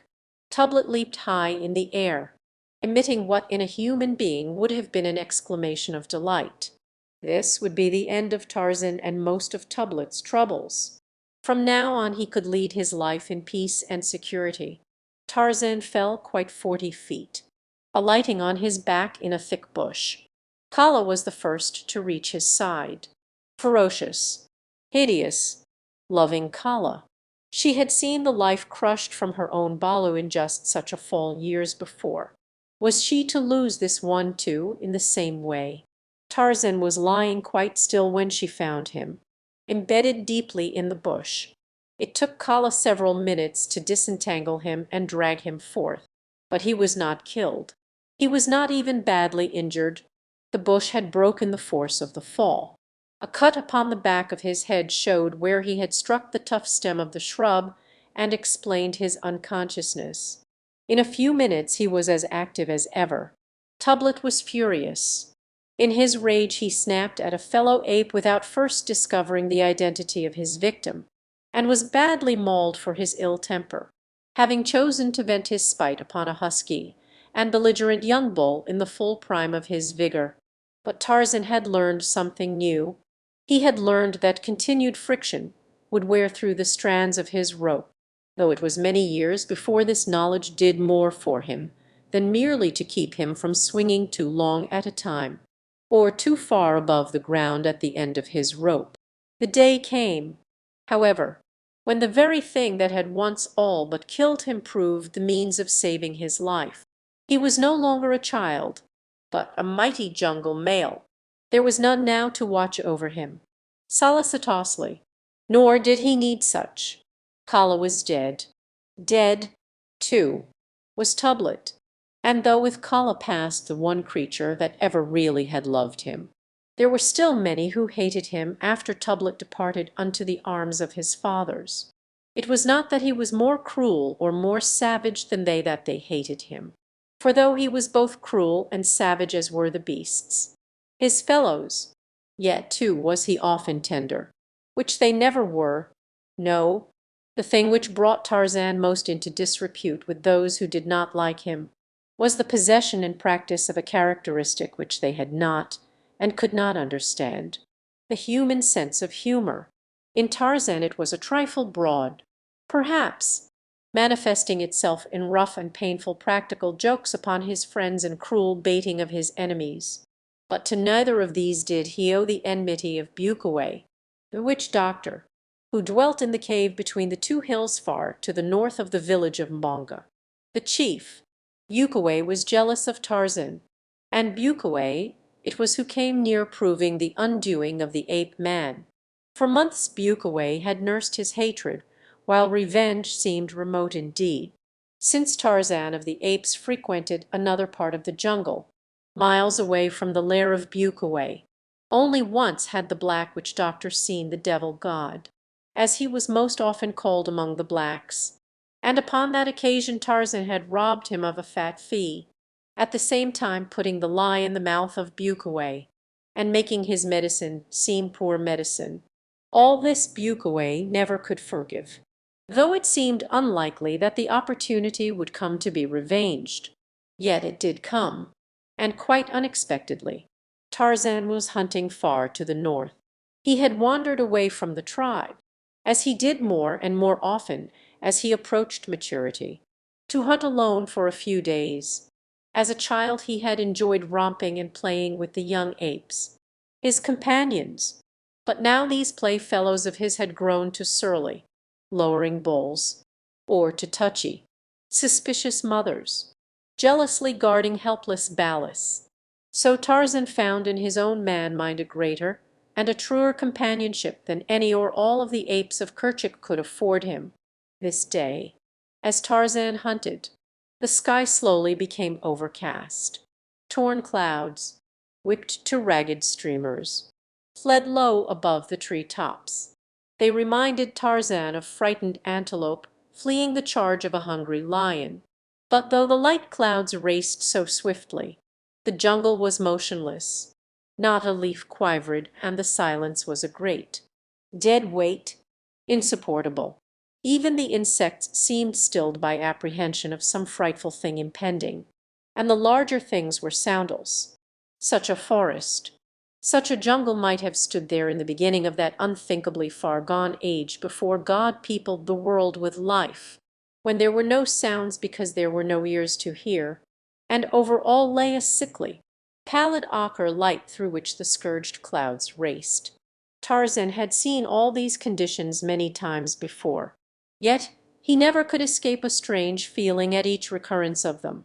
He knew no fear, but in the face of nature's manifestations of her cruel, immeasurable powers, he felt very small and very lonely. Now he heard a low moaning. Far away, the lions seek their prey. He murmured to himself, looking up once again at the swift flying clouds. The moaning rose to a great volume of sound. "They come," said Tarzan of the apes, and sought the shelter of a thickly foliaged tree. Quite suddenly the trees bent their tops simultaneously as though God had stretched a hand from the heavens and pressed his flat palm down upon the world. "They pass," whispered Tarzan. "The lions pass." Then came a vivid flash of lightning, followed by deafening thunder. "The lions have sprung," cried Tarzan, "and now they roar above the bodies of their kills." The trees were waving wildly in all directions now. A perfectly demoniacal wind threshed the jungle pitilessly. In the midst of it the rain came, not as it comes upon us of the Northlands, but in a sudden, choking, blinding deluge. The blood of the kill, thought Tarzan, huddling himself closer to the bole of the great tree beneath which he stood. He was close to the edge of the jungle, and at a little distance he had seen two hills before the storm broke. But now he could see nothing. It amused him to look out into the beating rain, searching for the two hills and imagining that the torrents from above had washed them away.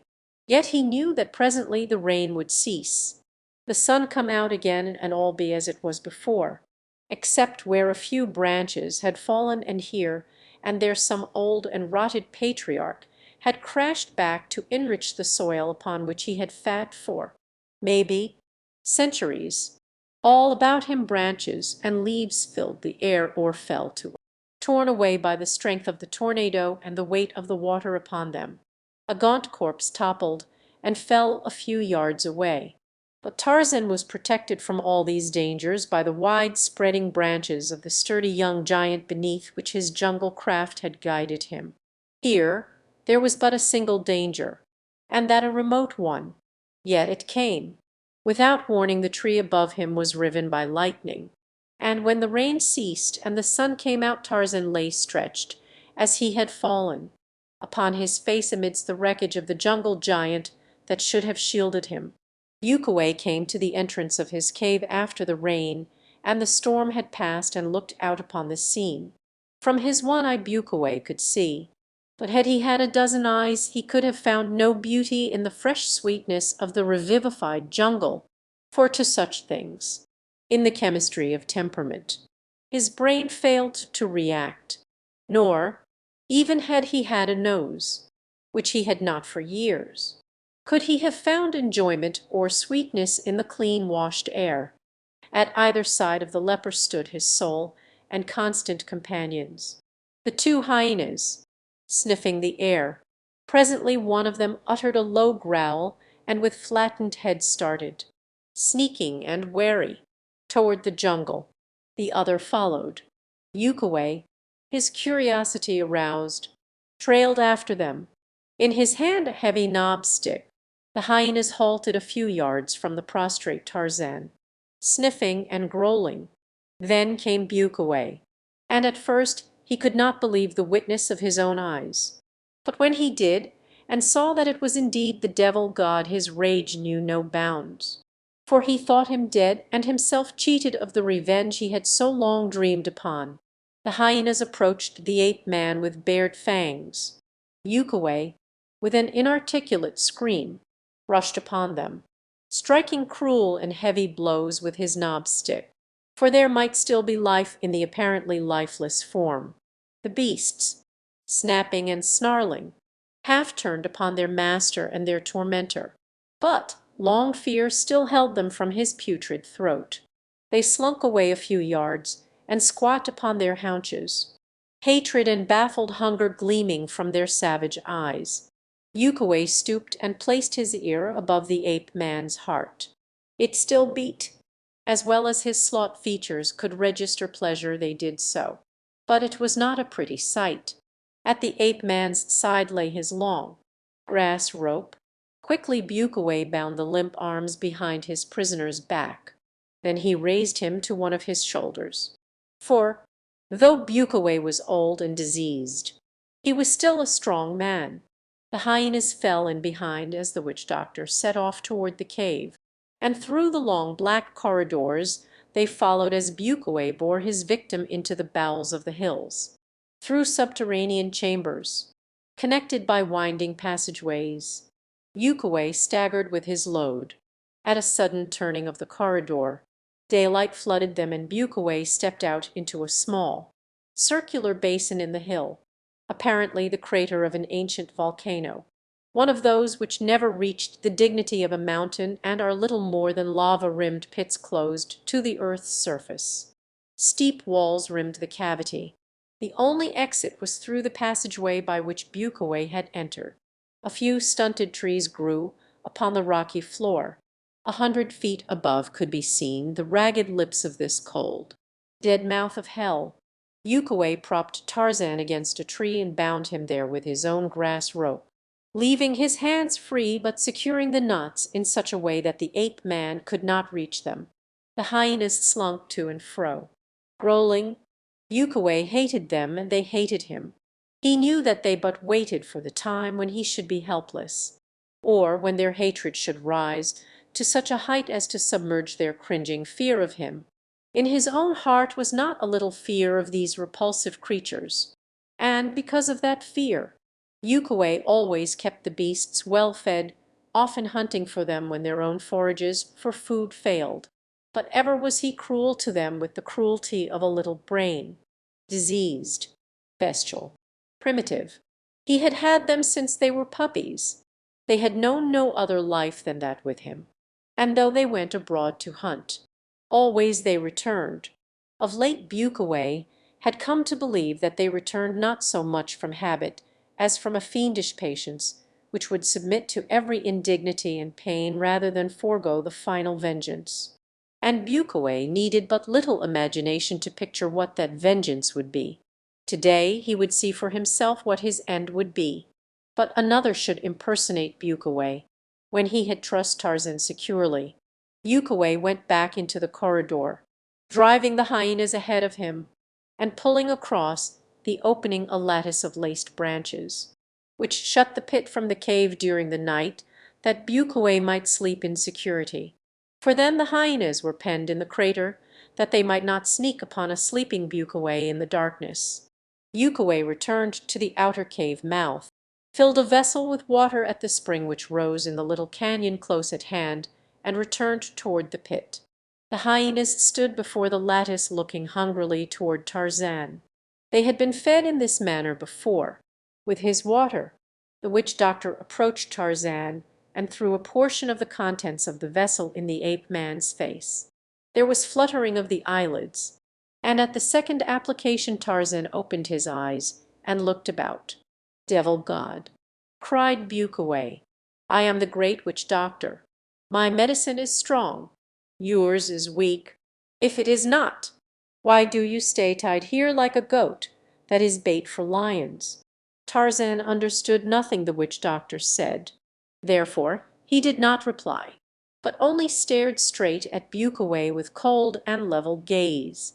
The hyenas crept up behind him. He heard them growl, but he did not even turn his head. He was a beast with a man's brain. The beast in him refused to show fear in the face of a death which the man mind already admitted to be inevitable.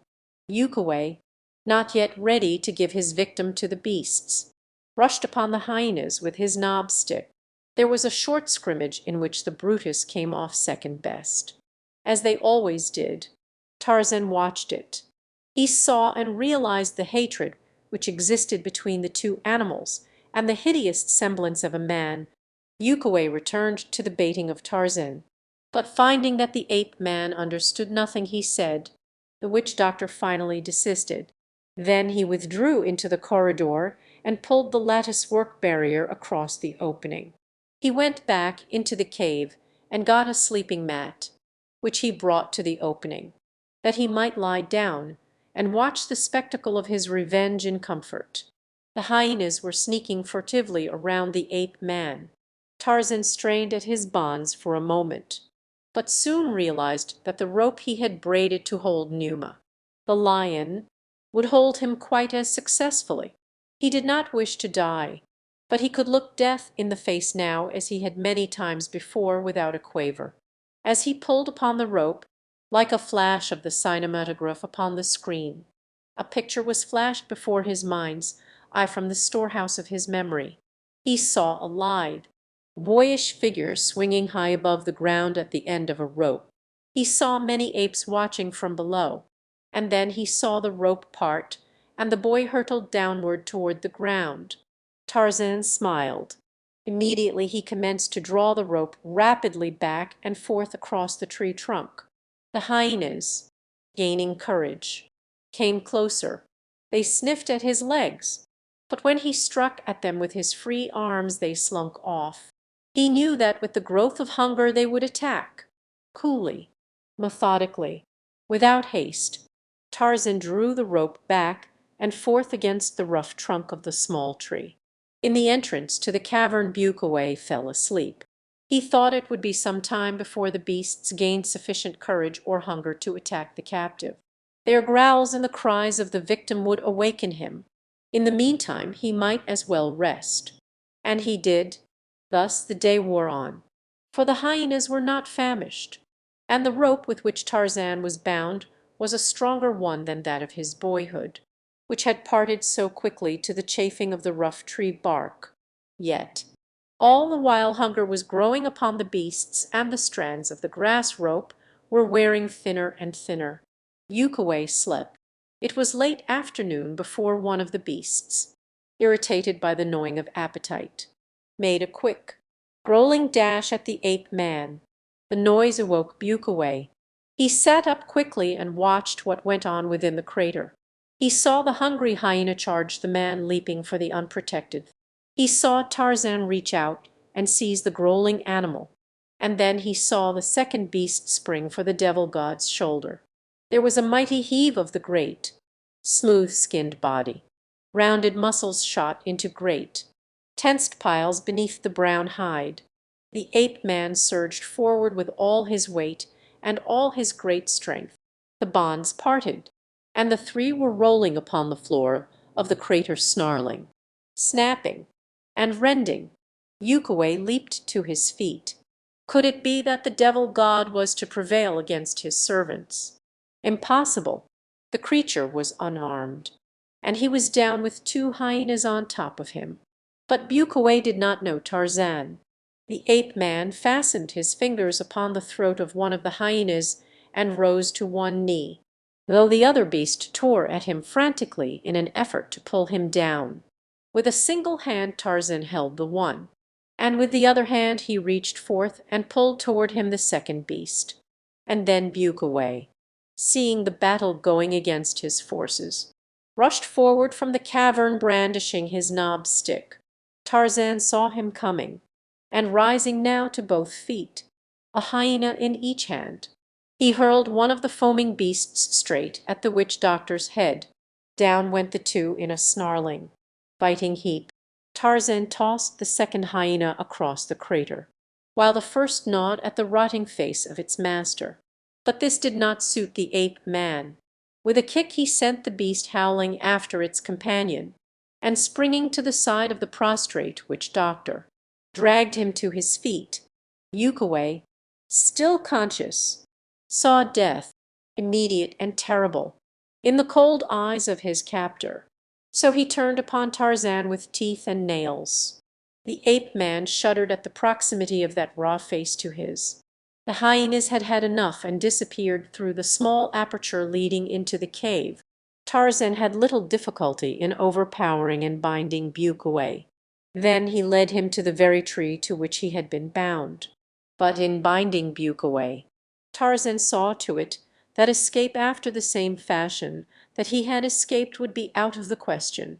Then he left him. As he passed through the winding corridors and the subterranean apartments, Tarzan saw nothing of the hyenas. "They will return," he said to himself. In the crater between the towering walls Bukaway, cold with terror, trembled as with ague. "They will return," he cried, his voice rising to a fright-filled shriek. And they did. 8. The lion Numa. The lion, crouched behind a thorn bush close beside the drinking pool where the river eddied just below the bend. There was a ford there, and on either bank a well-worn trail, broadened far out at the river's brim, where, for countless centuries, the wild things of the jungle and of the plains beyond had come down to drink. The carnivora with bold and fearless majesty, the herbivora timorous, hesitating, fearful. Numa, the lion, was hungry. He was very hungry, and so he was quite silent now. On his way to the drinking place he had moaned often and roared not a little. But as he neared the spot where he would lie in wait for Bara, the deer, or Horta, the boar, or some other of the many luscious-fleshed creatures who came hither to drink, he was silent. It was a grim, a terrible silence, shot through with yellow-green light of ferocious eyes, punctuated with undulating tremors of sinuous tail. It was Paco, the zebra, who came first, and Numa, the lion, could scarce restrain a roar of anger, for of all the plains people, none are more wary than Paco, the zebra. Behind the black-striped stallion came a herd of 30 or 40 of the plump and vicious little horse-like beasts. As he neared the river, the leader paused often, cocking his ears and raising his muzzle to sniff the gentle breeze for the telltale scent spoor of the dread flesh-eaters. Numa shifted uneasily, drawing his hind quarters far beneath his tawny body, gathering himself for the sudden charge and the savage assault. His eyes shot hungry fire. His great muscles quivered to the excitement of the moment. Paco came a little nearer, halted, snorted, and wheeled. There was a pattering of scurrying hoofs, and the herd was gone. But Numa, the lion, moved not. He was familiar with the ways of Paco, the zebra.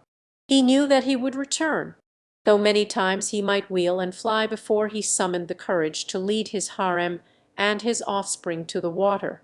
There was the chance that Paco might be frightened off entirely. Numa had seen this happen before, and so he became almost rigid lest he be the one to send them galloping, waiterless, back to the plain. Again and again came Paco and his family, and again did they turn and flee. But each time they came closer to the river, until at last the plump stallion dipped his velvet muzzle daintily into the water.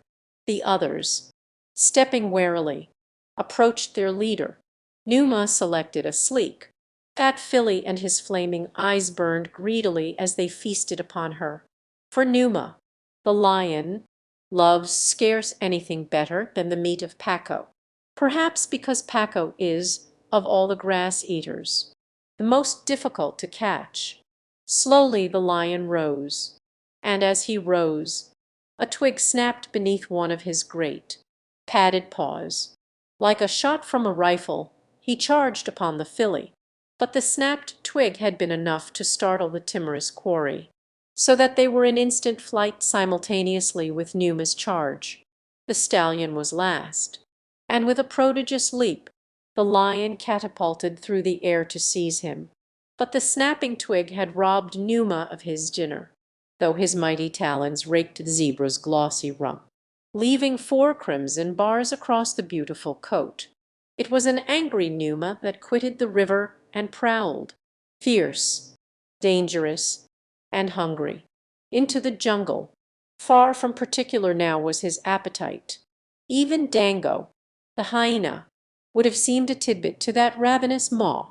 And in this temper it was that the lion came upon the tribe of Kerchuk, the great ape. One does not look for Numa, the lion, this late in the morning. He should be lying up asleep beside his last night's kill by now. But Numa had made no kill last night. He was still hunting, hungrier than ever.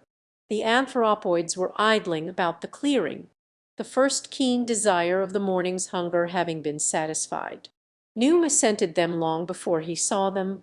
Ordinarily he would have turned away in search of other game, for even Numa respected the mighty muscles and the sharp fangs of the great bulls of the tribe of Kerchuk. But today he kept unsteadily toward them, his bristled snout wrinkled into a savage snarl. Without an instant's hesitation, Numa charged the moment he reached a point from where the apes were visible to him. There were a dozen or more of the hairy, man-like creatures upon the ground in a little glade. In a tree at one side sat a brown-skinned youth. He saw Numa's swift charge. He saw the apes turn and flee, huge bulls trampling upon little Balis. Only a single she held her ground to meet the charge. A young she inspired by new motherhood to the great sacrifice that her balu might escape. Tarzan leaped from his perch, screaming at the flying bulls beneath and at those who squat in the safety of surrounding trees. Had the bulls stood their ground, Numa would not have carried through that charge unless goaded by great rage or the gnawing pangs of starvation. Even then he would not have come off unscathed. If the bulls heard, they were too slow in responding, for Numa had seized the mother ape and dragged her into the jungle before the males had sufficiently collected their wits and their courage to rally in defense of their fellow. Tarzan's angry voice aroused similar anger in the breasts of the apes. Snarling and barking they followed Numa into the dense labyrinth of foliage wherein he sought to hide himself from them. The ape-man was in the lead, moving rapidly and yet with caution, depending even more upon his ears and nose than upon his eyes for information of the lion's whereabouts. The spoor was easy to follow, for the dragged body of the victim left a plain trail, blood-spattered and scentful. Even such dull creatures as you or I might easily have followed it. To Tarzan and the apes of Kerchuk it was as obvious as a cement sidewalk. Tarzan knew that they were nearing the great cat even before he heard an angry growl of warning just ahead, calling to the apes to follow his example.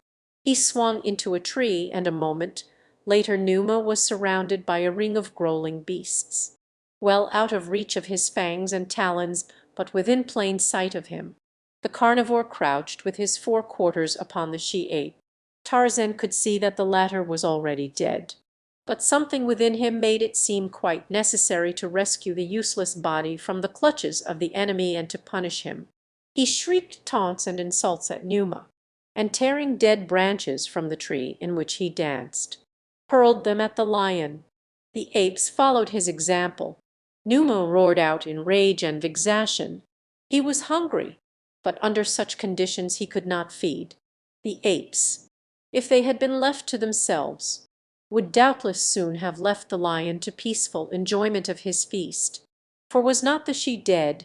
They could not restore her to life by throwing sticks at Numa, and they might even now be feeding in quiet themselves.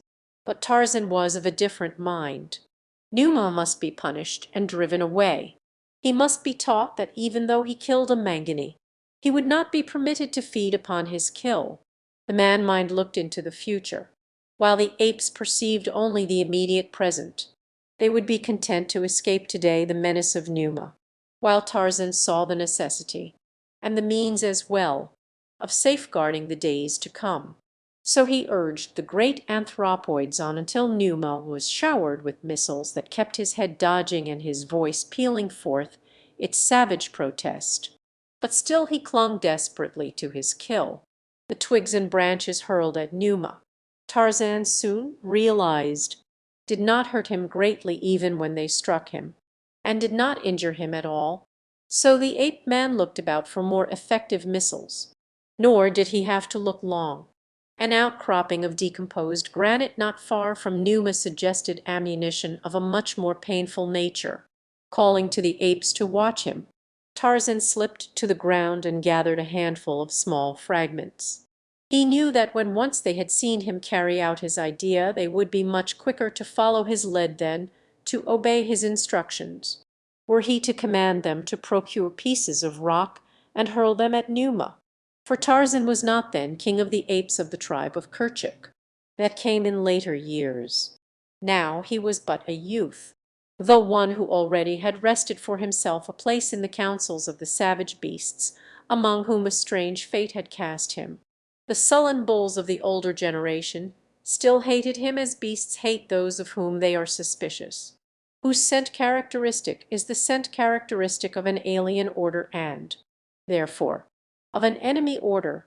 The younger bulls, those who had grown up through childhood as his playmates, were as accustomed to Tarzan's scent as to that of any other member of the tribe. They felt no greater suspicion of him than of any other bull of their acquaintance. Yet they did not love him, for they loved none outside the mating season, and the animosities aroused by other bulls during that season lasted well over until the next. They were a morose and peevish band at best, though here and there were those among them in whom germinated the primal seeds of humanity. Reversions to type, these, doubtless.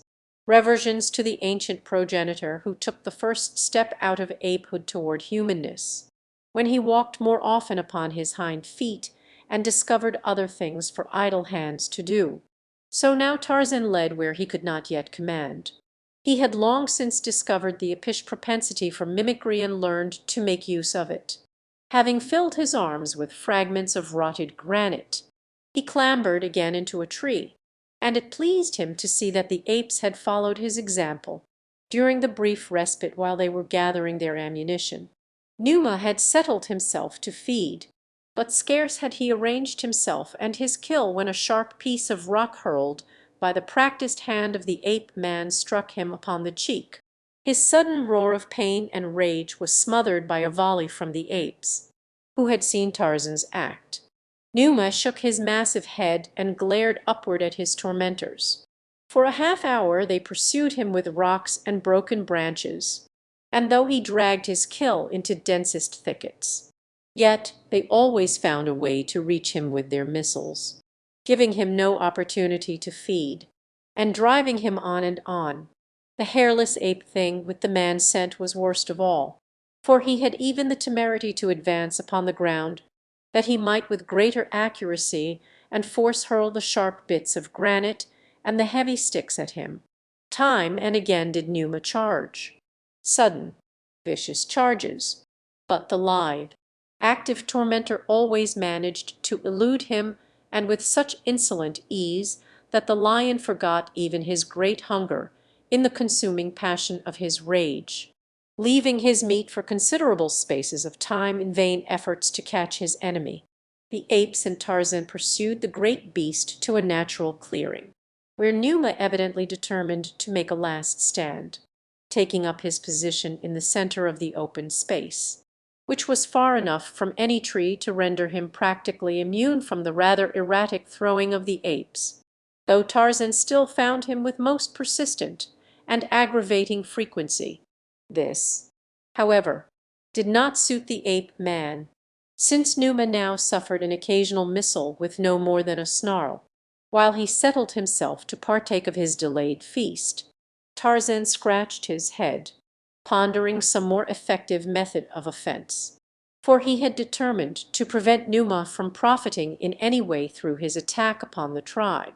The man mind reasoned against the future, while the shaggy apes thought only of their present hatred of this ancestral enemy.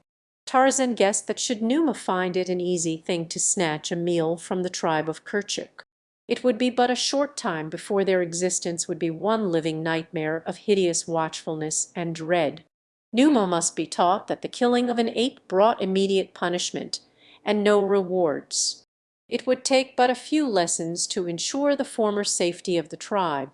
This must be some old lion whose failing strength and agility had forced him to any prey that he could catch. But even a single lion, undisputed, could exterminate the tribe, or at least make its existence so precarious and so terrifying that life would no longer be a pleasant condition. Let him hunt among the Gomangani, thought Tarzan. He will find them easier prey. I will teach ferocious Numa that he may not hunt the Mangani. But how to wrest the body of his victim from the feeding lion was the first question to be solved. At last Tarzan hit upon a plan. To anyone but Tarzan of the Apes it might have seemed rather a risky plan, and perhaps it did even to him. But Tarzan rather liked things that contained a considerable element of danger. At any rate, I rather doubt that you or I would have chosen a similar plan for foiling an angry and a hungry lion. Tarzan required assistance in the scheme he had hit upon, and his assistant must be equally as brave and almost as active as he. The ape man's eyes fell upon Taw, the playmate of his childhood, the rival in his first love, and now, of all the bulls of the tribe, the only one that might be thought to hold in his savage brain any such feeling toward Tarzan as we describe among ourselves as friendship. At least, Tarzan knew Taw was courageous, and he was young and agile and wonderfully muscled. "Taw!" cried the ape man. The great ape looked up from a dead limb he was attempting to tear from a lightning-blasted tree. "Go close to Numa and worry him," said Tarzan. "Worry him until he charges. Lead him away from the body of Mamka. Keep him away as long as you can." Taw nodded. He was across the clearing from Tarzan. Wresting the limb at last from the tree, he dropped to the ground and advanced toward Numa, growling and barking out his insults. The worried lion looked up and rose to his feet. His tail went stiffly erect and Taw turned in flight, for he knew that warming signal of the charge. From behind the lion, Tarzan ran quickly toward the center of the clearing and the body of Mamka. Numa, all his eyes for Taw, did not see the ape man. Instead he shot forward after the fleeing bull, who had turned in flight not an instant too soon, since he reached the nearest tree but a yard or two ahead of the pursuing demon. Like a cat the heavy anthropoid scampered up the bole of his sanctuary. Numa's talons missed him by little more than inches. For a moment the lion paused beneath the tree, glaring up at the ape and roaring until the earth trembled. Then he turned back again toward his kill, and as he did so, his tail shot once more to rigid erectness, and he charged back even more ferociously than he had come. For what he saw was the naked man-thing running toward the farther trees with the bloody carcass of his prey across a giant's shoulder. The apes, watching the grim race from the safety of the trees, screamed taunts at Numa and warnings to Tarzan. The high sun, hot and brilliant, fell like a spotlight upon the actors in the little clearing, portraying them in glaring relief to the audience in the leafy shadows of the surrounding trees. The light brown body of the naked youth, all but hidden by the shaggy carcass of the killed ape, the red blood streaking his smooth hide, his muscles rolling, velvety, beneath, behind him the black-maned lion, head flattened, tail extended, racing, a jungle thoroughbred, across the sunlit clearing. Ah, but this was life, with death at his heels. Tarzan thrilled with the joy of such living as this. But would he reach the trees ahead of the rampant death so close behind? Gunto swung from a limb in a tree before him. Gunto was screaming warnings and advice. "Catch me!" cried Tarzan, and with his heavy burden leaped straight for the big bull hanging there by his hind feet and one forepaw. And Gunto caught them, the big ape man and the dead weight of the slain she-ape, caught them with one great, hairy paw and whirled them upward until Tarzan's fingers closed upon a near-by branch. Beneath, Numa leaped, but Gunto, heavy and awkward as he may have appeared, was as quick as Manu, the monkey, so that the lion's talons but barely grazed him, scratching a bloody streak beneath one hairy arm. Tarzan carried Mamka's corpse to a high crotch, where even Sheeta, the panther, could not get it. Numa paced angrily back and forth beneath the tree, roaring frightfully. He had been robbed of his kill and his revenge also. He was very savage indeed, but his despoilers were well out of his reach, and after hurling a few taunts and missiles at him they swung away through the trees. Fiercely reveling him, Tarzan thought much upon the little adventure of that day. He foresaw what might happen should the great carnivora of the jungle turn their serious attention upon the tribe of Kerchak, the great ape, but equally he thought upon the wild scramble of the apes for safety when Numa first charged among them. There is little humor in the jungle that is not grim and awful. The beasts have little or no conception of humor. But the young Englishman saw humor in many things which presented no humorous angle to his associates. Since earliest childhood he had been a searcher after fun, much to the sorrow of his fellow apes. And now he saw the humor of the frightened panic of the apes and the baffled rage of Numa even in this grim jungle adventure which had robbed Mamka of life, and jeopardized that of many members of the tribe. It was but a few weeks later that Sheeta, the panther, made a sudden rush among the tribe and snatched a little balu from a tree where it had been hidden while its mother sought food. Sheeta got away with his small prize unmolested. Tarzan was very wroth. He spoke to the bulls of the ease with which Numa and Sheeta, in a single moon, had slain 2 members of the tribe. "They will take us all for food," he cried. "We hunt as we will through the jungle, paying no heed to approaching enemies. Even Manu, the monkey, does not so. He keeps 2 or 3 always watching for enemies. Paco, the zebra, and Wapi, the antelope, have those about the herd who keep watch while the others feed, while we, the great Mangani, let Numa and Sabur and Sheeta come when they will and carry us off to feed their balis." "Grar Wurmf," said Numgo. "What are we to do?" asked Tall. "We, too, should have 2 or 3 always watching for the approach of Numa, and Sabur, and Sheeta," replied Tarzan. "No others need we fear, except Hista, the snake, and if we watch for the others we will see Hista if he comes, though gliding ever so silently." And so it was that the great apes of the tribe of Kerchak posted sentries thereafter, who watched upon 3 sides while the tribe hunted, scattered less than had been their wont. But Tarzan went abroad alone, for Tarzan was a man-thing and sought amusement and adventure, and such humor as the grim and terrible jungle offers to those who know it and do not fear it. A weird humor shot with blazing eyes and dappled with the crimson of life-blood, while others sought only food and love. Tarzan of the Apes sought food and joy. One day he hovered above the palisaded village of Mbonga, The chief, the jet cannibal of the jungle primeval, he saw, as he had seen many times before, the witch doctor, Rabekiga, decked out in the head and hide of Gorgo.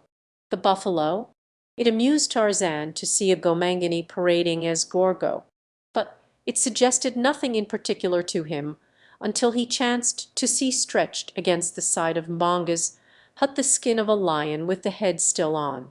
Then a broad grin widened the handsome face of the savage beast youth. Back into the jungle he went until chance, agility, strength, and cunning backed by his marvelous powers of perception, gave him an easy meal. If Tarzan felt that the world owed him a living, he also realized that it was for him to collect it. Nor was there ever a better collector than this son of an English lord, who knew even less of the ways of his forebears than he did of the forebears themselves, which was nothing. It was quite dark when Tarzan returned to the village of Mbonga and took his now polished perch in the tree which overhangs the palisade upon one side of the walled enclosure. As there was nothing in particular to feast upon in the village, there was little life, for only an orgy of flesh and native beer could draw out the people of Mbonga.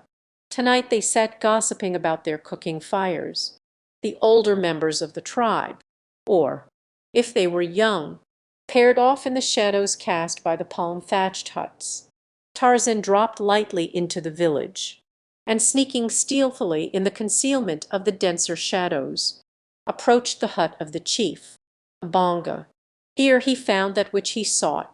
There were warriors all about him, but they did not know that the feared devil god slunk noiselessly so near them.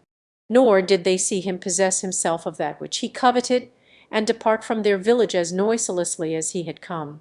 Later that night, as Tarzan curled himself for sleep, he lay for a long time looking up at the burning planets and the twinkling stars and at Garo the moon. And he smiled.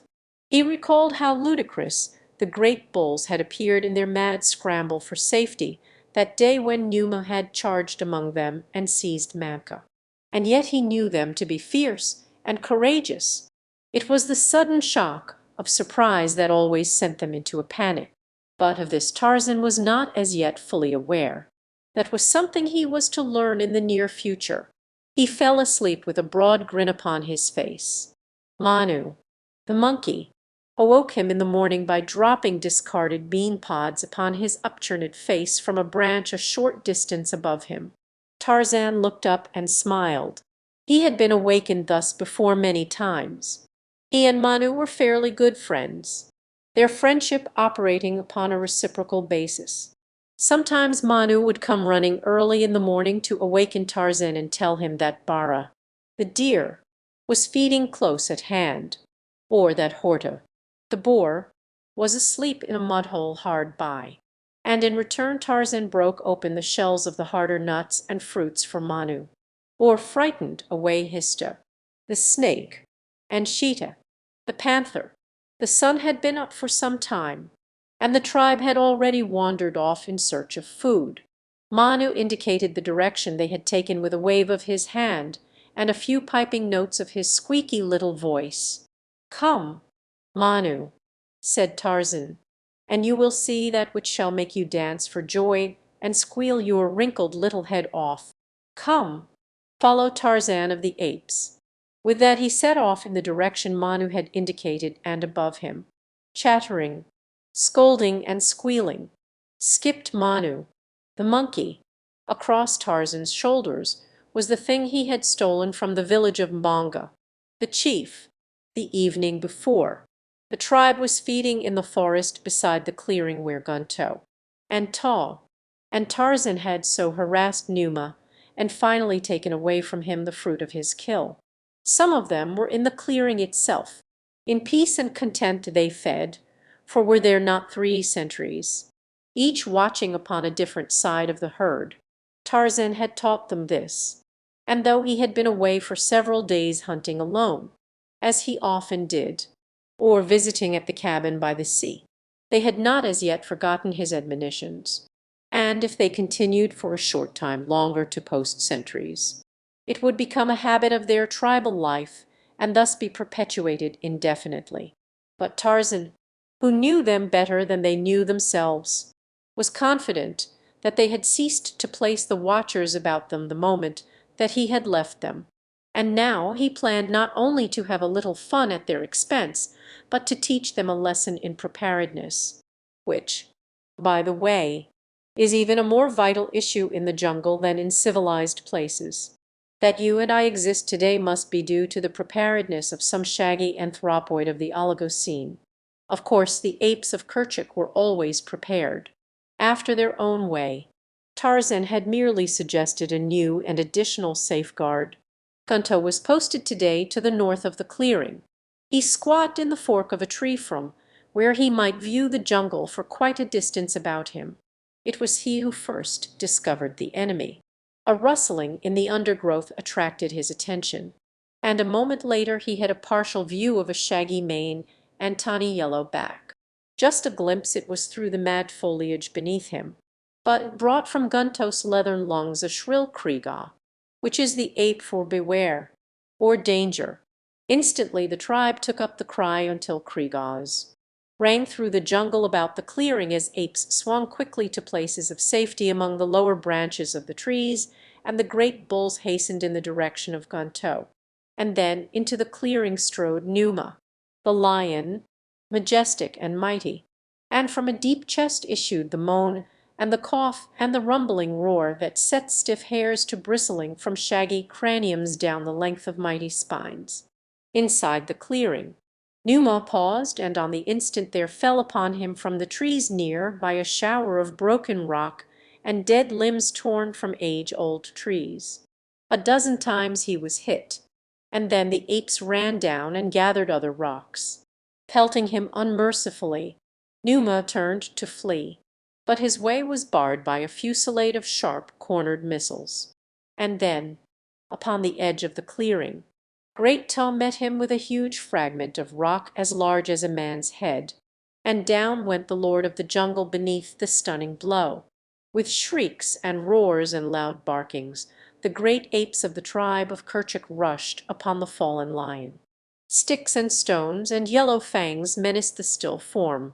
In another moment, before he could regain consciousness, Numa would be battered and torn until only a bloody mass of broken bones and mat hair remained of what had once been the most dreaded of jungle creatures. But even as the sticks and stones were raised above him, and the great fangs bared to tear him, there descended like a plummet from the trees above a diminutive figure with long, white whiskers and a wrinkled face. Square upon the body of Numa it alighted, and there it danced and screamed and shrieked out its challenge against the bulls of Kerchak. For an instant they paused, paralyzed by the wonder of the thing. It was Manu, the monkey, Manu, the little coward, and here he was daring the ferocity of the great Mangani, hopping about upon the carcass of Numa, the lion, and crying out that they must not strike it again. And when the bulls paused, Manu reached down and seized a tawny ear. With all his little might he tugged upon the heavy head until slowly it turned back, revealing the tousled, black head and clean-cut profile of Tarzan of the apes. Some of the older apes were for finishing what they had, but Taw, sullen, mighty Taw, sprang quickly to the ape-man's side, and straddling the unconscious form warned back those who would have struck his childhood playmate. Antika, his mate, came too, taking her place with bared fangs at Tog's side.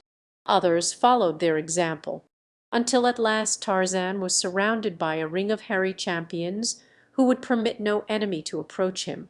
It was a surprised and chastened Tarzan who opened his eyes to consciousness a few minutes later.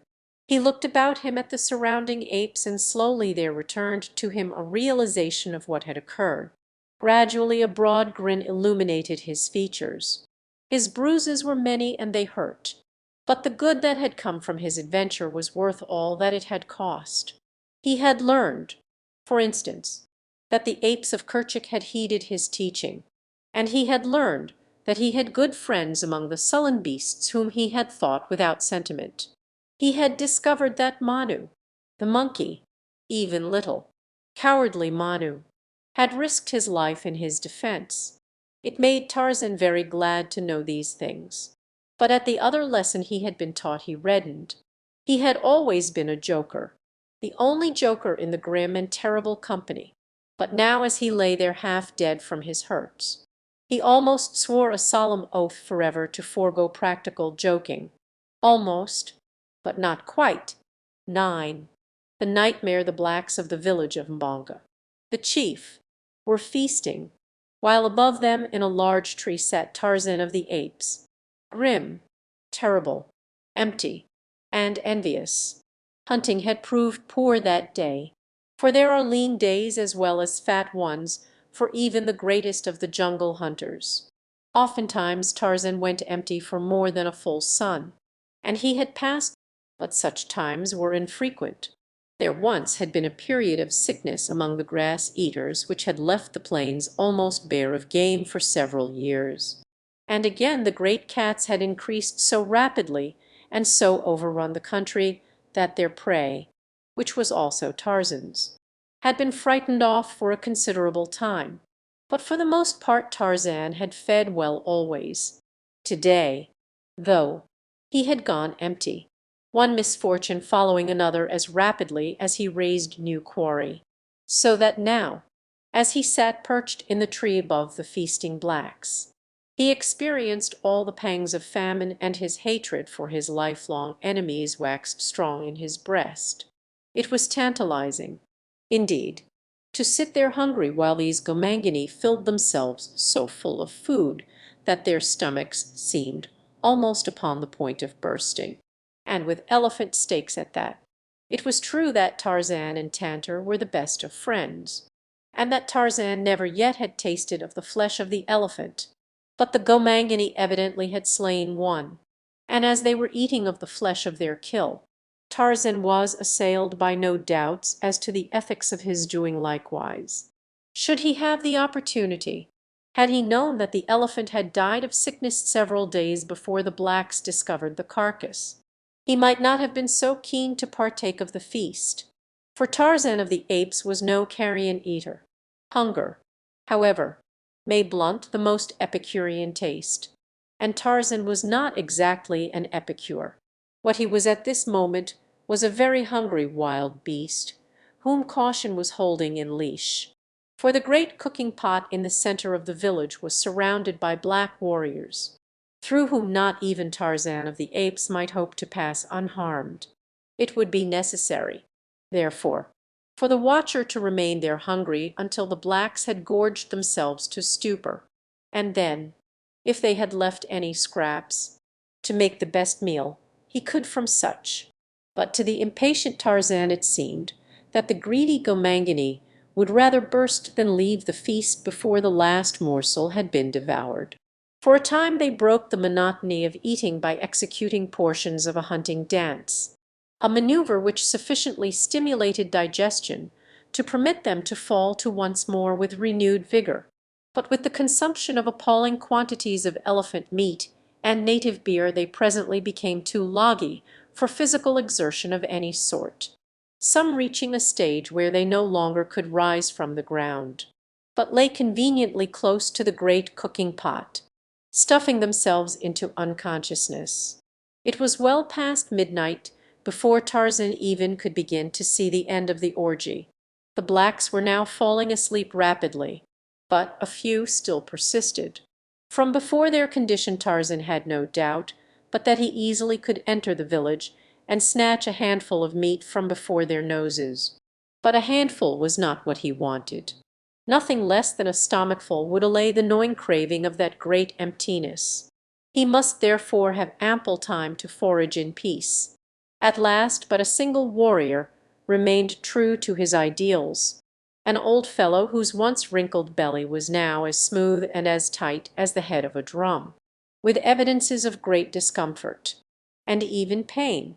He would crawl toward the pot and drag himself slowly to his knees, from which position he could reach into the receptacle and seize a piece of meat.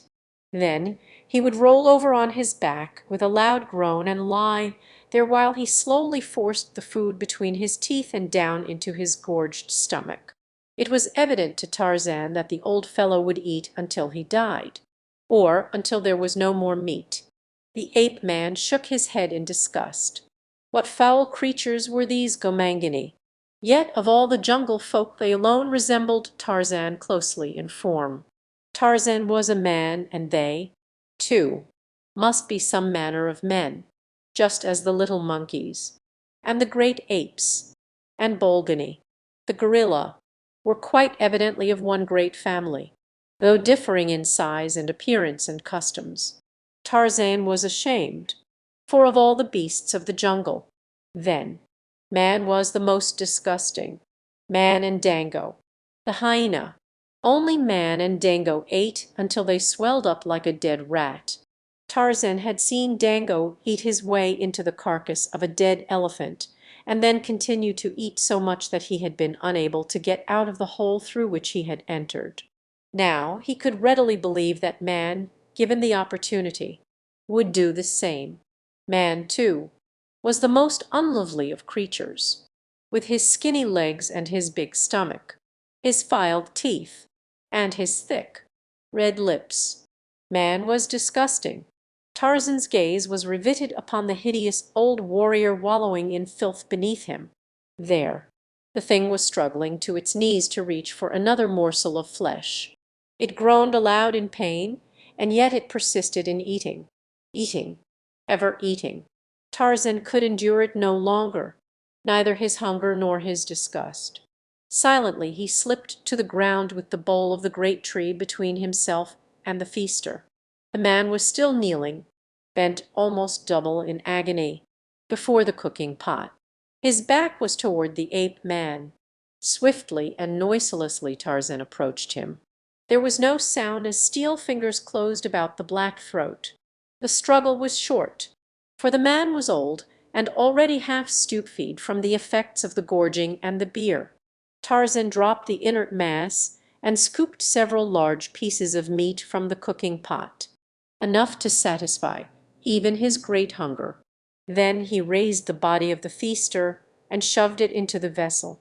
When the other blacks awoke, they would have something to think about. Tarzan grinned.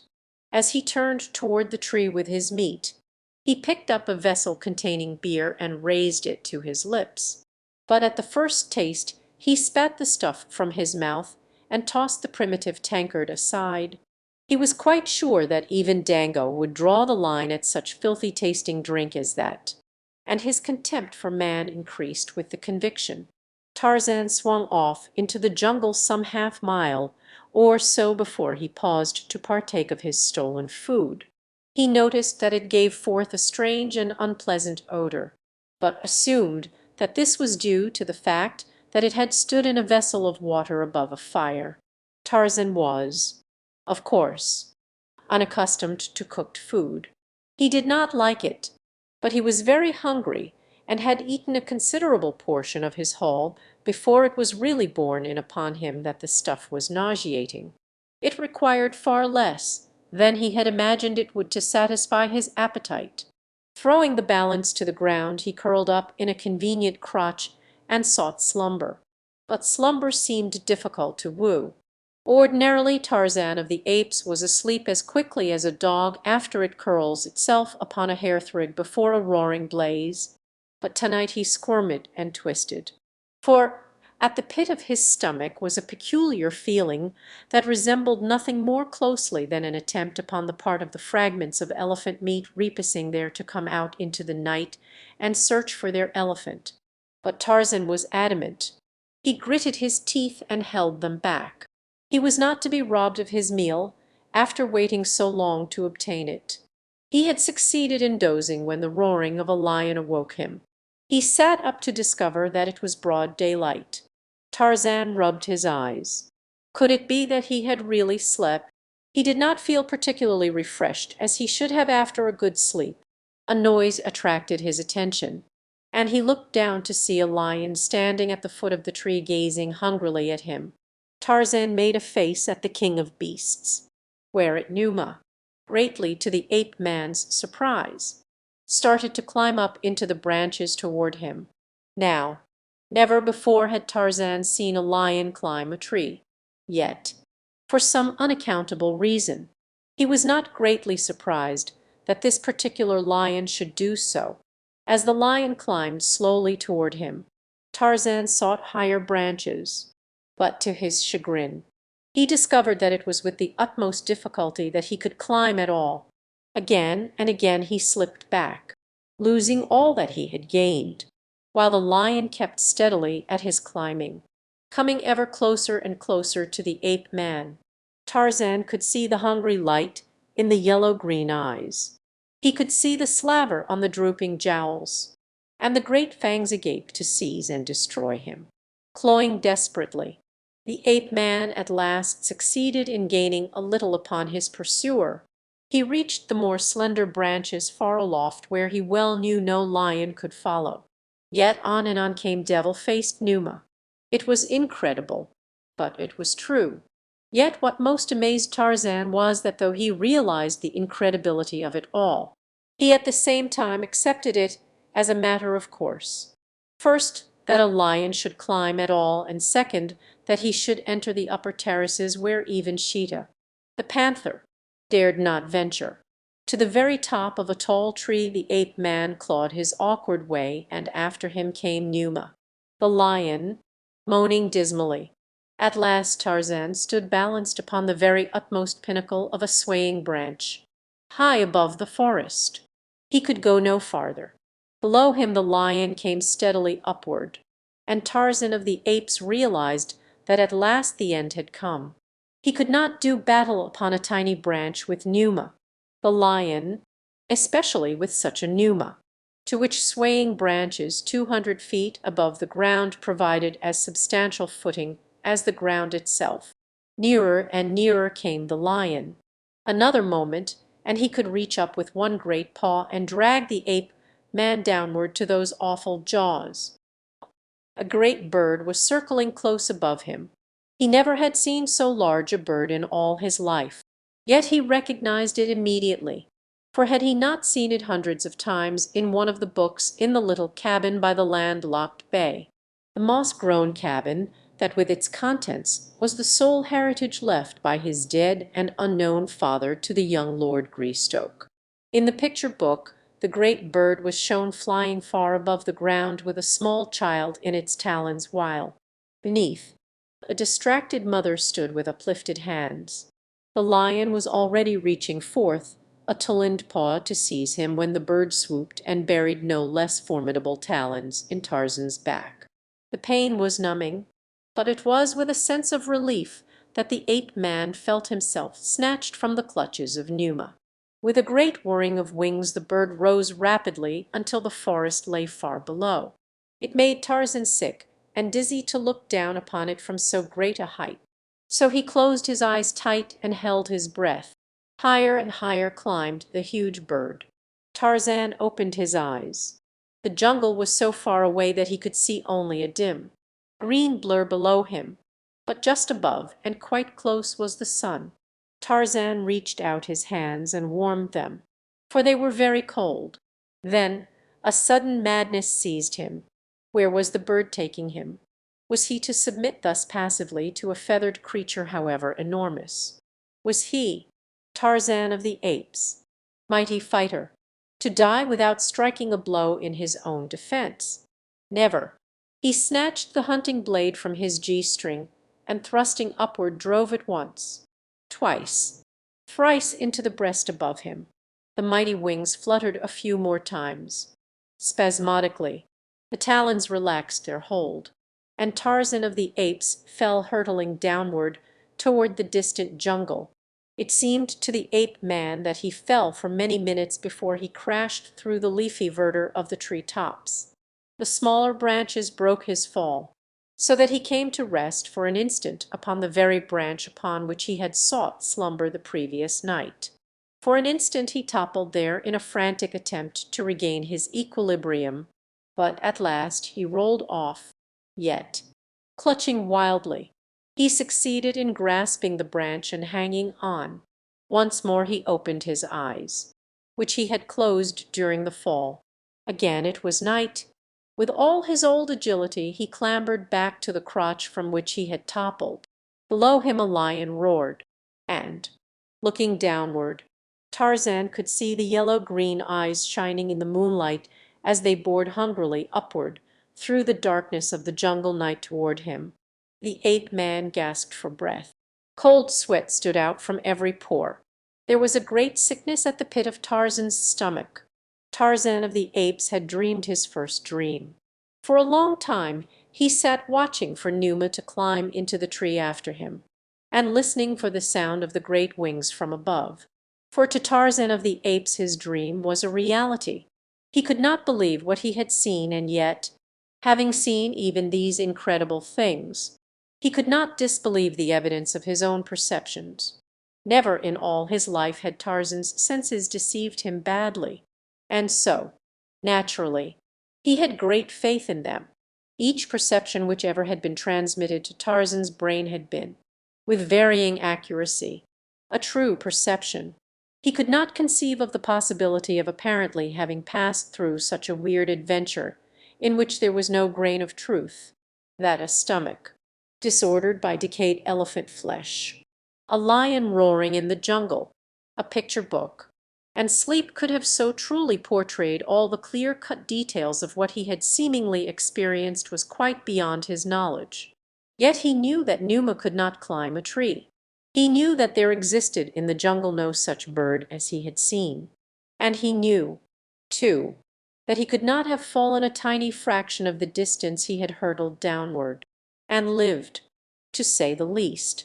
He was a very puzzled Tarzan as he tried to compose himself once more for slumber, a very puzzled and a very nauseated Tarzan.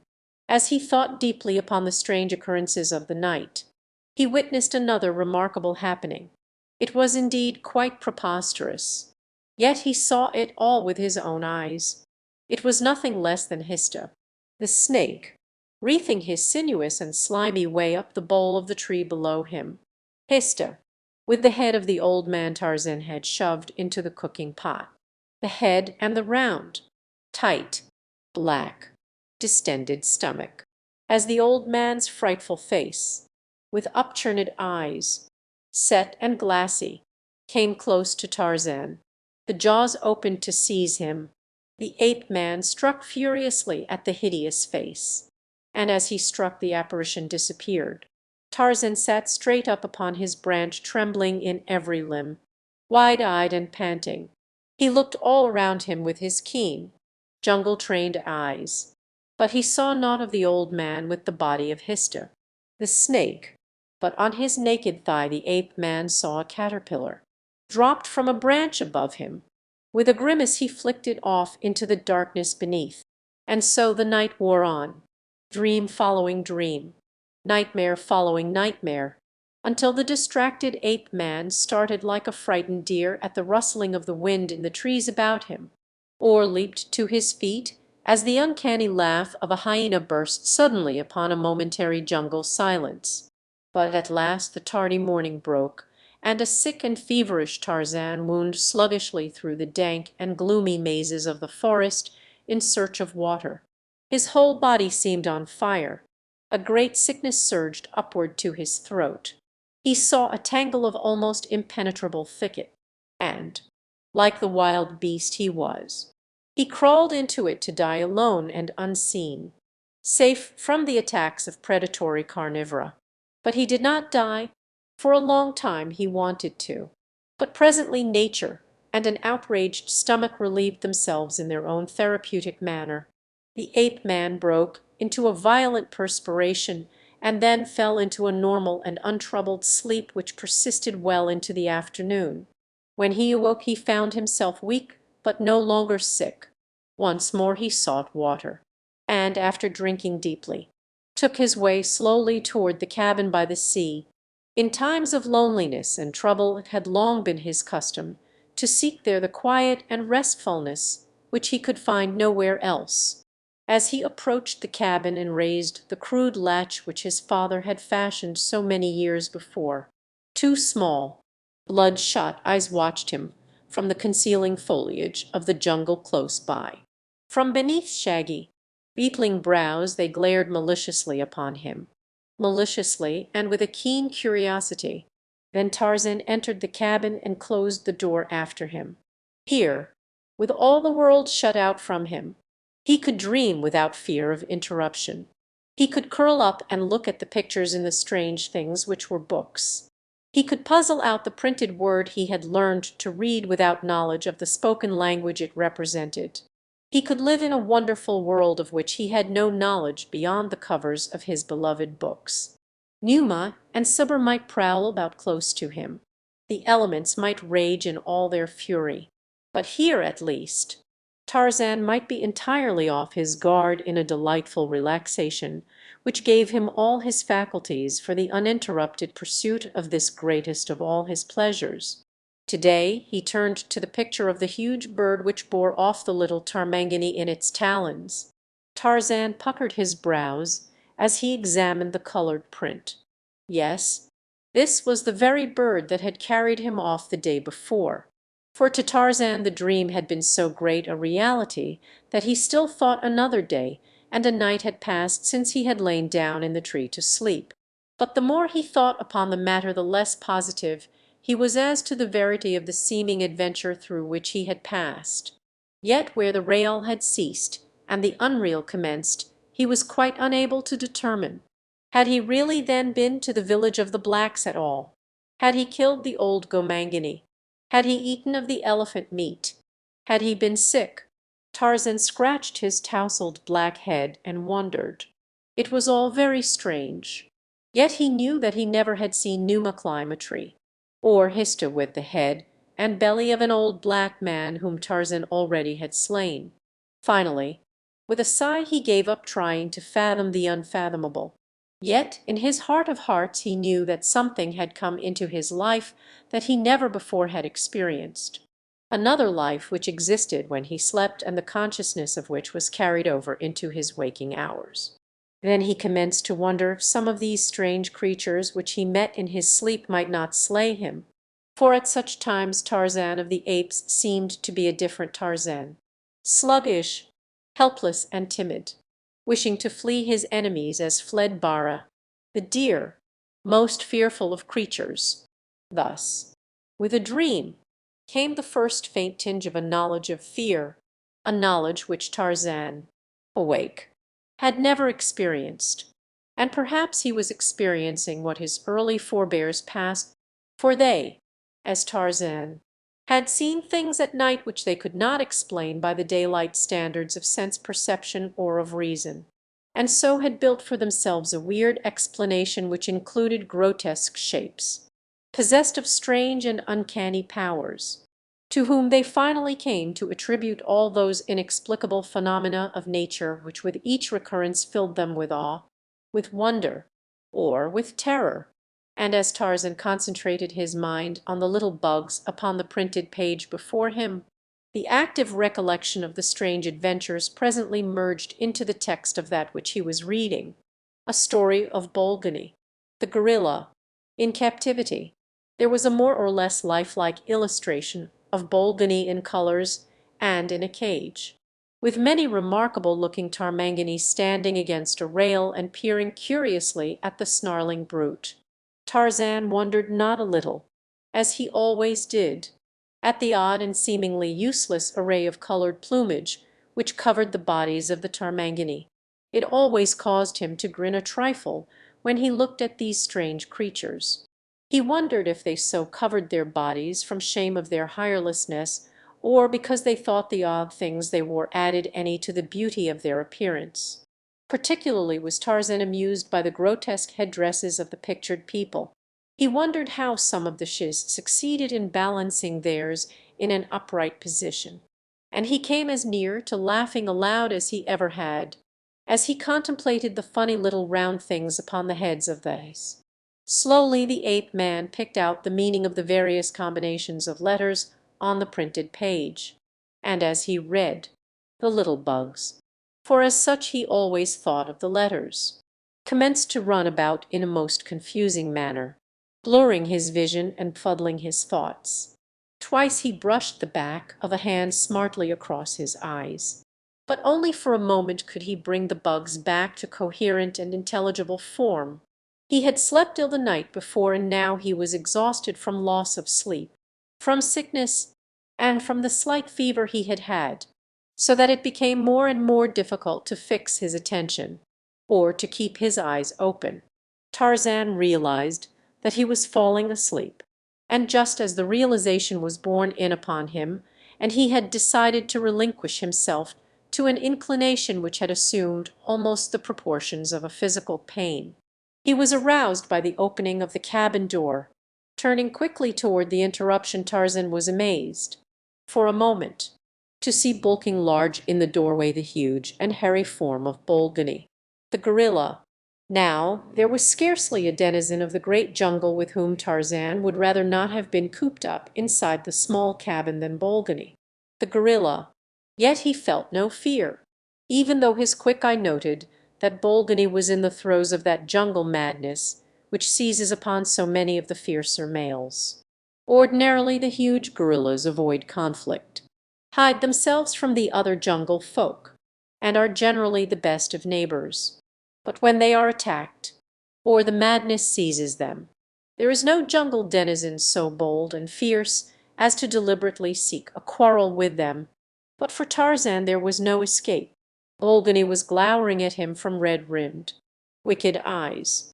In a moment he would rush in and seize the ape-man. Tarzan reached for the hunting knife where he had lain it on the table beside him, but as his fingers did not immediately locate the weapon, he turned a quick glance in search of it. As he did so his eyes fell upon the book he had been looking at, which still lay open at the picture of Bolgani. Tarzan found his knife, but he merely fingered it idly and grinned in the direction of the advancing gorilla. Not again would he be fooled by empty things which came while he slept. In a moment, no doubt, Bolgani would turn into Pamba, the rat with the head of Tantor, the elephant. Tarzan had seen enough of such strange happenings recently to have some idea as to what he might expect. But this time Bolgani did not alter his form as he came slowly toward the young ape-man. Tarzan was a bit puzzled, too, that he felt no desire to rush frantically to some place of safety, as had been the sensation most conspicuous in the other of his new and remarkable adventures. He was just himself now, ready to fight, if necessary, but still sure that no flesh and blood gorilla stood before him. The thing should be fading away into thin air by now, thought Tarzan, or changing into something else. Yet it did not. Instead it loomed clear-cut and real as Bolgani himself, the magnificent dark coat glistening with life and health in a bar of sunlight which shot across the cabin through the high window behind the young Lord Greystoke. This was quite the most realistic of his sleep adventures, thought Tarzan, as he passively awaited the next amusing incident. And then the gorilla charged. Two mighty, calloused hands seized upon the ape-man. Great fangs were bared close to his face. A hideous growl burst from the cavernous throat, and hot breath fanned Tarzan's cheek. And still he sat grinning at the apparition. Tarzan might be fooled once or twice, but not for so many times in succession. He knew that this Bolgani was no real Bolgani, for had he been he never could have gained entrance to the cabin, since only Tarzan knew how to operate the latch. The gorilla seemed puzzled by the strange passivity of the hairless ape. He paused an instant with his jaws snarling close to the other's throat. Then he seemed suddenly to come to some decision, whirling the ape-man across a hairy shoulder, as easily as you or I might lift a babe in arms. Bolgani turned and dashed out into the open, racing toward the great trees. Now, indeed, was Tarzan sure that this was a sleep adventure, and so grinned largely as the giant gorilla bore him, unresisting, away. Presently, reasoned Tarzan, he would awaken and find himself back in the cabin where he had fallen asleep. He glanced back at the thought and saw the cabin door standing wide open. This would never do. Always had he been careful to close and latch it against wild intruders. Manu, the monkey, would make sad havoc there among Tarzan's treasures should he have access to the interior for even a few minutes. The question which arose in Tarzan's mind was a baffling one. Where did sleep adventures end and reality commence? How was he to be sure that the cabin door was not really open? Everything about him appeared quite normal. There were none of the grotesque exaggerations of his former sleep adventures.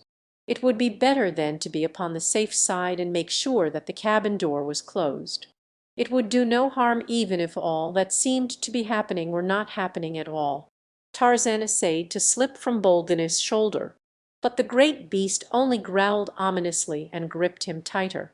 With a mighty effort the ape-man wrenched himself loose, and as he slid to the ground, the dream gorilla turned ferociously upon him, seized him once more, and buried great fangs in a sleek, brown shoulder. The grin of derision faded from Tarzan's lips as the pain and the hot blood aroused his fighting instincts. Asleep or awake, this thing was no longer a joke. Biting, tearing, and snarling, the two rolled over upon the ground. The gorilla now was frantic with insane rage.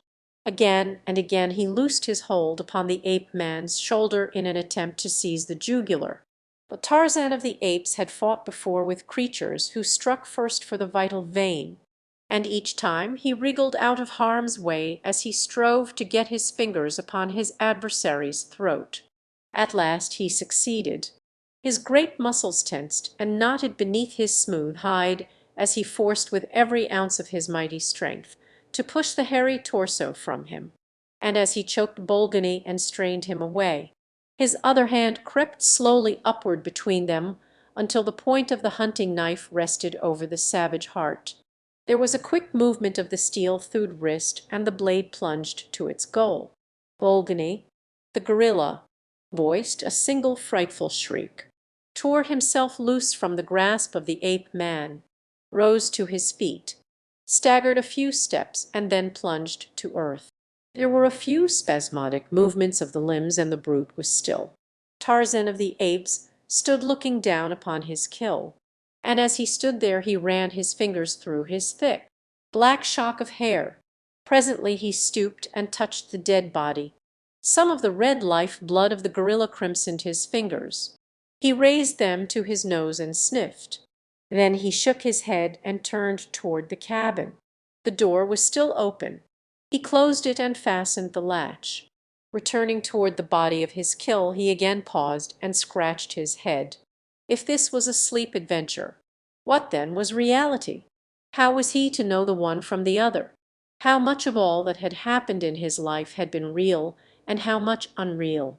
He placed a foot upon the prostrate form, and raising his face to the heavens gave voice to the kill cry of the bull-ape. Far in the distance a lion answered.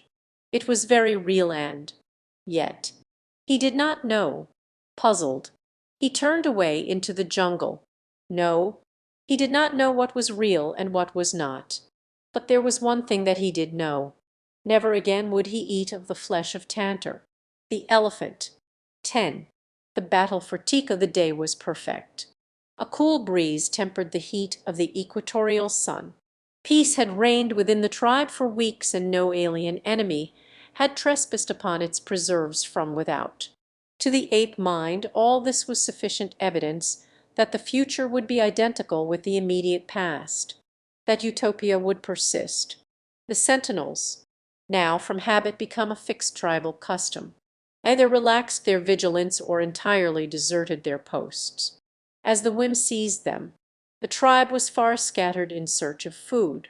Thus may peace and prosperity undermine the safety of the most primitive community even as it does that of the most cultured.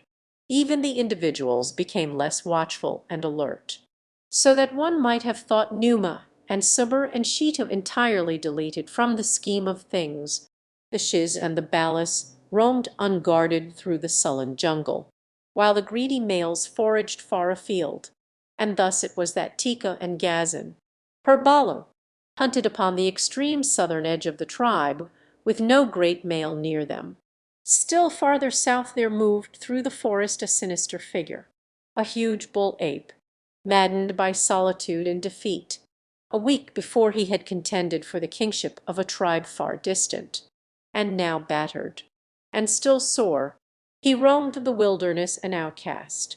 Later he might return to his own tribe and submit to the will of the hairy brute he had attempted to dethrone.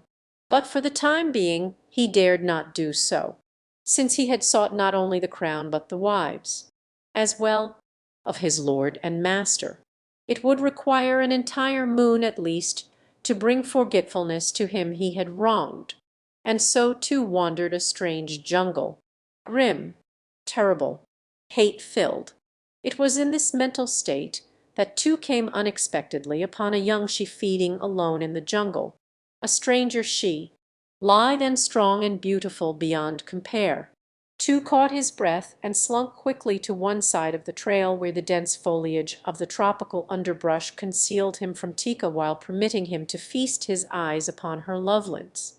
But not alone were they concerned with Tika. They roved the surrounding jungle in search of the bulls and cows and ballast of her tribe, though principally for the bulls. When one covets a she of an alien tribe, one must take into consideration the great, fierce, hairy guardians who seldom wander far from their wards, and who will fight a stranger to the death in protection of the mate or offspring of a fellow, precisely as they would fight for their own. Two could see no sign of a ape other than the strange she and a young Balu playing near by, his wicked, bloodshot eyes half closed as they rested upon the charms of the former. As for the Balu, one snap of those great jaws upon the back of its little neck would prevent it from raising any unnecessary alarm. Two was a fine, big male, resembling in many ways Tika's mate. Tall, each was in his prime, and each was wonderfully muscled, perfectly fanged and as horrifyingly ferocious as the most exacting in particular she could wish.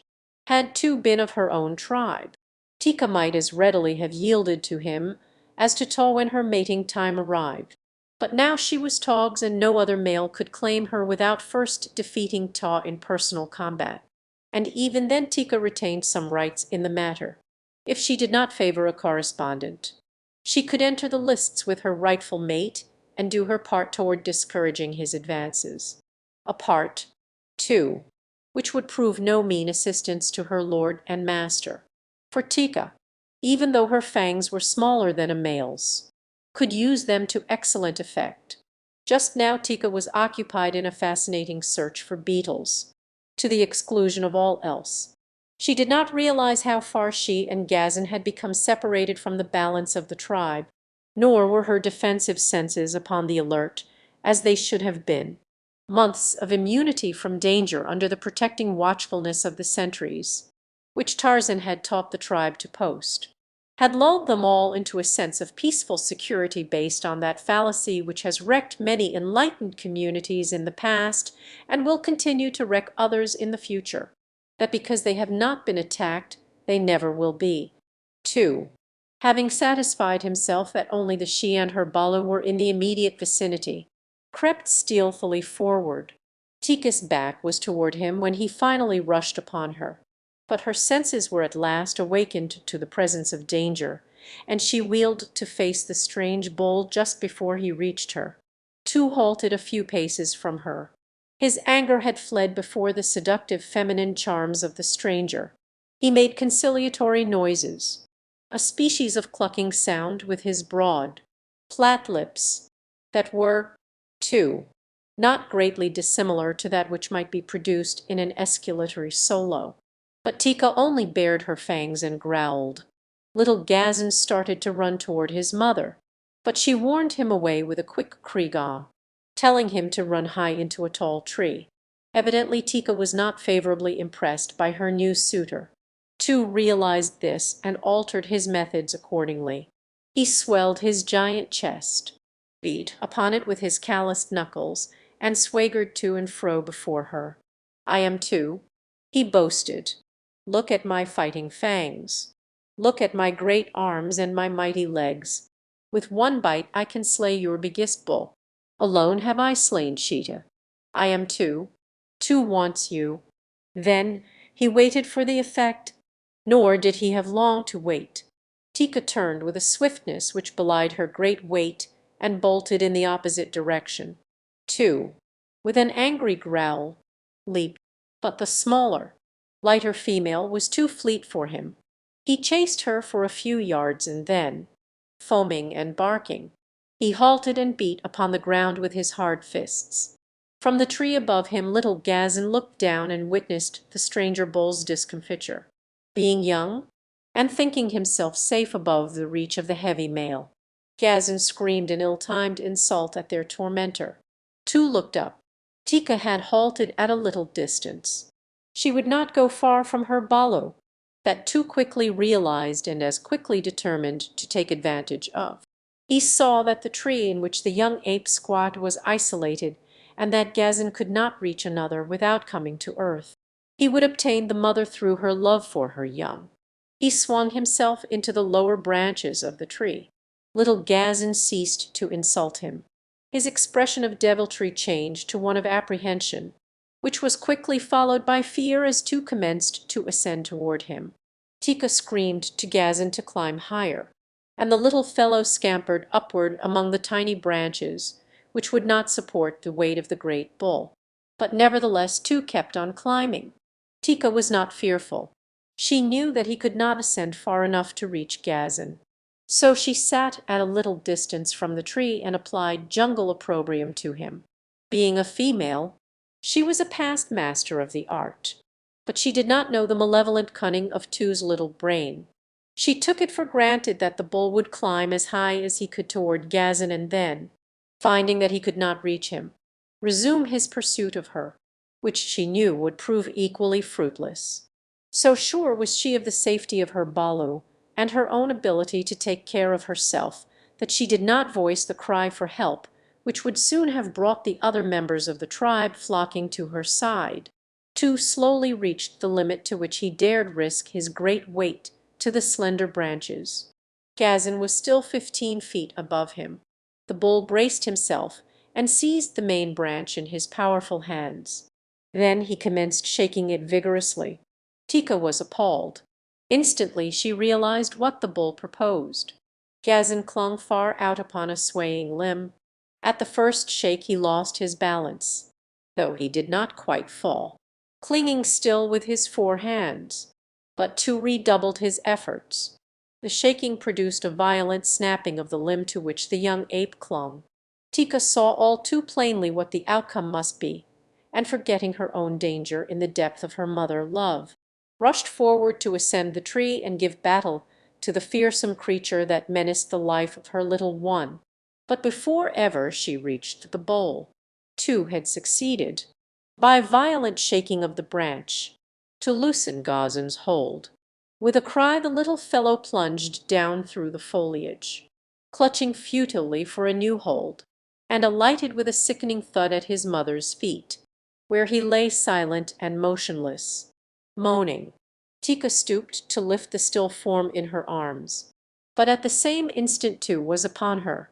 Struggling and biting she fought to free herself, but the giant muscles of the great bull were too much for her lesser strength. Tu struck and choked her repeatedly until finally, half unconscious, she lapsed into quasi-submission.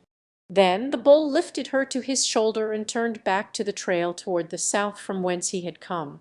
Upon the ground lay the quiet form of little Gazin. He did not moan. He did not move. The sun rose slowly toward meridian, a mangy thing, lifting its nose to scent the jungle breeze, crept through the underbrush. It was Dango, the hyena. Presently its ugly muzzle broke through some near-by foliage and its cruel eyes fastened upon Gazin. Early that morning Tarzan of the Apes had gone to the cabin by the sea, where he passed many an hour at such times as the tribe was ranging in the vicinity. On the floor lay the skeleton of a man, all that remained of the former Lord Greystoke. Lay as it had fallen some 20 years before when Kerchak, the great ape, had thrown it, lifeless, there. Long since had the termites and the small rodents picked clean the sturdy English bones. For years Tarzan had seen it lying there, giving it no more attention than he gave the countless thousand bones that strewed his jungle haunts. On the bed another, smaller, Skeleton reposed, and the youth ignored it as he ignored the other. How could he know that the one had been his father, the other his mother, the little pile of bones in the rude cradle, fashioned with such loving care by the former Lord Greystoke, meant nothing to him, that one day that little skull was to help prove his right to a proud title was as far beyond his ken as the satellites of the sons of Orion? To Tarzan they were bones, just bones. He did not need them, for there was no meat left upon them, and they were not in his way, for he knew no necessity for a bed, and the skeleton upon the floor he easily could step over. Today he was restless. He turned the pages first of one book and then of another. He glanced at pictures which he knew by heart, and tossed the books aside. He rummaged for the thousandth time in the cupboard. He took out a bag which contained several small, round pieces of metal.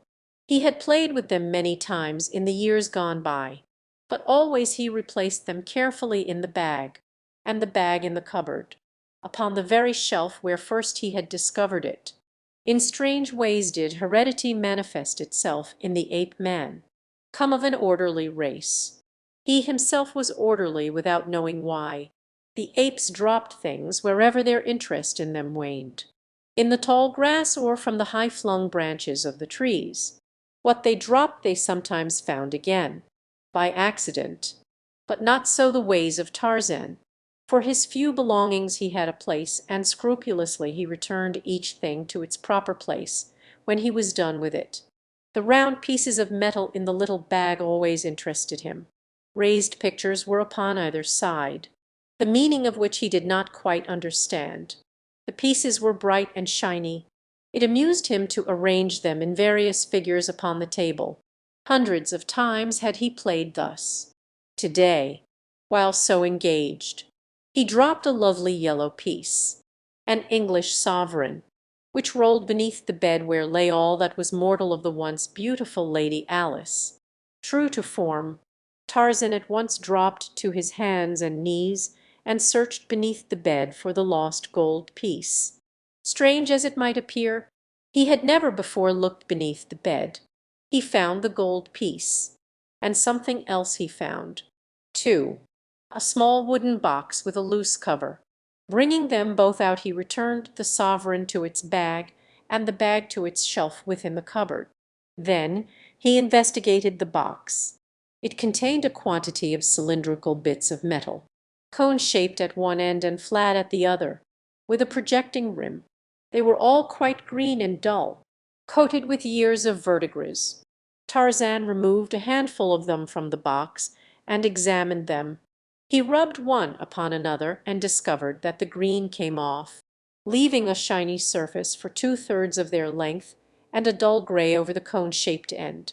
Finding a bit of wood he rubbed one of the cylinders rapidly, and was rewarded by a lustrous sheen which pleased him. At his side hung a pocket pouch taken from the body of one of the numerous black warriors he had slain. Into this pouch he put a handful of the new playthings, thinking to polish them at his leisure. Then he replaced the box beneath the bed, and finding nothing more to amuse him, left the cabin and started back in the direction of the tribe. Shortly before he reached them he heard a great commotion ahead of him, the loud screams of Shiz and Balas, the savage, angry barking and growling of the great bulls. Instantly he increased his speed, for the kriegahs that came to his ears warned him that something was amiss with his fellows. While Tarzan had been occupied with his own devices in the cabin of his dead sire, Taw, Tika's mighty mate, had been hunting a mile to the north of the tribe. At last his belly filled. He had turned lazily back toward the clearing where he had last seen the tribe, and presently commenced passing its members scattered alone or in twos or threes. Nowhere did he see Tika or Gazin, and soon he began inquiring of the other apes where they might be, but none had seen them recently. Now the lower orders are not highly imaginative. They do not, as you and I, paint vivid mental pictures of things which might have occurred, and so Taw did not now apprehend that any misfortune had overtaken his mate and their offspring. He merely knew that he wished to find Tika that he might lie down in the shade and have her scratch his back while his breakfast digested. But though he called to her and searched for her and asked each whom he met, he could find no trace of Tika, nor of Gazin either. He was beginning to become peeved, and had about made up his mind to chastise Tika for wandering so far afield when he wanted her. He was moving south along a game trail, his calloused soles and knuckles giving forth no sound, when he came upon Dango at the opposite side of a small clearing. The eater of carrion did not see Taw, for all his eyes were for something which lay in the grass beneath a tree, something upon which he was sneaking with the cautious stealth of his breed. Taw, always cautious himself, as it behooves one to be who fares up, swung noiselessly into a tree, where he could have a better view of the clearing. He did not fear Dango, but he wanted to see what it was that Dango stalked. In a way, possibly, he was actuated as much by curiosity as by caution, and when Taw reached a place in the branches from which he could have an unobstructed view of the clearing, he saw Dango already sniffing at something directly beneath him, something which Taw instantly recognized as the lifeless form of his little Gazin, with a cry so frightful, so bestial, that it momentarily paralyzed the startled Dango. The great ape launched his mighty bulk upon the surprised hyena. With a cry and a snarl, Dango, crushed to earth, turned to tear at his assailant. But as effectively might a sparrow turn upon a hawk, Taw's great, gnarled fingers closed upon the hyena's throat and back. His jaws snapped once on the mangy neck, crushing the vertebrae, and then he hurled the dead body contemptuously aside. Again he raised his voice in the call of the bull ape to its mate, but there was no reply. Then he leaned down to sniff at the body of Gazin. In the breast of this savage, hideous beast there beat a heart which was moved, however slightly, by the same emotions of paternal love which affect us. Even had we no actual evidence of this, we must know it still, since only thus might be explained the survival of the human race in which the jealousy and selfishness of the bulls would, in the earliest stages of the race, have wiped out the young as rapidly as they were brought into the world had not God implanted in the savage bosom that paternal love which evidences itself most strongly in the protective instinct of the male. In Taw the protective instinct was not alone highly developed, but affection for his offspring as well, for Taw was an unusually intelligent specimen of these great, man-like apes which the natives of the Gobi speak of in whispers, but which no white man ever had seen, or, if seeing, lived to tell of until Tarzan of the Apes came among them. And so Taw felt sorrow, as any other father might feel sorrow at the loss of a little child. To you little Gazin might have seemed a hideous and repulsive creature, but to Taw and Tika he was as beautiful and as cute as is your little Mary or Johnny or Elizabeth, and to you, and he was their firstborn, their only Balu, and a he, three things which might make a young ape the apple of any fond father's eye. For a moment Taw sniffed at the quiet little form. With his muzzle and his tongue he smoothed and caressed the rumpled coat. From his savage lips broke a low moan. But quickly upon the heels of sorrow came the overmastering desire for revenge. Leaping to his feet, he screamed out a volley of krigas, punctuated from time to time by the blood-freezing cry of an angry, challenging bull, a rage-mad bull with the blood-lust strong upon him. Answering his cries came the cries of the tribe as they swung through the trees toward him. It was these that Tarzan heard on his return from his cabin, and in reply to them he raised his own voice and hurried forward with increased speed, until he fairly flew through the middle terraces of the forest. When at last he came upon the tribe, he saw their members gathered about Taw and something which lay quietly upon the ground. Dropping among them, Tarzan approached the center of the group. Taw was still roaring out his challenges, but when he saw Tarzan he ceased and stooping picked up Gazin in his arms and held him out for Tarzan to see. Of all the bulls of the tribe, Taw held affection for Tarzan only. Tarzan he trusted and looked up to as one wiser and more cunning. To Tarzan he came now, to the playmate of his Balu days, the companion of innumerable battles of his maturity. When Tarzan saw the still form in Tog's arms, a low growl broke from his lips, for he too loved Tika's little Balu. Who did it? He asked. Where is Tika? I do not know, replied Taw. I found him lying here with Dango, about to feed upon him. But it was not Dango that did it. There are no fang marks upon him. Tarzan came closer and placed an ear against Gazan's breast. He is not dead, he said. Maybe he will not die. He pressed through the crowd of apes and circled once about them, examining the ground step by step. Suddenly he stopped and placing his nose close to the earth sniffed. Then he sprang to his feet, giving a peculiar cry. Taw and the others pressed forward, for the sound told them that the hunter had found the spoor of his quarry. A stranger bull has been here, said Tarzan. It was he that hurt Gazan. He has carried off Tika. Taw and the other bulls commenced to roar and threaten, but they did nothing. Had the stranger bull been within sight they would have torn him to pieces, but it did not occur to them to follow him. If the three bulls had been watching around the tribe this would not have happened, said Tarzan. Such things will happen as long as you do not keep the three bulls watching for an enemy. The jungle is full of enemies, and yet you let your shiz and your balas feed where they will, alone and unprotected. Tarzan goes now. He goes to find Tika and bring her back to the tribe. The idea appealed to the other bulls. We will all go, they cried. No, said Tarzan. You will not all go. We cannot take shiz and balas when we go out to hunt and fight. You must remain to guard them or you will lose them all. They scratched their heads. The wisdom of his advice was dawning upon them. But at first they had been carried away by the new idea, the idea of following up an enemy offender to wrest his prize from him and punish him. The community instinct was ingrained in their characters through ages of custom. They did not know why they had not thought to pursue and punish the offender. They could not know that it was because they had as yet not reached a mental plane which would permit them to work as individuals.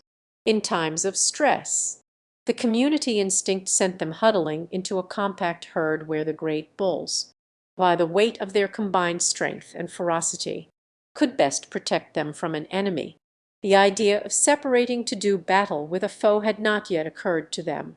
It was too foreign to custom, too inimical to community interests. But to Tarzan it was the first and most natural thought. His senses told him that there was but a single bull connected with the attack upon Tika and Gazan. A single enemy did not require the entire tribe for his punishment. Two swift bulls could quickly overhaul him and rescue Tika. In the past no one ever had thought to go forth in search of the shiz that were occasionally stolen from the tribe. If Numa, Sabur, Sheeta, or a wandering bull ape from another tribe chanced to carry off a maid or a matron while no one was looking, that was the end of it. She was gone. That was all. The bereaved husband, if the victim chanced to have been mated, growled around for a day or two and then, if he were strong enough, took another mate within the tribe, and if not, wandered far into the jungle on the chance of stealing one from another community. In the past Tarzan of the Apes had condoned this practice for the reason that he had had, but Tika had been his first love and Tika's Balu held a place in his heart such as a Balu of his own would have held. Just once before had Tarzan wished to follow and revenge. That had been years before when Kulonga, the son of Monga, the chief, had slain Kala. Then, single-handed, Tarzan had pursued and avenged. Now, though to a lesser degree, he was moved by the same passion. He turned toward Taw. "Leave Gazan with Mumga," he said. "She is old and her fangs are broken, and she is no good. But she can take care of Gazan until we return with Tika. and if Gazan is dead when we come back." He turned to address Mumga. "I will kill you, too." "Where are we going?" asked Tall. "We are going to get Tika," replied the ape man, "and kill the bull who has stolen her. Come." He turned again to the spoor of the stranger bull, which showed plainly to his trained senses. Nor did he glance back to note if Taw followed. The latter laid Gazan in Mumga's arms with a parting. "If he dies, Tarzan will kill you." And he followed after the brown-skinned figure that already was moving at a slow trot along the jungle trail. No other bull of the tribe of Kerchuk was so good a trailer as Tarzan, for his trained senses were aided by a high order of intelligence. His judgment told him the natural trail for a quarry to follow, so that he need but note the most apparent marks upon the way. And today the trail of two was as plain to him as type upon a printed page. To you or me, following close behind the live figure of the ape man, came the huge and shaggy bull ape. No words passed between them. They moved as silently as two shadows among the myriad shadows of the forest. Alert as his eyes and ears was Tarzan's patrician nose. The spoor was fresh, and now that they had passed from the range of the strong ape odor of the tribe, he had little difficulty in following Tu and Tika by scent alone. Tika's familiar scent spoor told both Tarzan and Tall that they were upon her trail, and soon the scent of Tu became as familiar as the other. They were progressing rapidly when suddenly dense clouds overcast the sun. Tarzan accelerated his pace. Now he fairly flew along the jungle trail, or, where two had taken to the trees, followed nimbly as a squirrel along the bending, undulating pathway of the foliage branches, swinging from tree to tree as two had swung before them, but more rapidly because they were not handicapped. Tarzan felt that they must be almost upon the quarry, for the scent spoor was becoming stronger and stronger, when the jungle was suddenly shot by livid lightning, and a deafening roar of thunder reverberated through the heavens and the forest until the earth trembled and shook.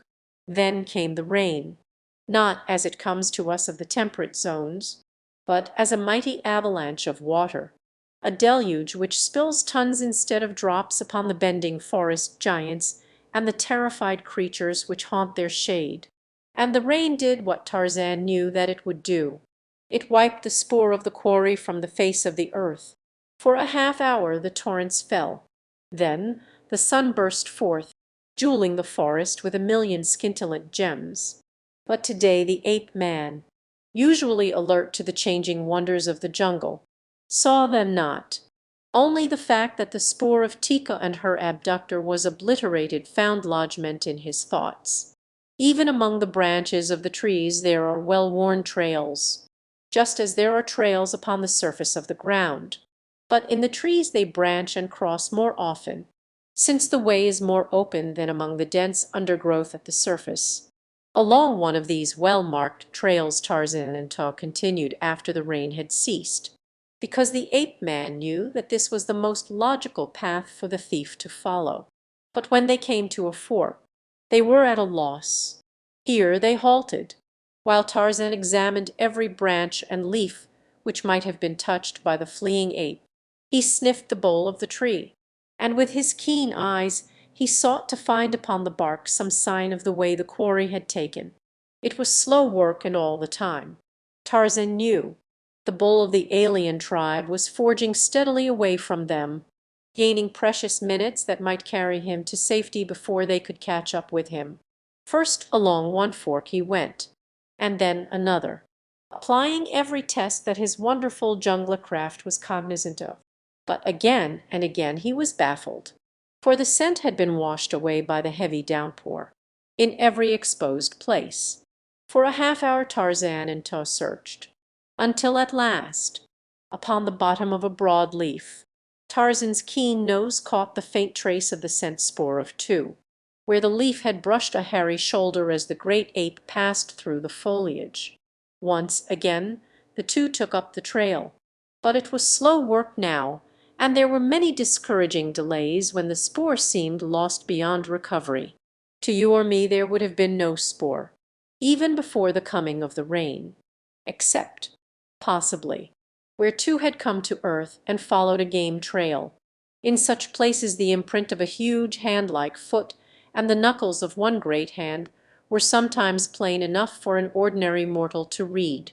Tarzan knew from these and other indications that the ape was yet carrying Tika.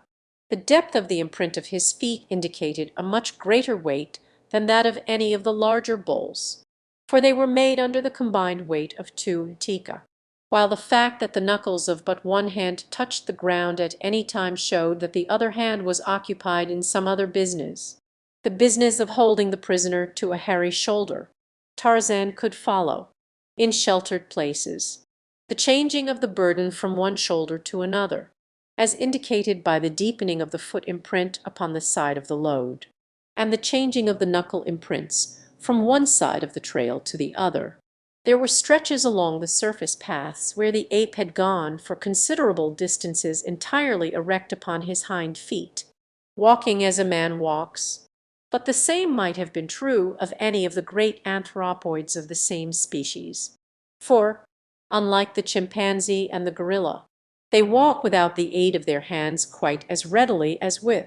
It was such things, however, which helped to identify to Tarzan and to Taw the appearance of the abductor, and with his individual scent characteristic already indelibly impressed upon their memories, they were in a far better position to know him when they came upon him, even should he have disposed of Tika before, than is a modern sleuth with his photographs and Bertillon measurements, equipped to recognize a fugitive from civilized justice. But with all their high-strung and delicately attuned perceptive faculties, the two bulls of the tribe of Kerchak were often sore pressed to follow the trail at all, and at best were so delayed that in the afternoon of the second day they still had not overhauled the fugitive. The scent was now strong, for it had been made since the rain, and Tarzan knew that it would not be long before they came upon the thief and his loot. Above them, as they crept stealthily forward, chattered Manu, the monkey, and his thousand fellows, squawked and screamed the brazen-throated birds of plumage, buzzed and hummed the countless insects amid the rustling of the forest leaves, and, as they passed, a little greybeard, squeaking and scolding upon a swaying branch, looked down and saw them. Instantly the scolding and squeaking ceased, and off tore the long-tailed mite as though Sheeta, the panther, had been endowed with wings and was in close pursuit of him. To all appearances he was only a very much frightened little monkey, fleeing for his life. There seemed nothing sinister about him. And what of Tika during all this time? Was she at last resigned to her fate, and accompanying her new mate in the proper humility of a loving and tractable spouse? A single glance at the pair would have answered these questions to the utter satisfaction of the most captious. She was torn and bleeding from many wounds, inflicted by the sullen Two in his vain efforts to subdue her to his will, and Two too was disfigured and mutilated, but with stubborn ferocity he still clung to his now useless prize. On through the jungle he forced his way in the direction of the stamping ground of his tribe. He hoped that his king would have forgotten his treason, but if not, he was still resigned to his fate. Any fate would be better than suffering longer the sole companionship of this frightful she. And then, too, he wished to exhibit his captive to his fellows. Maybe he could wish her on the king. It is possible that such a thought urged him on.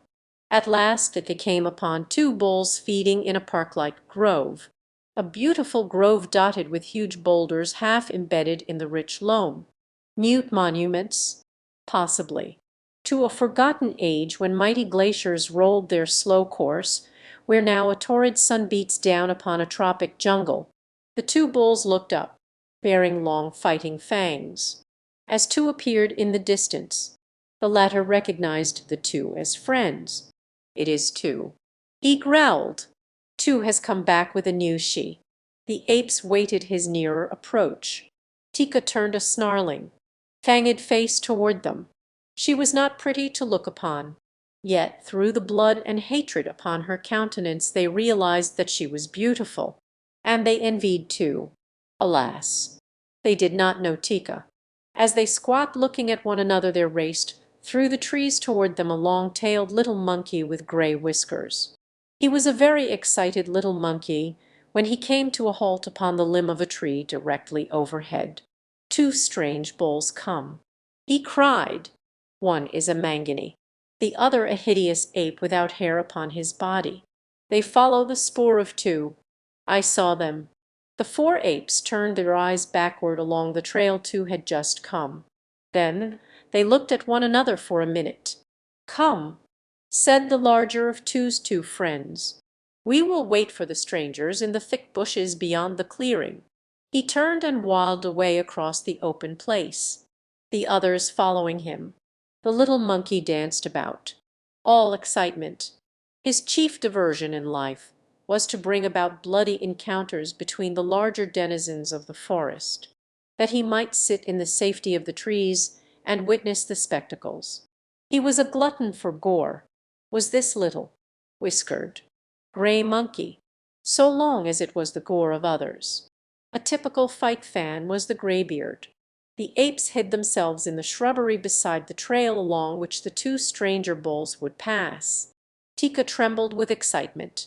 She had heard the words of Manu, and she knew that the hairless ape must be Tarzan, while the other was, doubtless, Ta. Never, in her wildest hopes, had she expected succor of this sort.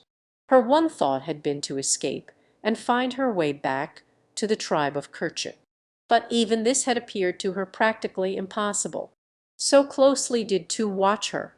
As Ta and Tarzan reached the grove where two had come upon his friends, the ape scent became so strong that both knew the quarry was but a short distance ahead, and so they went even more cautiously, for they wished to come upon the thief. That a little gray-whiskered monkey had forestalled them they did not know, nor that three pairs of savage eyes were already watching their every move and waiting for them to come within reach of itching paws and slavering jowls.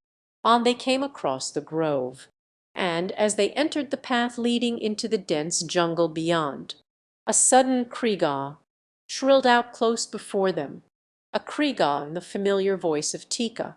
The small brains of two and his companions had not been able to foresee that Tika might betray them, and now that she had, they went wild with rage.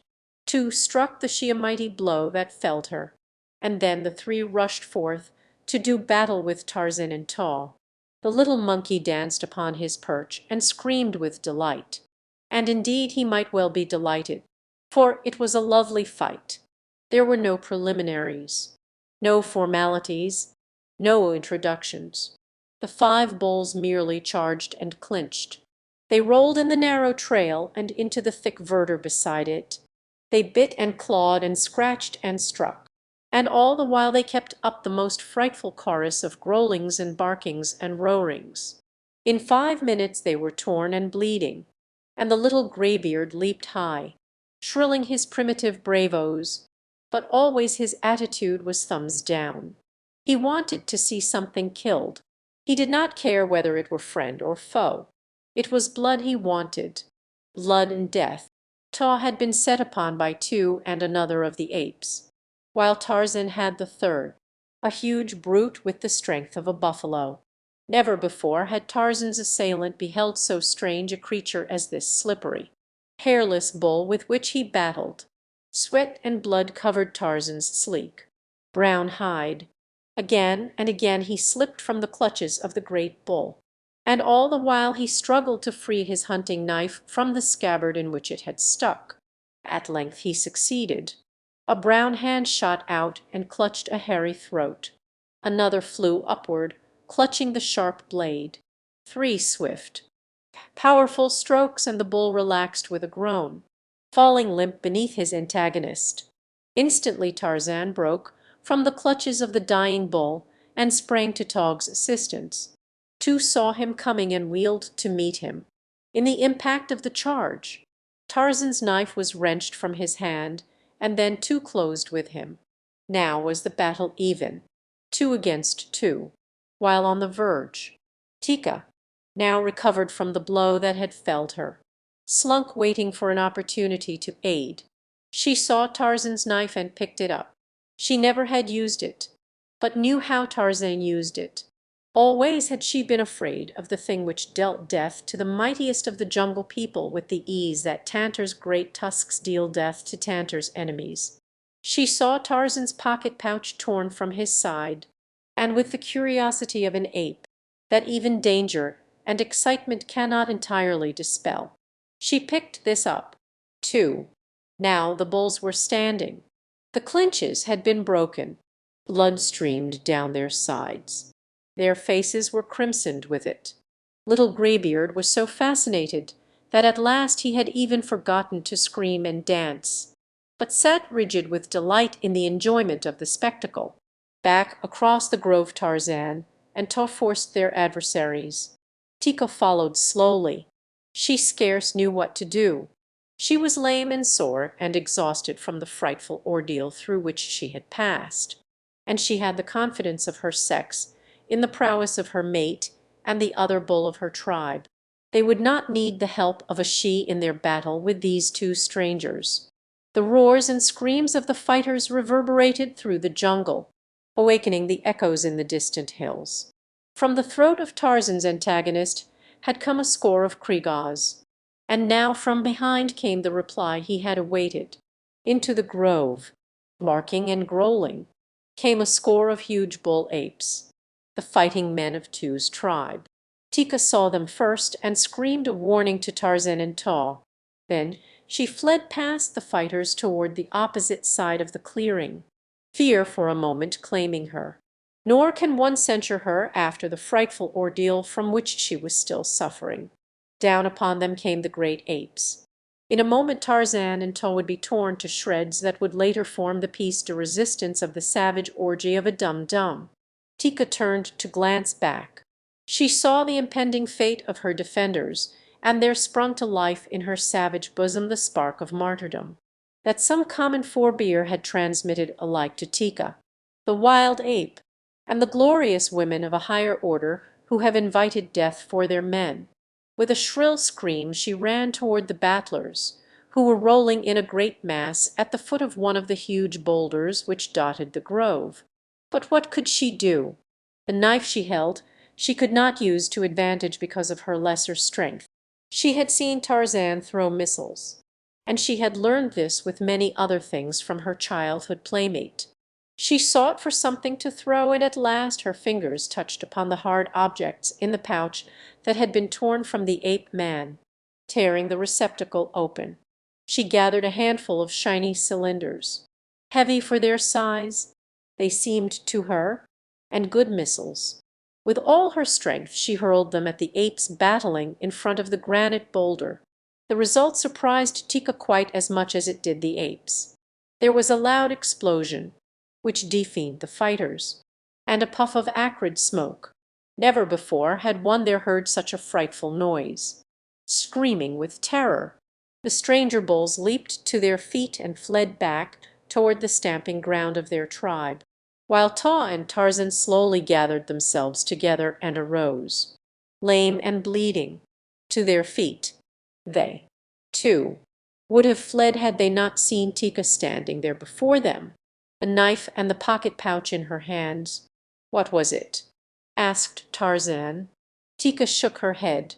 "I hurled these at the stranger bulls," and she held forth another handful of the shiny metal cylinders with the dull gray, cone-shaped ends. Tarzan looked at them and scratched his head. "What are they?" asked Tau. "I do not know," said Tarzan. "I found them." The little monkey with the gray beard halted among the trees a mile away and huddled, terrified, against a branch. He did not know that the dead father of Tarzan of the Apes, reaching back out of the past across a span of 20 years, had saved his son's life.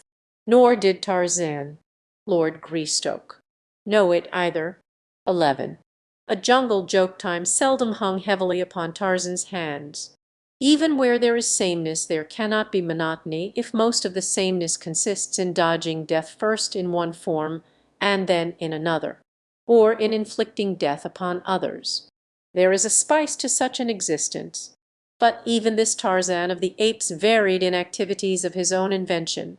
He was full grown now, with the grace of a Greek god and the thews of a bull, and, by all the tenets of apedom, should have been sullen, morose, and brooding. But he was not. His spirits seemed not to age at all. He was still a playful child, much to the discomfiture of his fellow apes. They could not understand him or his ways, for with maturity they quickly forgot their youth and its pastimes. Nor could Tarzan quite understand them. It seemed strange to him that a few moons since he had roped Taw about an ankle and dragged him screaming through the tall jungle grasses, and then rolled and tumbled in good-natured mimic battle when the young ape had freed himself, and that today, when he had come up behind the same Taw and pulled him over backward upon the turf, instead of the playful young ape, a great, snarling beast had whirled and leaped for his throat. Easily Tarzan eluded the charge, and quickly Taw's anger vanished, though it was not replaced with playfulness. Yet the ape-man realized that Taw was not amused, nor was he amusing. The big bull ape seemed to have lost whatever sense of humor he once may have possessed. With a grunt of disappointment, young Lord Greystoke turned to other fields of endeavor. A strand of black hair fell across one eye. He brushed it aside with the palm of a hand and a toss of his head. It suggested something to do. So he sought his quiver, which lay cached in the hollow bole of a lightning-riven tree. Removing the arrows, he turned the quiver upside down, emptying upon the ground the contents of its bottom, his few treasures. Among them was a flat bit of stone and a shell which he had picked up from the beach near his father's cabin. With great care he rubbed the edge of the shell back and forth upon the flat stone until the soft edge was quite fine and sharp. He worked much as a barber does who hones a razor, and with every evidence of similar practice. But his proficiency was the result of years of painstaking effort.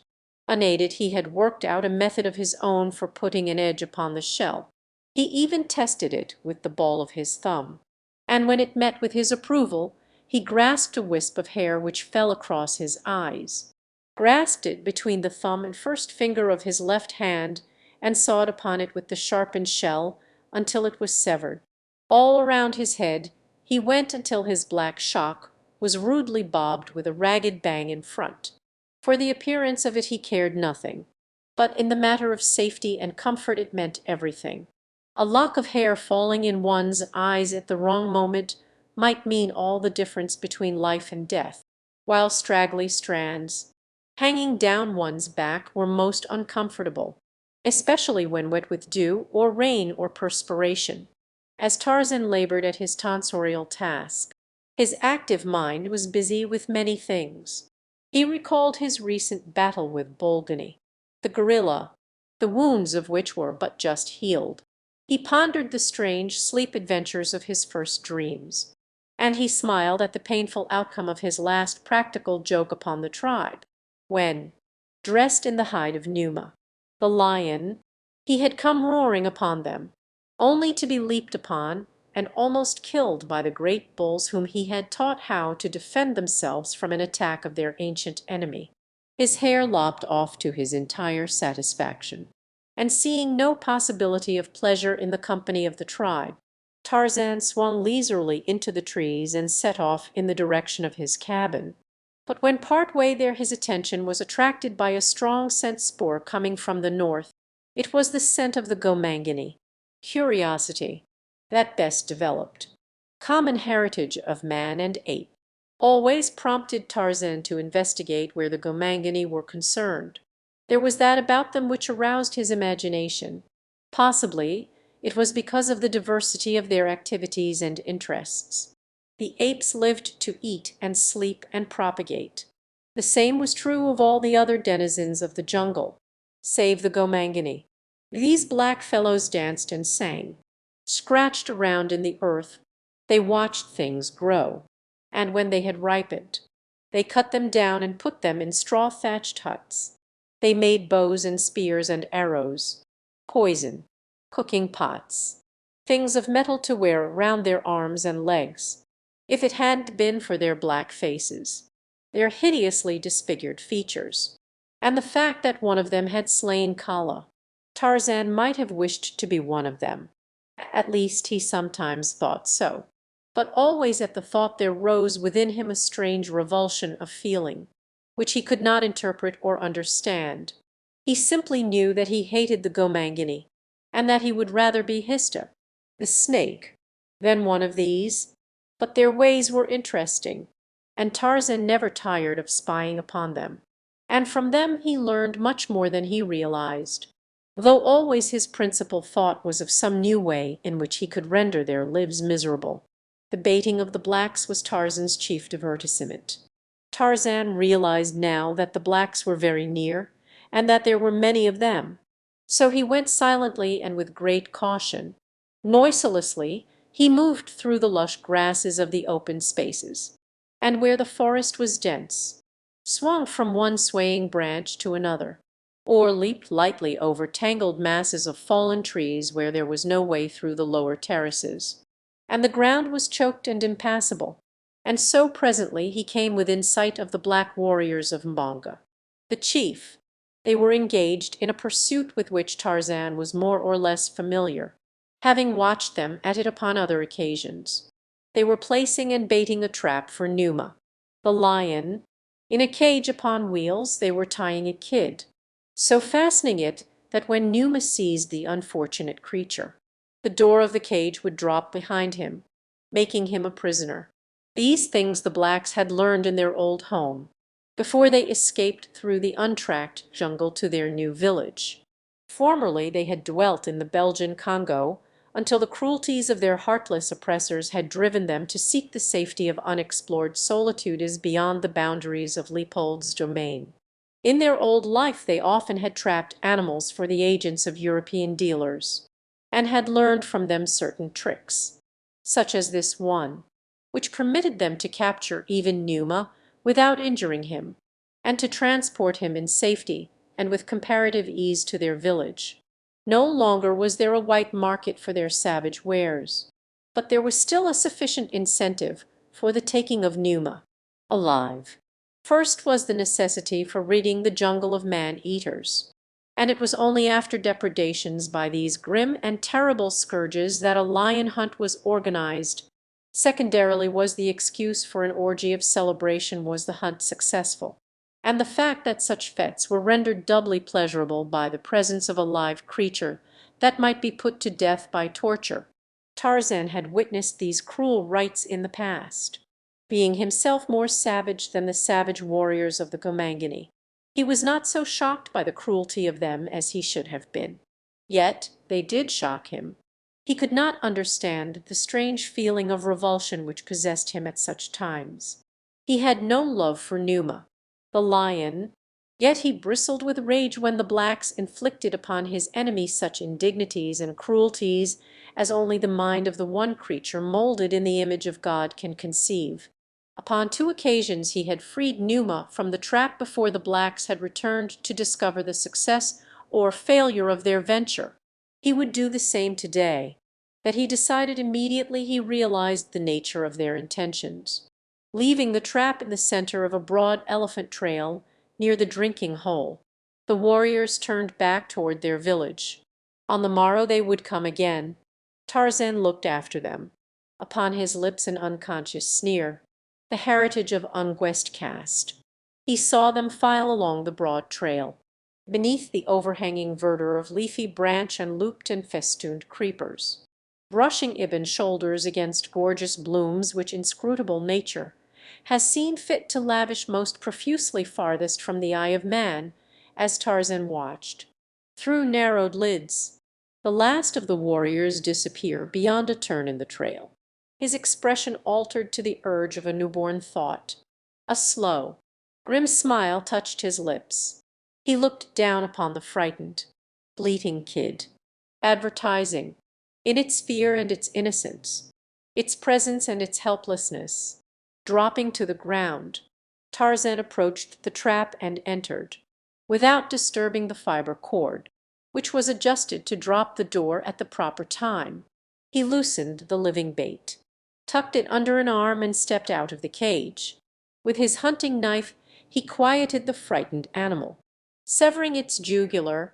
Then he dragged it, bleeding, along the trail down to the drinking hole, the half-smile persisting upon his ordinarily grave face.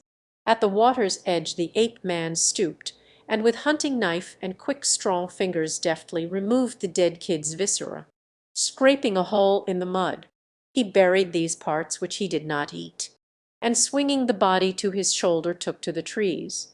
For a short distance he pursued his way in the wake of the black warriors, coming down presently to bury the meat of his kill where it would be safe from the depredations of Dango, the hyena, or the other meat-eating beasts and birds of the jungle. He was hungry. Had he been all beast he would have eaten, but his man-mind could entertain urges even more potent than those of the belly. And now he was concerned with an idea which kept a smile upon his lips and his eyes sparkling in anticipation. An idea it was, which permitted him to forget that he was hungry, the meat safely cached. Tarzan trotted along the elephant trail after the Gomangani. 2 or 3 miles from the cage he overtook them, and then he swung into the trees and followed above and behind them, waiting his chance. Among the blacks was Rabikiga, the witch doctor. Tarzan hated them all, but Rabikiga he especially hated.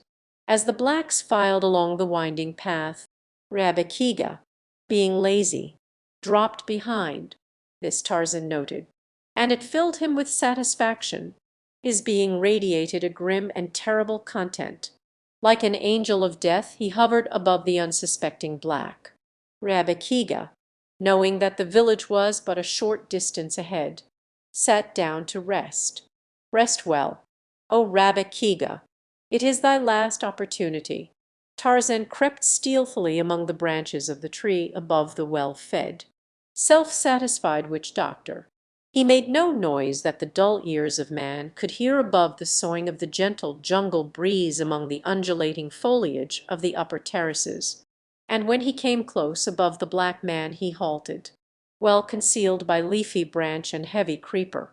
Rabikiga sat with his back against the bole of a tree, facing Tarzan. The position was not such as the waiting beast of prey desired, and so, with the infinite patience of the wild hunter, the ape-man crouched motionless and silent as a graven image until the fruit should be ripe for the plucking. A poisonous insect buzzed angrily out of space. It loitered, circling, close to Tarzan's face. The ape-man saw and recognized it. The virus of its sting spelled death for lesser things than he. For him it would mean days of anguish. He did not move. His glittering eyes remained fixed upon Rabikiga after acknowledging the presence of the winged torture by a single glance. He heard and followed the movements of the insect with his keen ears, and then he felt it alight upon his forehead. No muscle twitched, for the muscles of such as he are the servants of the brain. Down across his face crept the horrid thing, over nose and lips and chin. Upon his throat it paused, and turning, retraced its steps. Tarzan watched Rabikiga. Now not even his eyes moved. So motionless he crouched that only death might counterpart his movelessness. The insect crawled upward over the nut-brown cheek and stopped with its antennae brushing the lashes of his lower lid. You or I would have started back, closing our eyes and striking at the thing, but you and I are the slaves, not the masters of our nerves. Had the thing crawled upon the eyeball of the ape, it is believable that he could yet have remained wide-eyed and rigid, but it did not. For a moment it loitered there close to the lower lid. Then it rose and buzzed away. Down toward Rabikiga it buzzed, and the black man heard it, saw it, struck at it, and was stung upon the cheek before he killed it. Then he rose with a howl of pain and anger, and as he turned up the trail toward the village of Mbonga, the chief, his broad, Blackback was exposed to the silent thing waiting above him, and as Rabbit turned, a live figure shot outward and downward from the tree above upon his broad shoulders. The impact of the springing creature carried Rabbit to the ground. He felt strong jaws close upon his neck, and when he tried to scream, steel fingers throttled his throat. The powerful black warrior struggled to free himself, but he was as a child in the grip of his adversary. Presently Tarzan released his grip upon the other's throat. But each time that Rabbit essayed a scream, the cruel fingers choked him painfully. At last the warrior desisted. Then Tarzan half rose, kneeled upon his victim's back. And when Rabbit struggled to arise, the ape-man pushed his face down into the dirt of the trail. With a bit of the rope that had secured the kid, Tarzan made Rabbit wrists secure behind his back. Then he rose and jerked his prisoner to his feet, faced him back along the trail, and pushed him on ahead. Not until he came to his feet did Rabbit obtain a square look at his assailant. When he saw that it was the white devil god, his heart sank within him and his knees trembled. But as he walked along the trail ahead of his captor, and was neither injured nor molested, his spirits slowly rose, so that he took heart again. Possibly the devil god did not intend to kill him after all. Had he not had little Thibaut in his power for days without harming him, and had he not spared Momaya, Thibaut's mother, when he easily might have slain her? And then they came upon the cage which Rabbit, with the other black warriors of the village of Mbonga, the chief, had placed and baited for Numa. Rabbit saw that the bait was gone, though there was no lion within the cage, nor was the door dropped. He saw, and he was filled with wonder not unmixed with apprehension. It entered his dull brain that in some way this combination of circumstances had a connection with his presence there as the prisoner of the white devil god. Nor was he wrong. Tarzan pushed him roughly into the cage, and in another moment Rabbit understood. Cold sweat broke from every pore of his body. He trembled as with ague, for the ape-man was binding him securely in the very spot the kid had previously occupied. The witch-doctor pleaded, first for his life, and then for a death less cruel, but he might as well have saved his pleas for Numa, since already they were directed toward a wild beast who understood no word of what he said. But his constant jabbering not only annoyed Tarzan, who worked in silence, but suggested that later the black might raise his voice in cries for succor. So he stepped out of the cage, gathered a handful of grass and a small stick, and returning, jammed the grass into Rabbit mouth, laid the stick crosswise between his teeth, and fastened it there with the thong from Rabbit loin cloth. Now could the witch-doctor but roll his eyes and sweat. Thus Tarzan left him. The ape-man went first to the spot where he had cached the body of the kid. Digging it up, he ascended into a tree and proceeded to satisfy his hunger. What remained he again buried. Then he swung away through the trees to the water hole, and going to the spot where fresh, cold water bubbled from between two rocks, he drank deeply. The other beasts might wade in and drink stagnant water, but not Tarzan of the Apes. In such matters he was fastidious. From his hands he washed every trace of the repugnant scent of the gomangani, and from his face the blood of the kid. Rising, he stretched himself not unlike some huge, lazy cat, climbed into a near-by tree and fell asleep. When he awoke it was dark, though a faint luminosity still tinged the western heavens. A lion moaned and coughed as it strode through the jungle toward water. It was approaching the drinking hole. Tarzan grinned sleepily, changed his position, and fell asleep again. When the blacks of Mbonga, the chief, reached their village they discovered that Rabbit was not among them.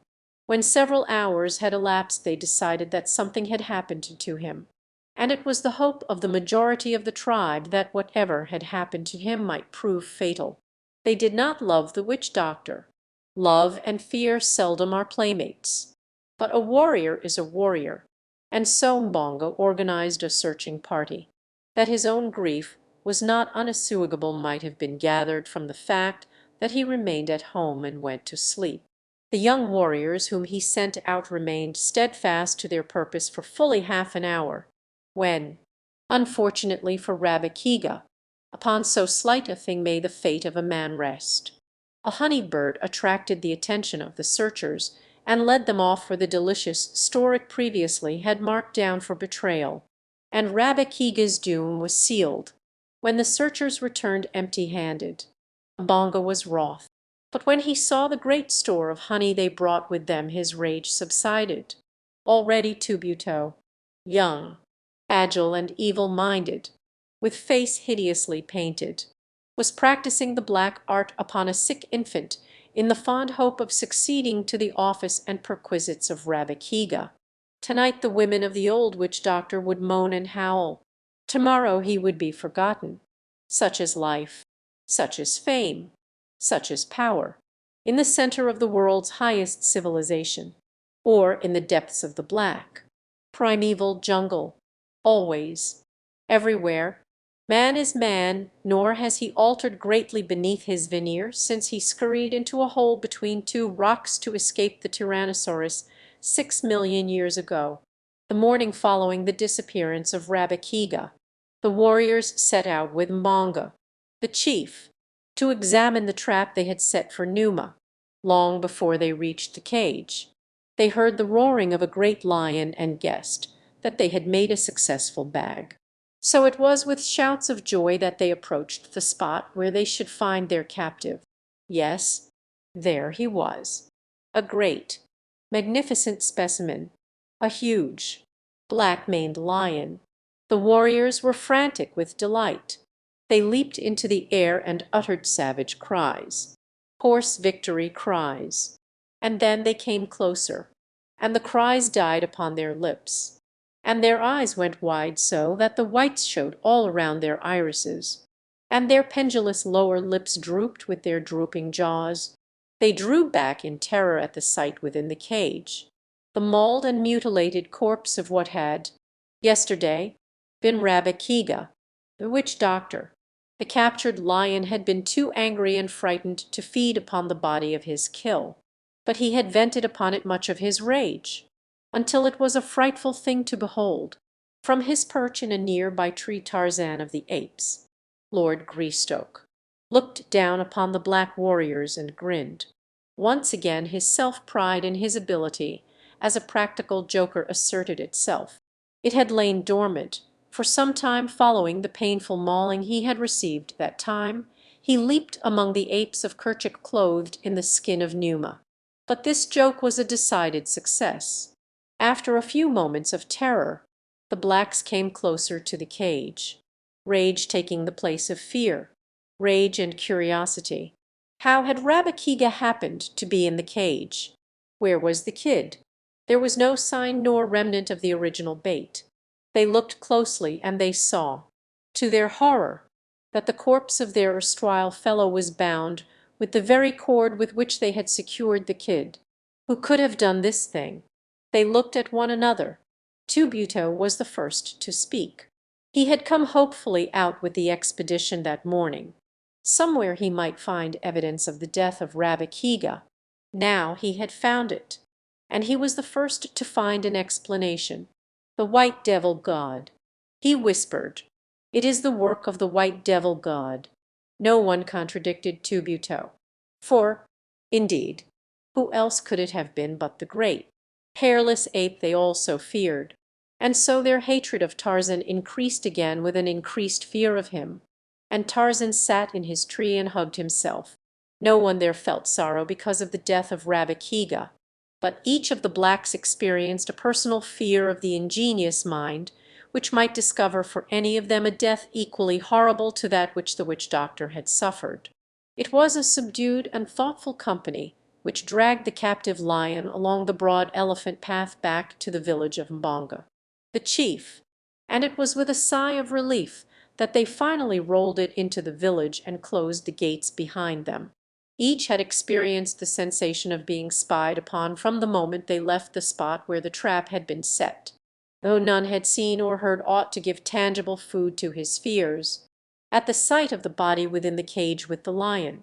The women and children of the village set up a most frightful lamentation, working themselves into a joyous hysteria which far transcended the happy misery derived by their more civilized prototypes, who make a business of dividing their time between the movies and the neighborhood funerals of friends and strangers, especially strangers. From a tree overhanging the palisade, Tarzan watched all that passed within the village. He saw the frenzied women tantalizing the great lion with sticks and stones. The cruelty of the blacks toward a captive always induced in Tarzan a feeling of angry contempt for the Gomangani.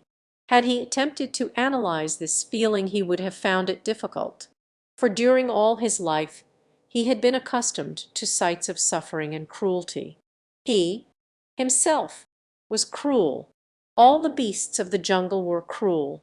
But the cruelty of the blacks was of a different order.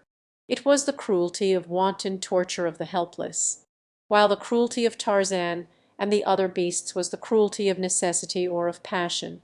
Perhaps, had he known it, he might have credited this feeling of repugnance at the sight of unnecessary suffering to heredity, to the germ of British love of fair play which had been bequeathed to him by his father and his mother.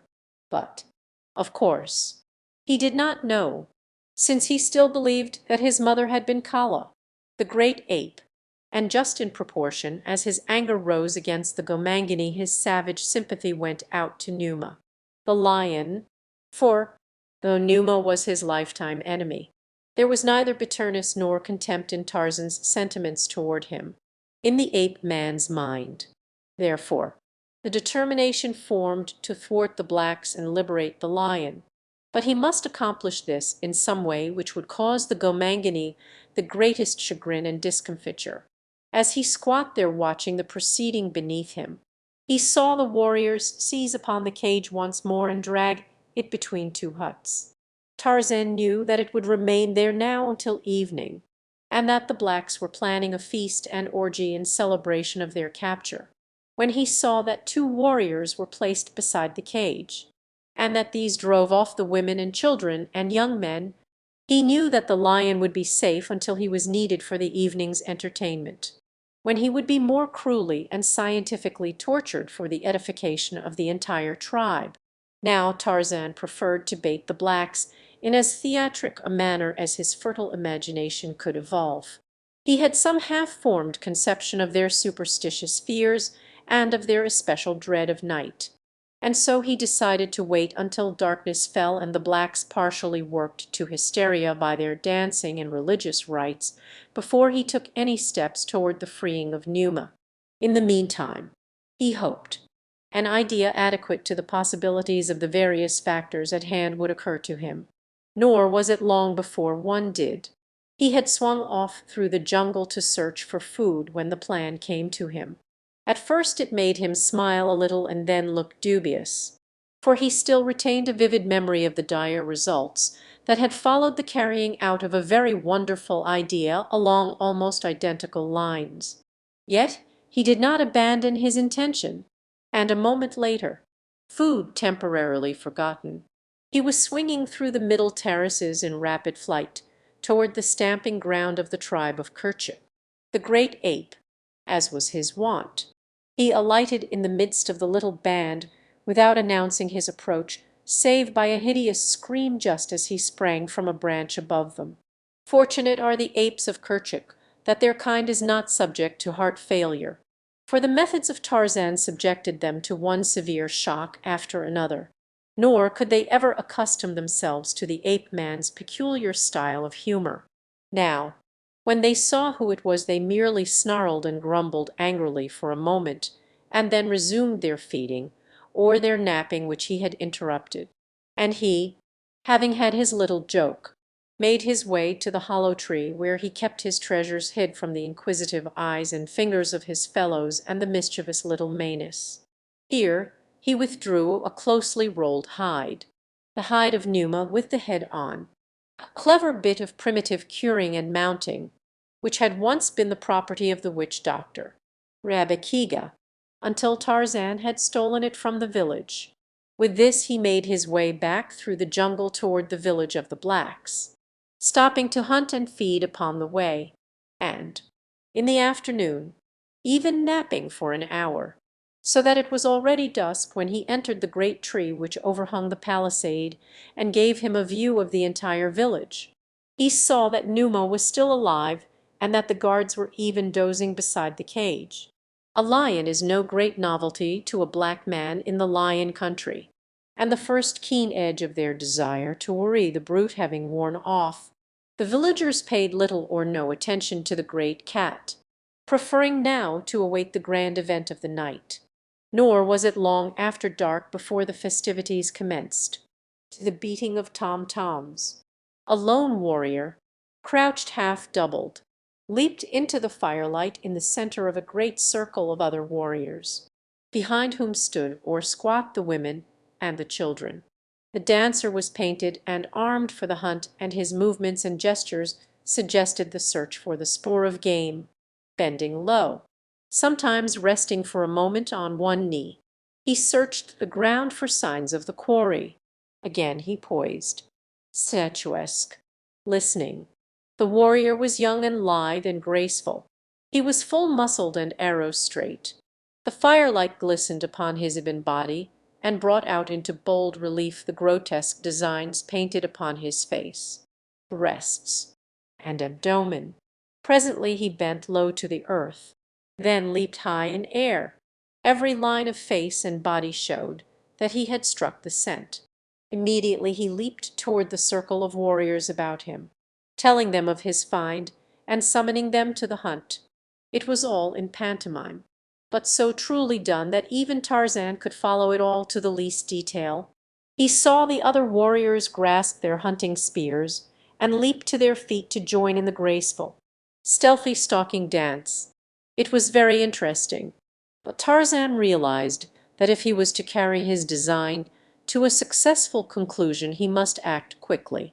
He had seen these dances before and knew that after the stalk would come the game at bay and then the kill, during which Numa would be surrounded by warriors, and unapproachable. With the lion's skin under one arm, the ape-man dropped to the ground in the dense shadows beneath the tree and then circled behind the huts until he came out directly in the rear of the cage, in which Numa paced nervously to and fro. The cage was now unguarded, the two warriors having left it to take their places among the other dancers. Behind the cage Tarzan adjusted the lion's skin about him, just as he had upon that memorable occasion when the apes of Kerchak, failing to pierce his disguise, had all but slain him. Then, on hands and knees, he crept forward, emerged from between the two huts, and stood a few paces back of the dusky audience, whose whole attention was centered upon the dancers before them. Tarzan saw that the blacks had now worked themselves to a proper pitch of nervous excitement to be ripe for the lion. In a moment the ring of spectators would break at a point nearest the caged lion, and the victim would be rolled into the center of the circle. It was for this moment that Tarzan waited. At last it came. A signal was given by Mbonga, the chief, at which the women and children immediately in front of Tarzan rose and moved to one side, leaving a broad path opening toward the caged lion. At the same instant Tarzan gave voice to the low, coughing roar of an angry lion and slunk slowly forward through the open lane toward the frenzied dancers. A woman saw him first and screamed. Instantly there was a panic in the immediate vicinity of the ape-man. The strong light from the fire fell full upon the lion head, and the blacks leaped, as Tarzan had known they would, that their captive had escaped his cage. With another roar, Tarzan moved forward. The dancing warriors paused but an instant. They had been hunting a lion securely housed within a strong cage, and now that he was at liberty among them, an entirely different aspect was placed upon the matter. Their nerves were not attuned to this emergency. The women and children already had fled to the questionable safety of the nearest huts, and the warriors were not long in following their example. so that presently Tarzan was left in sole possession of the village street. But not for long, nor did he wish to be left thus long alone. It would not comport with his scheme. Presently a head peered forth, and then another and another, until a score or more of warriors were looking out upon him, waiting for his next move, waiting for the lion to charge or to attempt to escape from the village. Their spears were ready in their hands against either a charge or a bolt for freedom. And then the lion rose erect upon its hind legs, the tawny skin dropped from it, and there stood revealed before them in the firelight the straight young figure of the white devil god. For an instant the blacks were too astonished to act. They feared this apparition fully as much as they did Numa. Yet they would gladly have slain the thing could they quickly enough have gathered together their wits. But fear and superstition and a natural mental density held them paralyzed while the ape-man stooped and gathered up the lion's skin. They saw him turn then and walk back into the shadows at the far end of the village. Not until then did they gain courage to pursue him, and when they had come in force, with brandished spears and loud war cries, the quarry was gone. Not an instant did Tarzan pause in the tree. Throwing the skin over a branch, he leaped again into the village upon the opposite side of the great bowl, and diving into the shadow of a hut, ran quickly to where lay the caged lion. Springing to the top of the cage, he pulled upon the cord which raised the door, and a moment later a great lion in the prime of his strength and vigor leaped out into the village. The warriors, returning from a futile search for Tarzan, saw him step into the firelight. Ah, there was the devil god again, up to his old trick.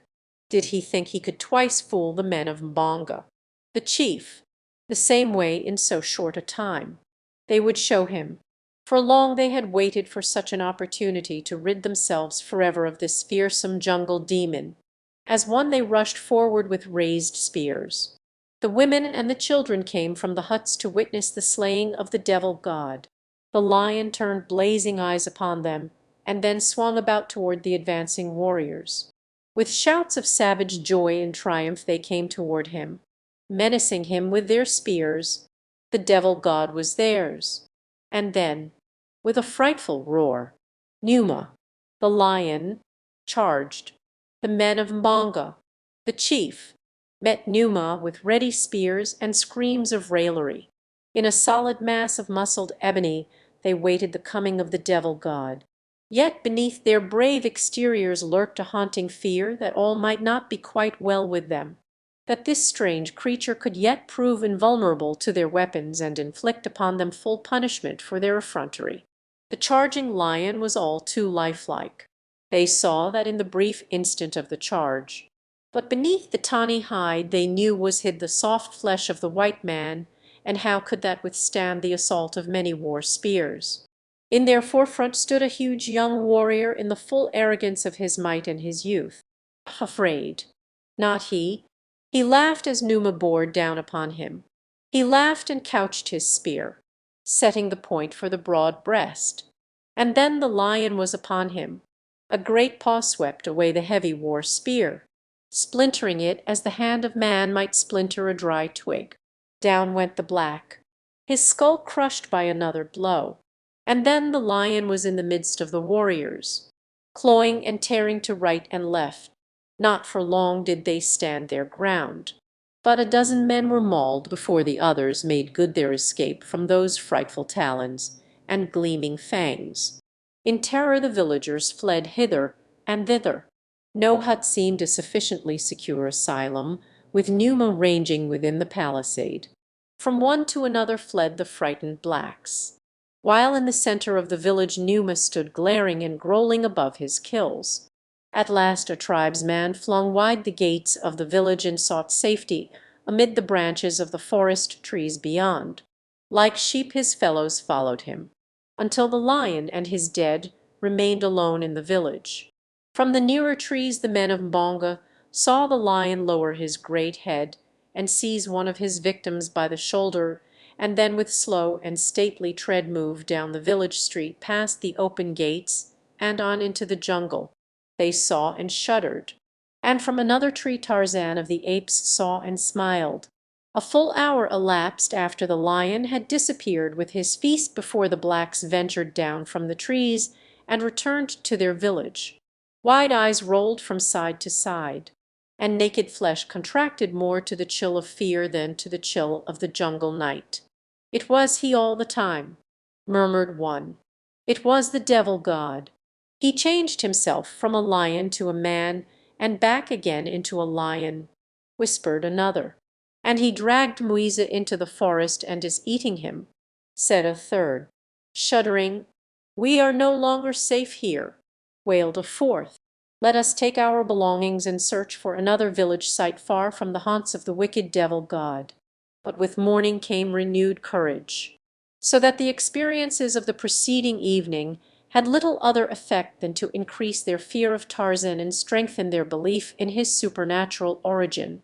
And thus waxed the fame and the power of the ape man in the mysterious haunts of the savage jungle where he ranged, mightiest of beasts because of the man mind which directed his giant muscles and his flawless courage. 12. Tarzan rescues the moon. The moon shone down out of a cloudless sky, a huge, swollen moon that seemed so close to earth that one might wonder that she did not brush the crooning tree tops. It was night, and Tarzan was abroad in the jungle. Tarzan, the ape man, mighty fighter, mighty hunter. Why he swung through the dark shadows of the somber forest he could not have told you. It was not that he was hungry. He had fed well this day, and in a safe cache were the remains of his kill, ready against the coming of a new appetite. Perhaps it was the very joy of living that urged him from his arboreal couch to pit his muscles and his senses against the jungle night. And then, too, Tarzan always was goaded by an intense desire to know. The jungle which is presided over by Ku, the sun, is a very different jungle from that of Garo, the moon. The diurnal jungle has its own aspect, its own lights and shades, its own birds, its own blooms, its own beasts. Its noises are the noises of the day. The lights and shades of the nocturnal jungle are as different as one might imagine the lights and shades of another world to differ from those of our world. Its beasts, its blooms, and its birds are not those of the jungle of Ku, the sun. Because of these differences Tarzan loved to investigate the jungle by night. Not only was the life another life, but it was richer in numbers and in romance. It was richer in dangers, too, and to Tarzan of the Apes danger was the spice of life. And the noises of the jungle night, the roar of the lion, the scream of the leopard, the hideous laughter of Dango, the hyena, were music to the ears of the ape man.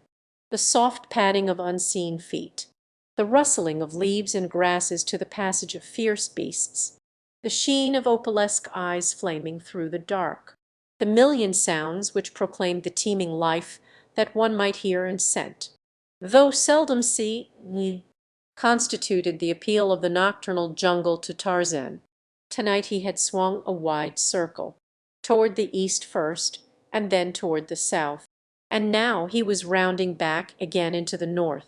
His eyes, his ears, and his keen nostrils were ever on the alert.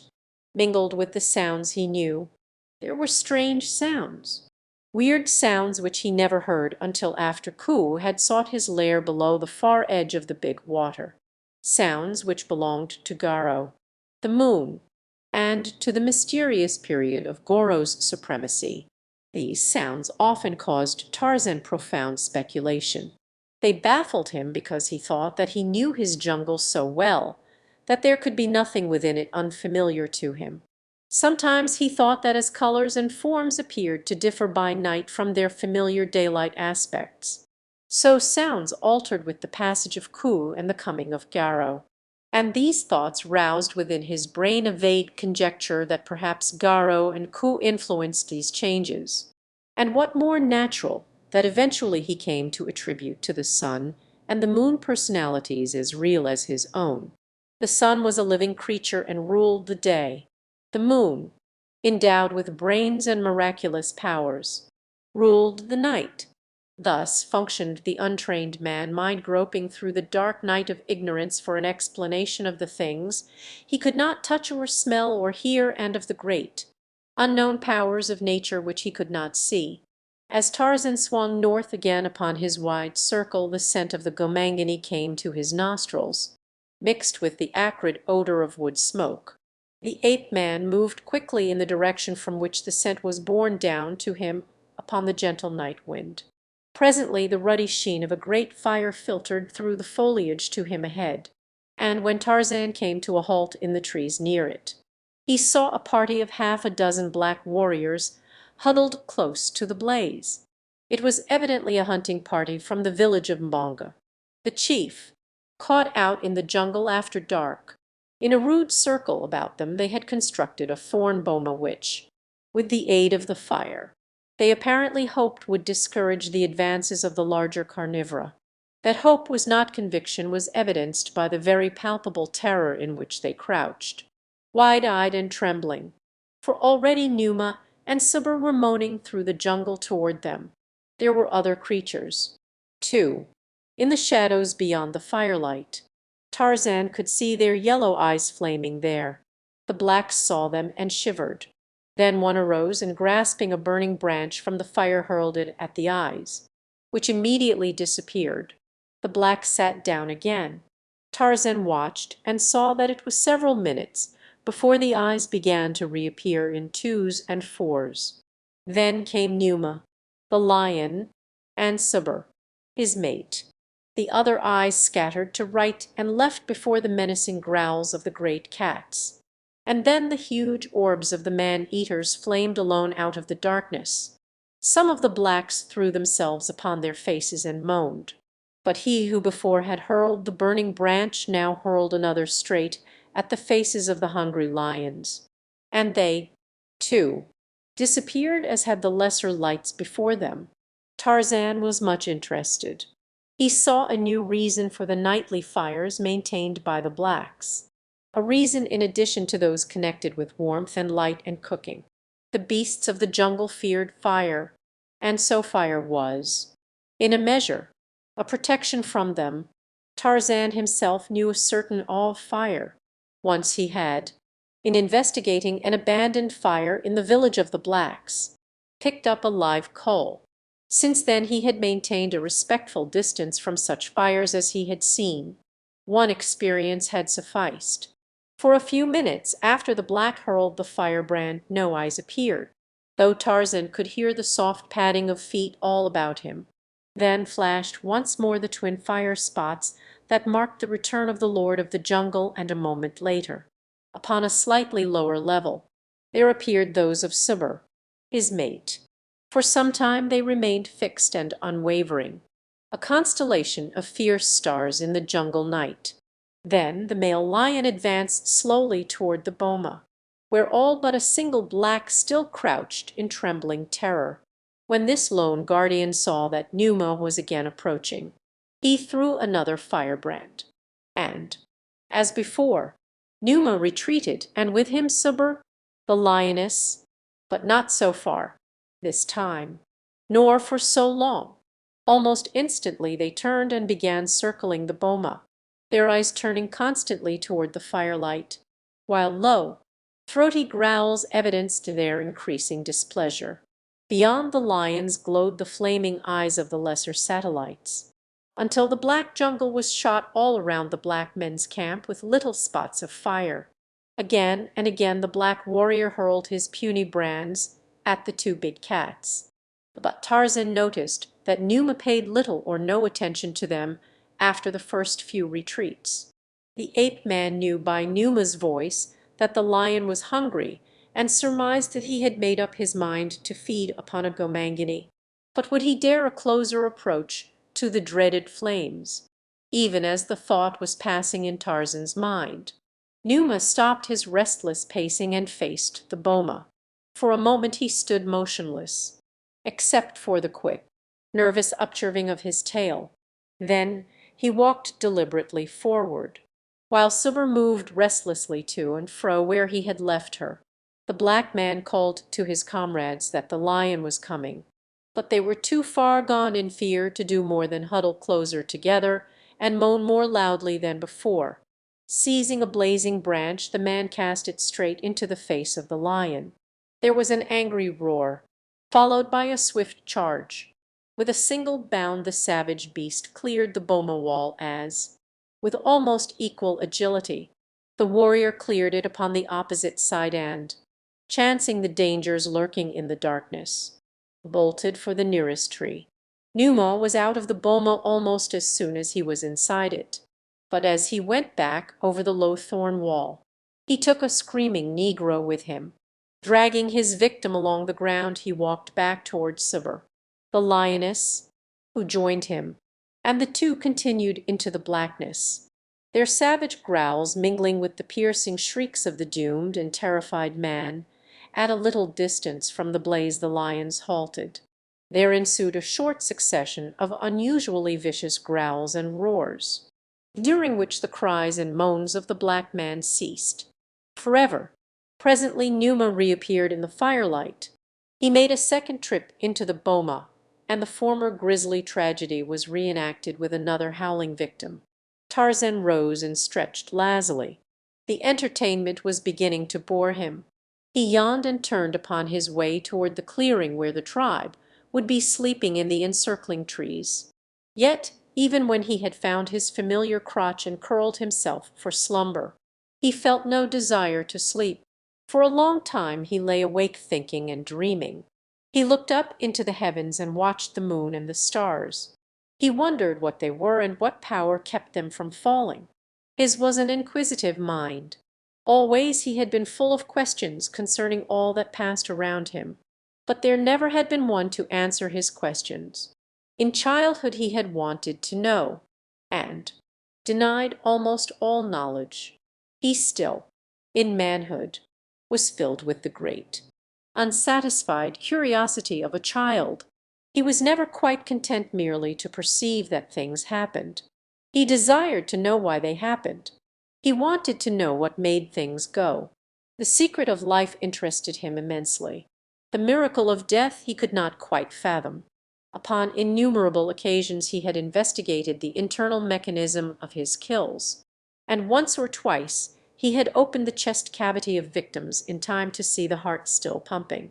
He had learned from experience that a knife thrust through this organ brought immediate death 9 times out of 10, while he might stab an antagonist innumerable times in other places without even disabling him. And so he had come to think of the heart, or, as he called it, the red thing that breathes, as the seat and origin of life. The brain and its functionings he did not comprehend at all. That his sense perceptions were transmitted to his brain and there translated, classified, and labeled was something quite beyond him. He thought that his fingers knew when they touched something, that his eyes knew when they saw, his ears when they heard, his nose when it scented. He considered his throat, epidermis, and the hairs of his head as the 3 principal seats of emotion. When Kala had been slain, a peculiar choking sensation had possessed his throat. Contact with Hista, the snake, imparted an unpleasant sensation to the skin of his whole body, while the approach of an enemy made the hairs on his scalp stand erect. Imagine, if you can, a child filled with the wonders of nature, bursting with queries, and surrounded only by beasts of the jungle to whom his questionings were as strange as Sanskrit would have been. If he asked Gunta what made it rain, the big old ape would but gaze at him in dumb astonishment for an instant, and then return to his interesting and edifying search for fleas. And when he questioned Mumga, who was very old and should have been very wise, but wased, as to the reason for the closing of certain flowers after Ku had deserted the sky, and the opening of others during the night, he was surprised to discover that Mumga had never noticed these interesting facts, though she could tell to an inch just where the fattest grubworm should be hiding. To Tarzan these things were wonders. They appealed to his intellect and to his imagination. He saw the flowers close and open, He saw certain blooms which turned their faces always toward the sun. He saw leaves which moved when there was no breeze. He saw vines crawl like living things up the boles and over the branches of great trees. And to Tarzan of the Apes the flowers and the vines and the trees were living creatures. He often talked to them, as he talked to Garo, the moon, and Ku, the sun, and always was he disappointed that they did not reply. He asked them questions, but they could not answer, though he knew that the whispering of the leaves was the language of the leaves. They talked with one another. The wind he attributed to the trees and grasses. He thought that they swayed themselves to and fro, creating the wind. In no other way could he account for this phenomenon. The rain he finally attributed to the stars, the moon, and the sun, but his hypothesis was entirely unlovely and unpoetical. Tonight, as Tarzan lay thinking, there sprang to his fertile imagination an explanation of the stars and the moon. He became quite excited about it. Taw was sleeping in a nearby crotch. Tarzan swung over beside him. "Taw!" he cried. Instantly the great bull was awake and bristling, sensing danger from the nocturnal summons. "Look, Taw!" exclaimed Tarzan, pointing toward the stars. "See the eyes of Numa and Sabur, of Sheeta and Dango. They wait around Garo to leap in upon him for their kill. See the eyes and the nose and the mouth of Garo, and the light that shines upon his face is the light of the great fire he has built to frighten away Numa and Sabur and Dango and Sheeta. All about him are the eyes. Taw, you can see them, but they do not come very close to the fire. There are few eyes close to Garo. They fear the fire. It is the fire that saves Garo from Numa. Do you see them? Taw, some night Numa will be very hungry and very angry. Then he will leap over the thorn bushes which encircle Garo, and we will have no more light after Ku seeks his lair. The night will be black with the blackness that comes when Garo is lazy and sleeps late into the night, or when he wanders through the skies by day, forgetting the jungle and its people." Taw looked stupidly at the heavens and then at Tarzan. A meteor fell, blazing a flaming way through the sky. "Look!" cried Tarzan. "Garo has thrown a burning branch at Numa." Taw grumbled. "Numa is down below," he said. "Numa does not hunt above the trees." But he looked curiously and a little fearfully at the bright stars above him, as though he saw them for the first time, and doubtless it was the first time that Taw ever had seen the stars, though they had been in the sky above him every night of his life. To Taw they were as the gorgeous jungle blooms. He could not eat them, and so he ignored them. Taw fidgeted and was nervous. For a long time he lay sleepless, watching the stars, the flaming eyes of the beasts of prey surrounding Garo, the moon, Garo, by whose light the apes danced to the beating of their earthen drums. If Garo should be eaten by Numa, there could be no more dum-dums. Taw was overwhelmed by the thought. He glanced at Tarzan half fearfully. Why was his friend so different from the others of the tribe? No one else whom Taw ever had known had had such queer thoughts as Tarzan. The ape scratched his head and wondered, dimly, if Tarzan was a safe companion, and then he recalled slowly, and by a laborious mental process, that Tarzan had served him better than any other of the apes, even the strong and wise bulls of the tribe. Tarzan it was who had freed him from the blacks at the very time that Taw had thought Tarzan wanted Tika.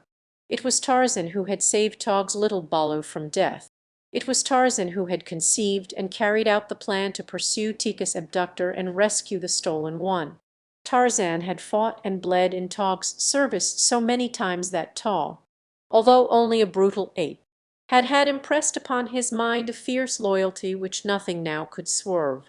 His friendship for Tarzan had become a habit, a tradition almost, which would endure while Taw endured. He never showed any outward demonstration of affection. He growled at Tarzan as he growled at the other bulls who came too close while he was feeding. but he would have died for Tarzan. He knew it and Tarzan knew it. But of such things apes do not speak. Their vocabulary, for the finer instincts, consisting more of actions than words. But now Tol was worried, and he fell asleep again, still thinking of the strange words of his fellow. The following day he thought of them again, and without any intention of disloyalty he mentioned to Gunto what Tarzan had suggested about the eyes surrounding Garo, and the possibility that sooner or later Numa would charge the moon and devour him. To the apes all large things in nature are male, and so Garo, being the largest creature in the heavens by night, was, to them, a bull. Gunto bit a sliver from a horny finger, and recalled the fact that Tarzan had once said that the trees talked to one another, and Gozan recounted having seen the ape-man dancing alone in the moonlight with Sheeta, the panther. They did not know that Tarzan had roped the savage beast and tied him to a tree before he came to earth and leaped about before the rearing cat, to tantalize him. Others told of seeing Tarzan ride upon the back of Tantor, the elephant, of his bringing the black boy, Tibo, to the tribe, and of mysterious things with which he communed in the strange lair by the sea. They had never understood his books, and after he had shown them to one or two of the tribe, and discovered that even the pictures carried no impression to their brains, he had desisted. "Tarzan is not an ape," said Gunto. "He will bring Numa to eat us, as he is bringing him to eat Garo. We should kill him." Immediately Tall bristled. "Kill Tarzan. First you will kill Tall," he said, and lumbered away to search for food. But others joined the plotters. They thought of many things which Tarzan had done, things which apes did not do and could not understand. Again Gunto voiced the opinion that the Tarmangani, the white ape, should be slain, and the others, filled with terror about the stories they had heard, and thinking Tarzan was planning to slay Garo, greeted the proposal with growls of accord. Among them was Tika, listening with all her ears. But her voice was not raised in furtherance of the plan. Instead she bristled, showing her fangs, and afterward she went away in search of Tarzan. But she could not find him, as he was roaming far afield in search of meat. She found Taw, though, and told him what the others were planning. And the great bull stamped upon the ground and roared. His blue-jet eyes blazed with wrath. His upper lip curled up to expose his fighting fangs, and the hair upon his spine stood erect. And then a rodent scurried across the open, and Taw sprang to seize it. In an instant he seemed to have forgotten his rage against the enemies of his friend. But such is the mind of an ape. Several miles away Tarzan of the apes lolled upon the broad head of Tantor, the elephant. He scratched beneath the great ears with the point of a sharp stick, and he talked to the huge pachyderm of everything which filled his black thatched head. Little, or nothing, of what he said did Tantor understand. But Tantor is a good listener. Swaying from side to side, he stood there enjoying the companionship of his friend, the friend he loved, and absorbing the delicious sensations of the scratching. Numa, the lion, caught the scent of man and warily stalked it until he came within sight of his prey upon the head of the mighty tusker. Then he turned, growling and muttering, away in search of more propitious hunting grounds. The elephant caught the scent of the lion, borne to him by an eddying breeze, and lifting his trunk trumpeted loudly. Tarzan stretched back luxuriously, lying supine at full length along the rough hide.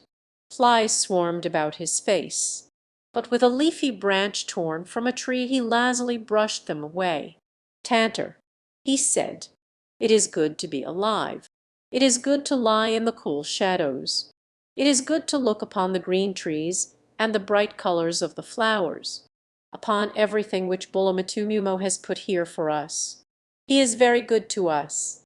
Tantor, he has given you tender leaves and bark, and rich grasses to eat.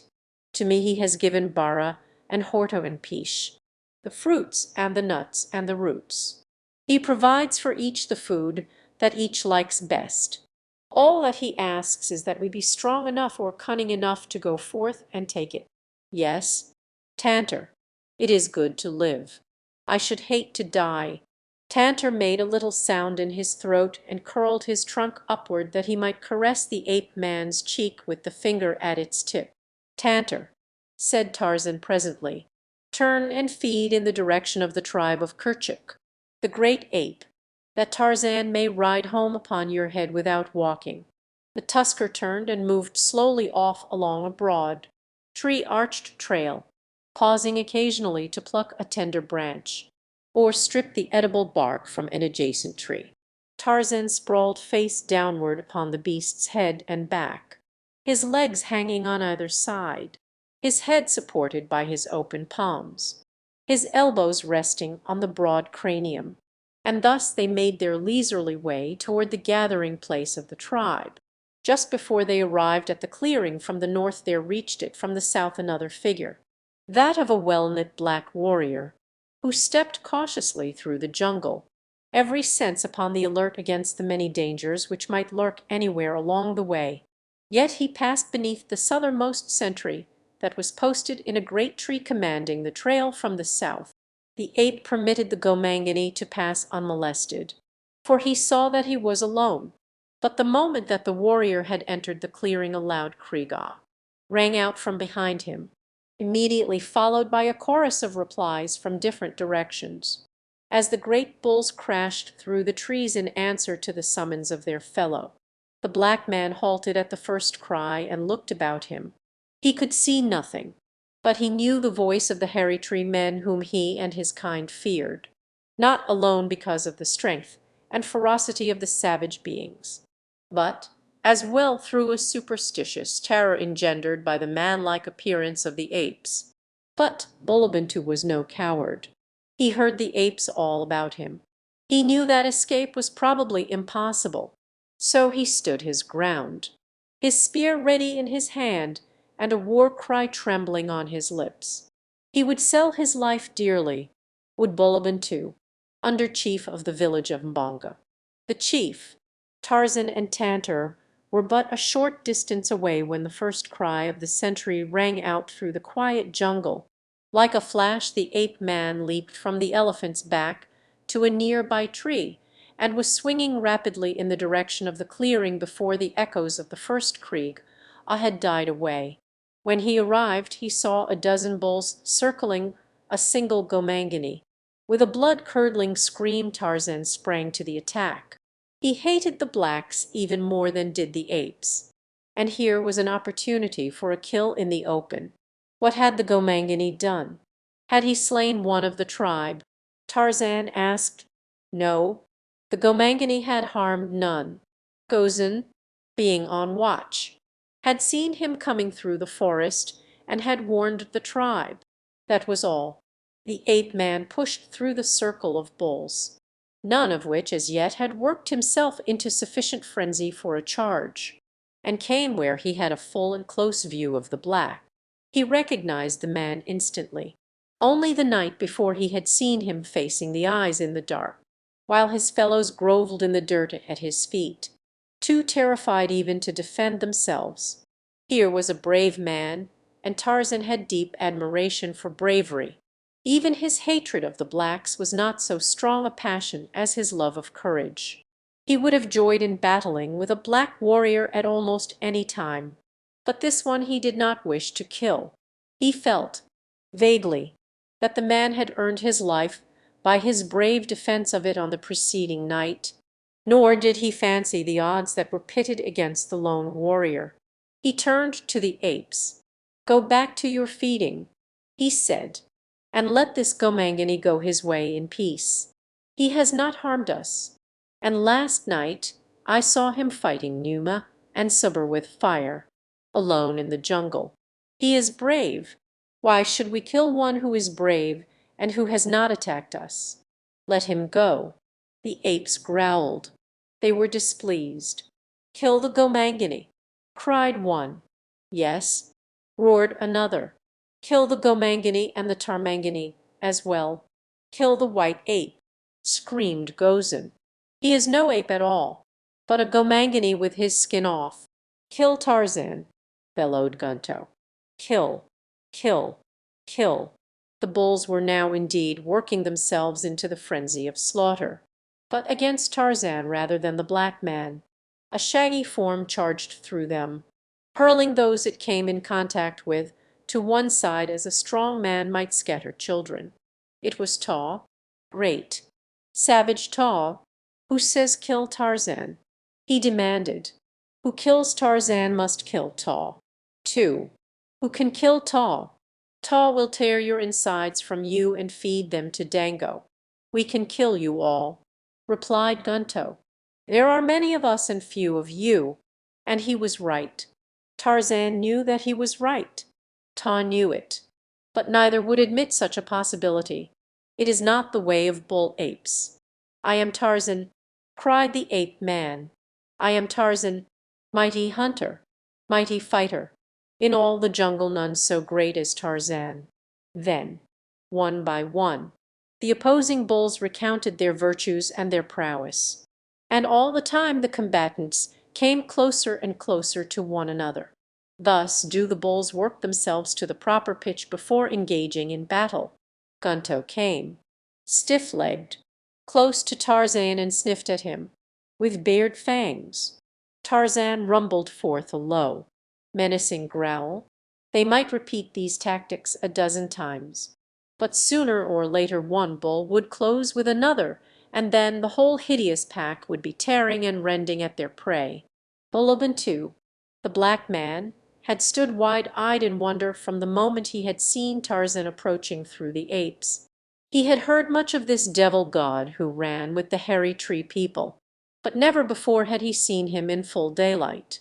He knew him well enough from the description of those who had seen him and from the glimpses he had had of the marauder upon several occasions when the ape man had entered the village of Mbonga. The chief, by night, in the perpetration of one of his numerous ghastly jokes. Bullabuntu could not, of course, understand anything which passed between Tarzan and the apes, but he saw that the ape man and one of the larger bulls were in argument with the others. He saw that these two were standing with their back toward him and between him and the balance of the tribe, and he guessed, though it seemed improbable, that they might be defending him. He knew that Tarzan had once spared the life of Mbonga, the chief, and that he had succored Tibo and Tibo's mother, Momayan, so it was not impossible that he would help Bullabuntu. But how he could accomplish it Bullabuntu could not guess, nor as a matter of fact could Tarzan, for the odds against him were too great. Gunto and the others were slowly forcing Tarzan and Taw back toward Bullabuntu. The ape man thought of his words with Tantor just a short time before. Yes, Tantor, it is good to live. I should hate to die. And now he knew that he was about to die. For the temper of the great bulls was mounting rapidly against him. Always had many of them hated him, and all were suspicious of him. They knew he was different. Tarzan knew it too, but he was glad that he was. He was a man that he had learned from his picture books, and he was very proud of the distinction. Presently, though, he would be a dead man Gunto was preparing to charge. Tarzan knew the signs. He knew that the balance of the bulls would charge with Gunto. Then it would soon be over. Something moved among the verdure at the opposite side of the clearing. Tarzan saw it just as Gunto, with the terrifying, sprang forward. Tarzan voiced a peculiar call and then crouched to meet the assault. Taw crouched, too, and Bullabuntu, assured now that these two were fighting upon his side, couched his spear and sprang between them to receive the first charge of the enemy.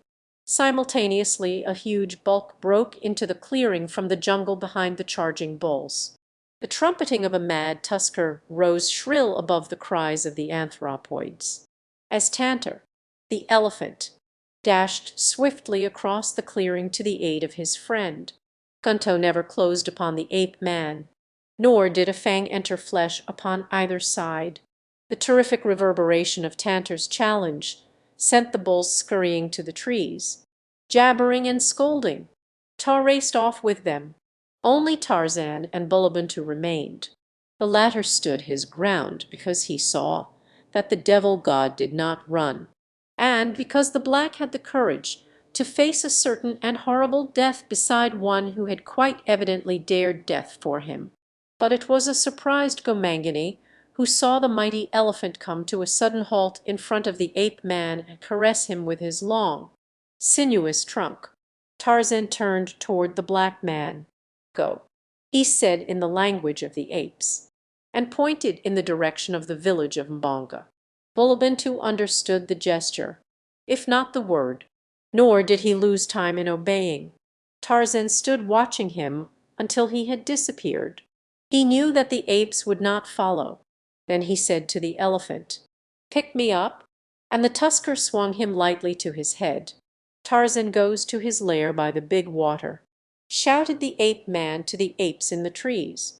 "All of you are more foolish than Manu, except Taw and Tika. Taw and Tika may come to see Tarzan, but the others must keep away. Tarzan is done with the tribe of Kerchuk." He prodded Tantor with a calloused toe, and the big beast swung off across the clearing, the apes watching them until they were swallowed up by the jungle. Before the night fell, Taw killed Gunto, picking a quarrel with him over his attack upon Tarzan.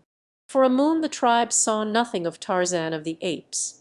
Many of them probably never gave him a thought, but there were those who missed him more than Tarzan imagined.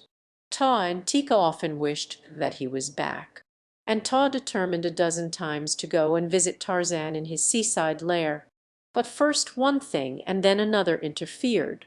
One night, when Taw lay sleepless looking up at the starry heavens, he recalled the strange things that Tarzan once had suggested to him, that the bright spots were the eyes of the meat-eaters waiting in the dark of the jungle sky to leap upon Garo, the moon, and devour him. The more he thought about this matter, the more perturbed he became. And then a strange thing happened.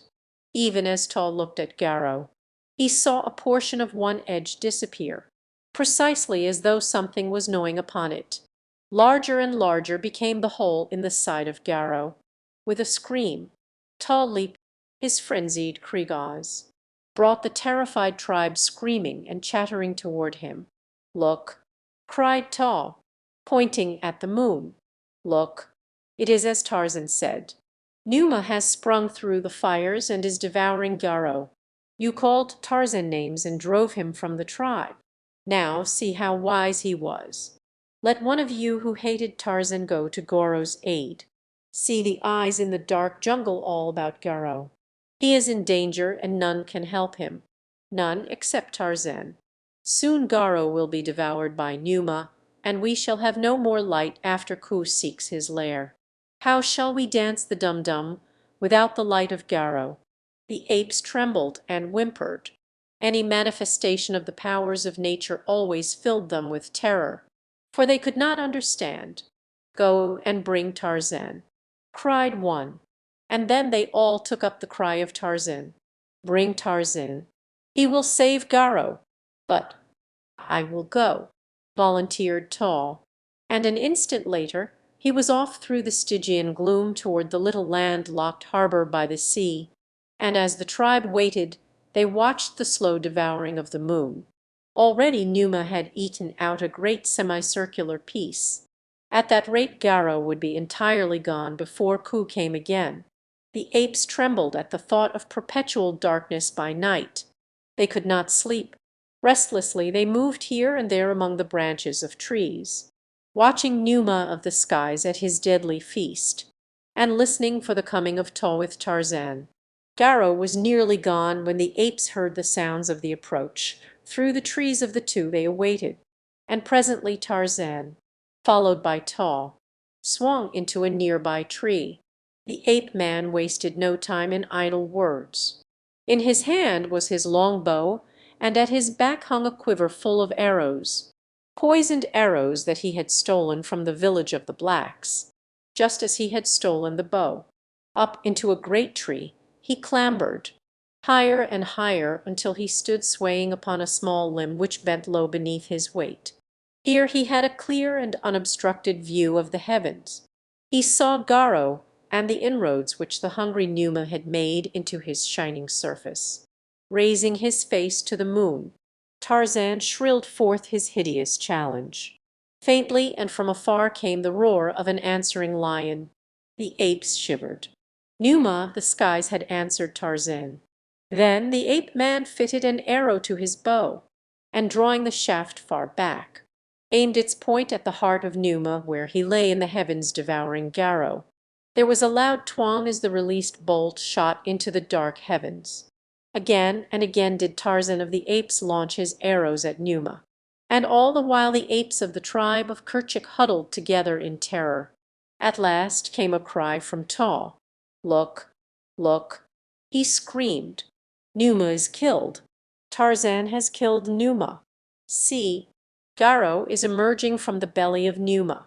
And, sure enough, the moon was gradually emerging from whatever had devoured her, whether it was Numa, the lion, or the shadow of the earth.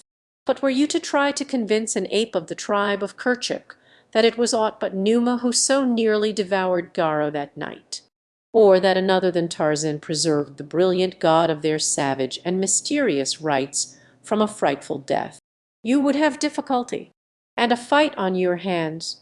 And so Tarzan of the Apes came back to the tribe of Kerchik, and in his coming he took a long stride toward the kingship, which he ultimately won. For now the apes looked up to him as a superior being. In all the tribe there was but one who was at all skeptical about the plausibility of Tarzan's remarkable rescue of Garo, and that one, strange as it may seem, was Tarzan of the Apes.